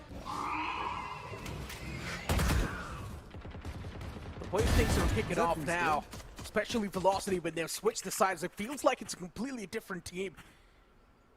Velocity is now just starting to win those duels, which was unexpected. On the attack, when Velocity was, dotEXE was able to convert every single duel, but now on defense, Velocity is doing extremely better. And look at Velocity once again. What are these reads? Oh my God! SK Rossi now seems like a completely different beast. Another 4K from the man. Seems like SK Rossi is trying to make a montage clip in this particular one. So many 4Ks being converted by this guy. Or maybe he's just having a bet with Lightning Fast that who is going to be the MVP of this particular map. Because the moment Lightning Fast came on top, SK Rossi came with a 4K. It's not the first time SK Rossi's doing this. Especially in this map, SK Rossi, he's been the main hero. That's what it feels like. He's the one to win those duels. He's the one to keep his team on the advantage every single time. And some of the picks that Velocity is able to find, it's unacceptable. SK Rossi, this man is just popping off on a different level. And he's the only one that's a current problem for dotEXE. dotEXE under tremendous pressure after this one, because all the hard work which they did in the first half seems like is going to go down the drain if they don't pull up their socks in the second half. They really need a win on the map of Lotus if they want to stretch this entire series to a decider. And the next round itself is going to be really important. The entire team can't just rely on Trinity. RVK is also showing signs of improvement in few of the rounds, but it's only in few rounds. He needs to come online in the entire game. 2 major ultimates to the side of VLT, Nightfall being one of them. Kohli is his own Nightfall as well, but once again, a fake towards A, and the entire team of dotEXE moving towards C side, which has been left completely open with the players of VLT. Here's the thing, right? Yeah, they do have the Nightfall available. But when SK Rossi is able to find picks like that, that Nightfall is not going to be able to do anything. Another Prowler invested. Kohli's positions. No, the man's trapped. But Kohli, man might just break through the deadlock. Madeline picked off SK Rossi on the opposite side. And SK Rossi's on the verge of finding the second one as well. A bit of that whiff, but SK Rossi still controls it. Take the day for Velocity once again. C-side is not taken away by dotEXE yet. But Kohli, how is the man even surviving on 1 HP? Kohli is trying his best to put in a lot of work, but since he does not really have his HP supporting him, one single bullet's going to put an end. RVK with this lurk. Does seem quite a major lurk on paper, but Velocity knows exactly what's going on in the map. A 1v3 in the end for RVK to convert. 30 seconds left. Which seems a little bit too overwhelming. Yeah, a 1v3 for RVK. Seems like an impossible task because first he has to go for the spike and after that, in fact before that he has to deal with the entire team of VLT with 3 players. Maybe after that he can go for the plant or something like that, but nah, there is not enough time. 10th one coming for the players of Velocity Gaming. Gotta go. Here's the thing, there was a bit of the whiff from the side of Trinity as well. It was not just SK Rossi. Trinity also whiffed in that particular moment because SK Rossi, yes, he missed few of the shots on Trinity, but after that he switched his weapon and after that he was able to take down Trinity. But let's see. Tour de Force just 1 point away. It's understandable though, right? It's one of those awkward engagements that you have once in a while. And for Velocity, it was one of those times. And it's just crazy how SK Rossi is able to do this so smoothly. He gets a pick on towards B, falls back towards C, gets 2 more. It just makes him look extremely easy. And that's the best part about it. Go, go, go. dotEXE this time around, since they have lost the previous round, economy is going to be a bit of a setback. Sheriffs and 1 Vandal on the board. Trinity, all the eggs in 1 basket this time. And unfortunately for dotEXE, they do not even have the showstopper to go for that proactive control or to go for that space. Bomb buddy out. So they need to rely on the Nightfall heavily. They certainly will rely. Towards C, the man's looking good for now. He certainly is, but look at the position where SK Rossi is towards the waterfall. Indeed a very important and crucial position because the entire crossfire setup which he can have along with Redlit can bring the entire team of dotEXE down to their knees. But let's see if the location has been revealed. Redlit gets 1, DC also gets a trade. One trade, but SK Rossi, this guy gets 1 more. And maybe the second one, but seems like that has been denied, not just to SK Rossi, but to Russ as well. It's a 2v3 situation where HP advantage is with the plus of VLT, but despite that, everything going in the favor of dotEXE. All the trades are in their favor, and 1 round goes in the favor of dotEXE. I just can't believe what happened. Every single time it's these thrifty rounds that these teams are able to convert. Especially dotEXE, they're so good with the Sheriffs and the pistol. And the previous round too, converted by dotEXE just on the back of those Sheriffs. Unbelievable stuff. But nothing taken away from Velocity too. They messed up big time as well. It was an equal collaborative effort. Velocity messed up a lot of those peaks. And because of that, it was dotEXE to come out on top. Hold on to that thought though. SK Rossi for activity showcased as SK Rossi once again finds that first initial frag and he instantly backs away. Now the man advantage once again in the hands of Velocity, and SK Rossi is just able to do it consistently. Every single time, whenever he's in chamber, we see such sort of plays from the side of SK Rossi. That's why his fans love to see him as a chamber, especially on the map of Lotus. But once again, position he is in. Oh, he looked away. Oh no, I thought he'll get 1 more. He looked at the radar at the same time, and that's why he got picked off. That's gotta blow. SK Rossi down. The danger man not in the game anymore, which means Trinity now has a big chance of converting stuff. Adapt or die! Steel Garden being invested. Yeah, as you mentioned, even Steel Garden is invested. dotEXE, they've managed to float on towards the site. And Velocity, they've got no other thing to do than respect the opponents. And that's what they do. Now they're going to try to play for the post plant. But what a pick that was from Devara. Prowler's out, and that Prowler as well was not able to find the value. In the end, it's taken down to a 3-on-2 though. dotEXE with the man disadvantage. And just like that, even Tomorrow falls apart. Velocity, they're trying their best on the back of those utilities, but DC did a lot of damage. Rolling Thunder invested. Machiavelli's gonna use this from the shadows. I'm not even sure what Machiavelli is doing, but what a play that was! 200 IQ play from Machiavelli. And it worked out. It certainly did. It certainly did work out in the favor of dotEXE, and finally an equalizer has been established from their side. But it was an alt-heavy round for the players of Velocity Gaming. They invested into the overdrive. That itself didn't give any sort of value. After that rush, imagine what sort of pressure the entire team is, that in a 1v1 situation, Russ also invested the Rolling Thunder, and despite that, the round went in the favor of dotEXE. The way these rounds are going back and forth, I won't be surprised if we get to see an overtime on the map of Lotus. Some of the rounds that dotEXE is able to convert, oh boy, it's really making me believe that there's a big chance dotEXE might just be able to convert this map against Velocity.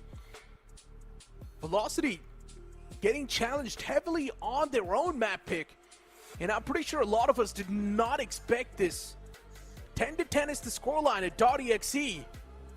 They're consistently giving a tough challenge, a tough run for Velocity.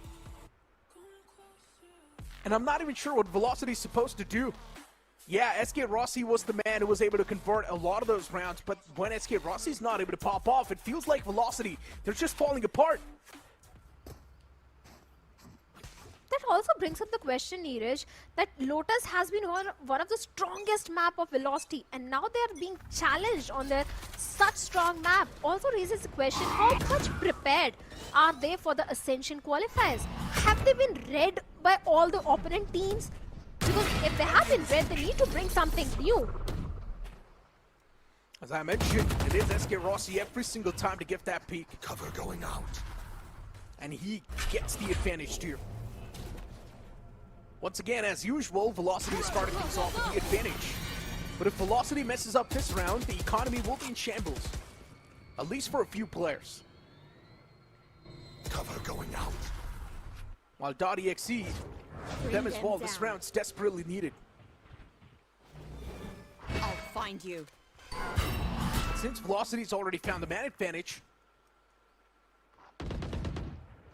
dotEXE with this 4-man, they need to start winning every single duel they go for. And clearly the intentions are to go towards the A site. dotEXE is now going to be facing a flood of utilities, but what was this? Russ, he peeks out through the smoke towards mid, and now 30 Russ, seconds left. he's starting to just pop off on a different level. That peek from Russ found it perfect timing, and now Machiavelli and RVK, the final two glimmers of hope. The final two pillars standing. And dotEXE starting to lose out the grip slowly and steadily. SK Rossi's getting flanked on from the back. Does he expect it? Yes, he does. He did hear the jump. And SK Rossi will connect the final shot, as that's going to be the nail, the coffin. 11-10, once again, Velocity is back in the lead. Just 2 more rounds, and they'll 2-0 the players of dotEXE. The next round, again, a very important one for the players of dotEXE. But do they have enough crest to go for a full guy? Because every single time they're going for a E-execute, SK Rossi is just prepared. With his Outlaw or Operator, or sometimes Thor the Force as well. Quick feet, quick This time, along with SK Rossi, Lightning Fast is also towards the C site. And that is exactly where the players of dotEXE are also trying to go. The information has been passed on, and SK Rossi has been forced to TV back to the side. Lightning Fast! Disgusting! SK Rossi was sort of like a bait. I'm loving this variation that's coming through from Velocity. And just like that, dotEXE, they're being ripped apart. Their take towards C has fell apart. The game plan completely flipped. Usually it is Rossi who's supposed to find the advantage, but this time they posted Lightning Fast on the proactive side. He was inside of the smoke, and no one expected Lightning Fast to be in there. And Russ just lines him up in the end. dotEXE loses an important and a crucial round. 12 rounds on the board for Velocity. They're on the match point. They just need one more round to seal the deal and take the series in a 2-0 manner. Neeraj, in the entire attacking half, dotEXE have been able to convert only 3 rounds. Only 3 rounds have been converted in the attacking half by the players of dotEXE. That showcases how much dotEXE is struggling in the attacking half on the map of Lotus. They really need to work on their attacking side. But now Trinity has got the showstopper and the only win condition for the players of dotEXE at this point, because VLT, they're not just on the map point but also on the series point. Just one more round and after that 2-0 will happen in the favor of VLT. So this round is of prime importance. The Prowler goes in, the A-Rubble control has been established by the players of dotEXE. Or should I say VLT just gave up that control to the players of dotEXE. As you rightfully pointed out, there is a showstopper available, and it's also the win condition. That means it needs to find the maximum space and maximum value. And if Trinity's not able to get anything accumulated on the back of the showstopper, it won't be good. Where are you? At least he does get that space, so that's going to give the side take as well in their hands. So dotEXE once again starting to convert these kills with just the Sheriff. dotEXE, whenever they don't really have the proper weaponry, they always do good. And now Velocity, it's going to be the floodgates opened up and lightning fast. And the back of it, he does find one crucial frag. Trades back and forth. dotEXE, they've got the man advantage as if now. While Velocity, they're down to just a 2-man squad. Last player Russ, standing. he needs to pull off the unthinkable. A 1-on-3 is left in the end, but Russ, he's not able to do it as a Thrifty's pulled out by dotEXE. I like the entire plan of Velocity Gaming. They knew that Trinity is having the showstopper. That is why they gave up so much space to bait out the showstopper and not get any sort of value to the players of dotEXE. But after that, the fast retake which Velocity tried to pull off didn't really work in their favor. Steel Gun was also invested, and despite that, all the trades went in the favor of dotEXE. And now dotEXE, they are just one round away from an equalizer and from an overtime. If they win this one, we are going to see an overtime on the map of Lotus. Indeed, important one for both the teams, and Trinity gets a C-mount control by shutting down SK Rossi this time. That's what happens when you keep on replicating the same move over and over again. SK Rossi, red like a book, shut down this time, and that's also going to be C-site completely opened up. Velocity, Damara! He's trying his best to stop him in the tracks, but it's still taken down with 3v3. That 2-piece from Damara does suppress the intentions for a bit, but dotEXE, they wanted to get their hands on the site, and they've already gotten it. Now they just need to go for the plant, which is not going to be a tough task at all. There is Russ and his teammate Lightning Fast available. And as the spike gets tapped, Velocity, Spike planted. they're probably thinking how to execute this retake now. Catch that. It's a 3v3, even Steven. Anyone's game. It will come down to those initial trades, and Madeline, he wins that. But still a quick trade there on the board, but Russ replies back. Man advantage in the hands of Velocity, but a big mistake from Lightning Fast. Overconfident, but Russ has still got things in check, as he will save the day for Velocity, and Velocity Gaming, they close things out in a 2-0 fashion for this series. But still, dotEXE, they made it real up close and personal in the end. And generally speaking, after that split 2 setback, it feels like Velocity, they've just lost that oomph factor. I agree.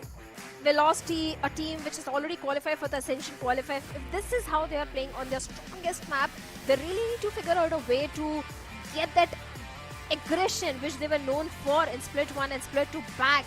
Because whatever is happening wrong, they really need to figure it out. But yes, VL2 2-0, the players of dotEXE Esports. In fact, in the last round, if you notice, after the post plant, dotEXE had nothing in terms of the utility for the post plant. But VLT, they had so many utilities available. In fact, Madeline has had the entire kit with him. Yeah, I mean, without a doubt, right? Look, I understand, but Velocity at the end of the day, it felt like they were just trying to take a lot of those duels. Velocity, the only reason why they were utilizing the utilities was for their own good. It's not for the team's sake. That's what it felt like. Whenever you would see Velocity use any sort of util, it was for that own individual player. It was not for the team. We did see a few combo plays, but once again for Velocity, the fact that, as you mentioned, right, on the map Lotus, if things are getting this close, it really does not give a good look for them in the future. Yeah, if they really want to qualify for the Ascension, because Revenant XSpark is reading Velocity. They're watching every single match of Velocity Gaming very closely, because the second best team, or should I say the first best team after Split 2, which stand a solid chance to qualify for the Ascension, is definitely Revenant XSpark. But yes, there were a few mistakes from the side of Velocity, be it on the map of Sunset or Lotus. SK Rossi was shining the most on this particular map, but the other teammates also need to step up. Exactly, right. SK Rossi, for a moment, it felt like the man was just carrying the team on the back, because he was the only one specifically on defense who was able to find those initial picks and also go for those heroic plays. There are multiple rounds where SK Rossi was able to get the 2-piece, he was able to get the 4Ks, 3Ks, and on the back of those monstrous plays, Velocity was able to rack up those rounds. But the moment SK Rossi was getting shut down, that's where Velocity was struggling. And it feels like Velocity's kryptonite are definitely those Sheriffs, because the moment dotEXE were getting their hands on the Sheriff, they somehow were able to win those rounds. And kudos to dotEXE, although they lost against the players of Velocity today, but yes, the way they have played, they have definitely impressed me, because Sunset, be it Lotus, they did give a very strong competition to the players of Velocity Gaming. It was just the attacking half on the map of Lotus where they need to work, need to figure out what really happened wrong. Or maybe they just need to find a way to deal with SK Rossi and his operator shots. If they find a way to shut down SK Rossi, I think in the attacking half also dotEXE can give a very strong competition to the players of Velocity Gaming. Yeah, I mean, just the way things really commenced, right? At the start, we thought Velocity, for them, it's probably going to be another steamroll on the map of Lotus, but then later on, slowly and steadily, felt like dotEXE was showing those signs of life. Especially when Velocity was on the attack, it felt like Velocity was just not able to find any sort of room other than the A side itself. And since they were already executing the A side so much, Velocity wanted to switch things up a little bit more, because they knew now there's going to be a proper trap setup. But since Velocity was not able to execute any of their side that well, Velocity started to struggle a bit too much on the attack, and then that switch on towards defense. Once again, initially Velocity was doing really good, but later on, when it felt like dotEXE knew exactly what VLT was doing, Velocity once again was getting countered. And that is what I feel, that every single team has read the players of Velocity Gaming like a book. Everyone knows what sort of plays Velocity Gaming is going to make every single time they go in save rounds towards the B side, in the pistol round towards the B side, in the main round towards the A side. C side has been a problem, especially DC. That guy was an ugly thorn for the players of Velocity Gaming in the attacking half. But the MVP has to be SK Rossi with 26 kills and 6 first kills, 298 ACS. Perfect stats has been showcased by SK Rossi. Of course, it's going to be SK Rossi, as you mentioned, right, with the ACS of 298 as well. And SK Rossi, there is one clear pattern in the match's gameplay, which is, especially on the defense, push towards C, get that initial pick, instantly teleport away. That's what SK Rossi likes to do, and that's what he entire time on defense. But then you saw, right, when it felt like dotEXE knew exactly what SK Rossi's trying to do, Velocity was getting countered on the defense as well, which means Velocity needs to switch things up in the future, and they need to come up with better counter strat. We have the stats on the board. Velocity, they ended up winning the entire series, so once again, props to them. 15 first kills, and on the other hand, you've got dotEXE with just 9. Yeah, post-plant, not that great for the players of Velocity Gaming as well, but looking at the player performance, Trinity, the MVP from the side of dotEXE, 21 in 18 with 2 assists, 226 ACS, 2 first kills. But SK Rossi with 6 first kills, 298 ACS, even Madeline with that initiator utility was also providing so much. And Russ, yes, the kills are not in his favor, too many, but the assists are there. And as an initiator, you need to have those assists. You need to provide that initiator utility, which Russ was providing every single time. But I also have a thought regarding the players of VLT.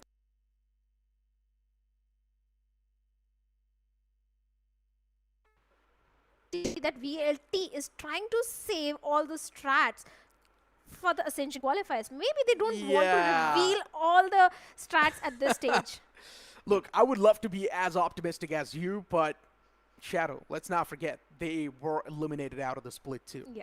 From lower brackets. So if they're really saving those strategies, and if it's really costing them so much, in my opinion, just come up with something new, man. Just experiment, right? At the end of the day, you're extremely close to that qualification of the Ascension qualifiers, and it feels like we're not even seeing that proper experimentation from the side of Velocity too. They're just relying on the similar set plays, and Velocity, they know one thing. They're mechanically solid. pretty much unbeatable in this region. And that's why Velocity is constantly relying on those mechanics over and over again. I agree with what you said, but looking at the brackets with SA12 and Global Esports Academy was our first matchup where SA12 was able to 2-0 the players of Global Esports Academy, and now they are moving forward. And Velocity versus dotEXE, we saw in Group B that they were also able to 2-0 the players of dotEXE, and now VLT is also moving forward. Yeah, I mean, Group B, Velocity, as you mentioned, moving up from the upper brackets, dotEXE pushed down to the lower brackets. As we know, this is going to be a double elimination format. But as we move on towards tomorrow's schedule, tomorrow we're going to kick things off with Exe versus Revenant XSpark, and then Asterisk versus. You've also got Reckoning Esports. Both the matchups are extremely solid. Reckoning Esports in Split 2, they were exceeding limits, while Revenant XSpark, of course, the victors. Well, certainly they won in Split 2, but Reckoning Esports came as a surprise in Split 2, especially the way they played against the players of Velocity Gaming. That has already given a major confidence boost to the players of Reckoning at this point, and I can't wait to see Reckoning going up against the big giants like Velocity and Revenant XSpark, but those matches will come later on. But tomorrow, what are your predictions, Neeraj? I think it's going to be 2-0 in both the matchups. I don't think I'm going to try to sugarcoat it this time. Revenant XSpark, of course, the winners, so without a doubt, I think the first matchup should be extremely easy for them. And the second one as well, Reckoning Esports should be the one to come through with flying colors. But what do you think? I agree with you. Whatever you said, 2-0 should be for both the BO3s. Revenant and Reckoning ought to win 2-0 tomorrow, but I'm up for surprise every time. Of course, man. I mean, we have been seeing a lot of surprises. dotEXE taking the series so close. We never saw this coming. Every single map pretty much just came down to the wire. And even Velocity, I'm pretty sure they were sweating for a moment. But for now, that's going to be it from me, Necro, and Shadow. We'll see you guys tomorrow with some more exciting matchups. We'll see you guys tomorrow itself. Peace out. Here we go! What's this?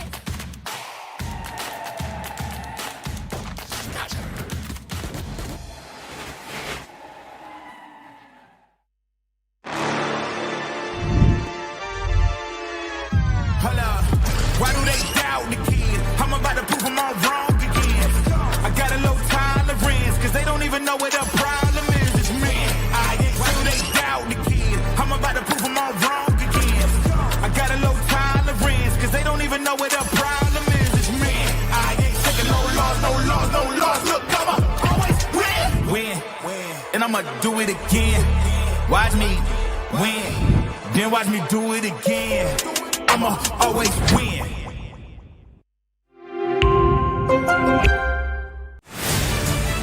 To live your life the way you want. Compete like the toughest challenger. Dance like there's no tomorrow. Celebrate every second you are alive. Life has no rule books, but we can give you a stage.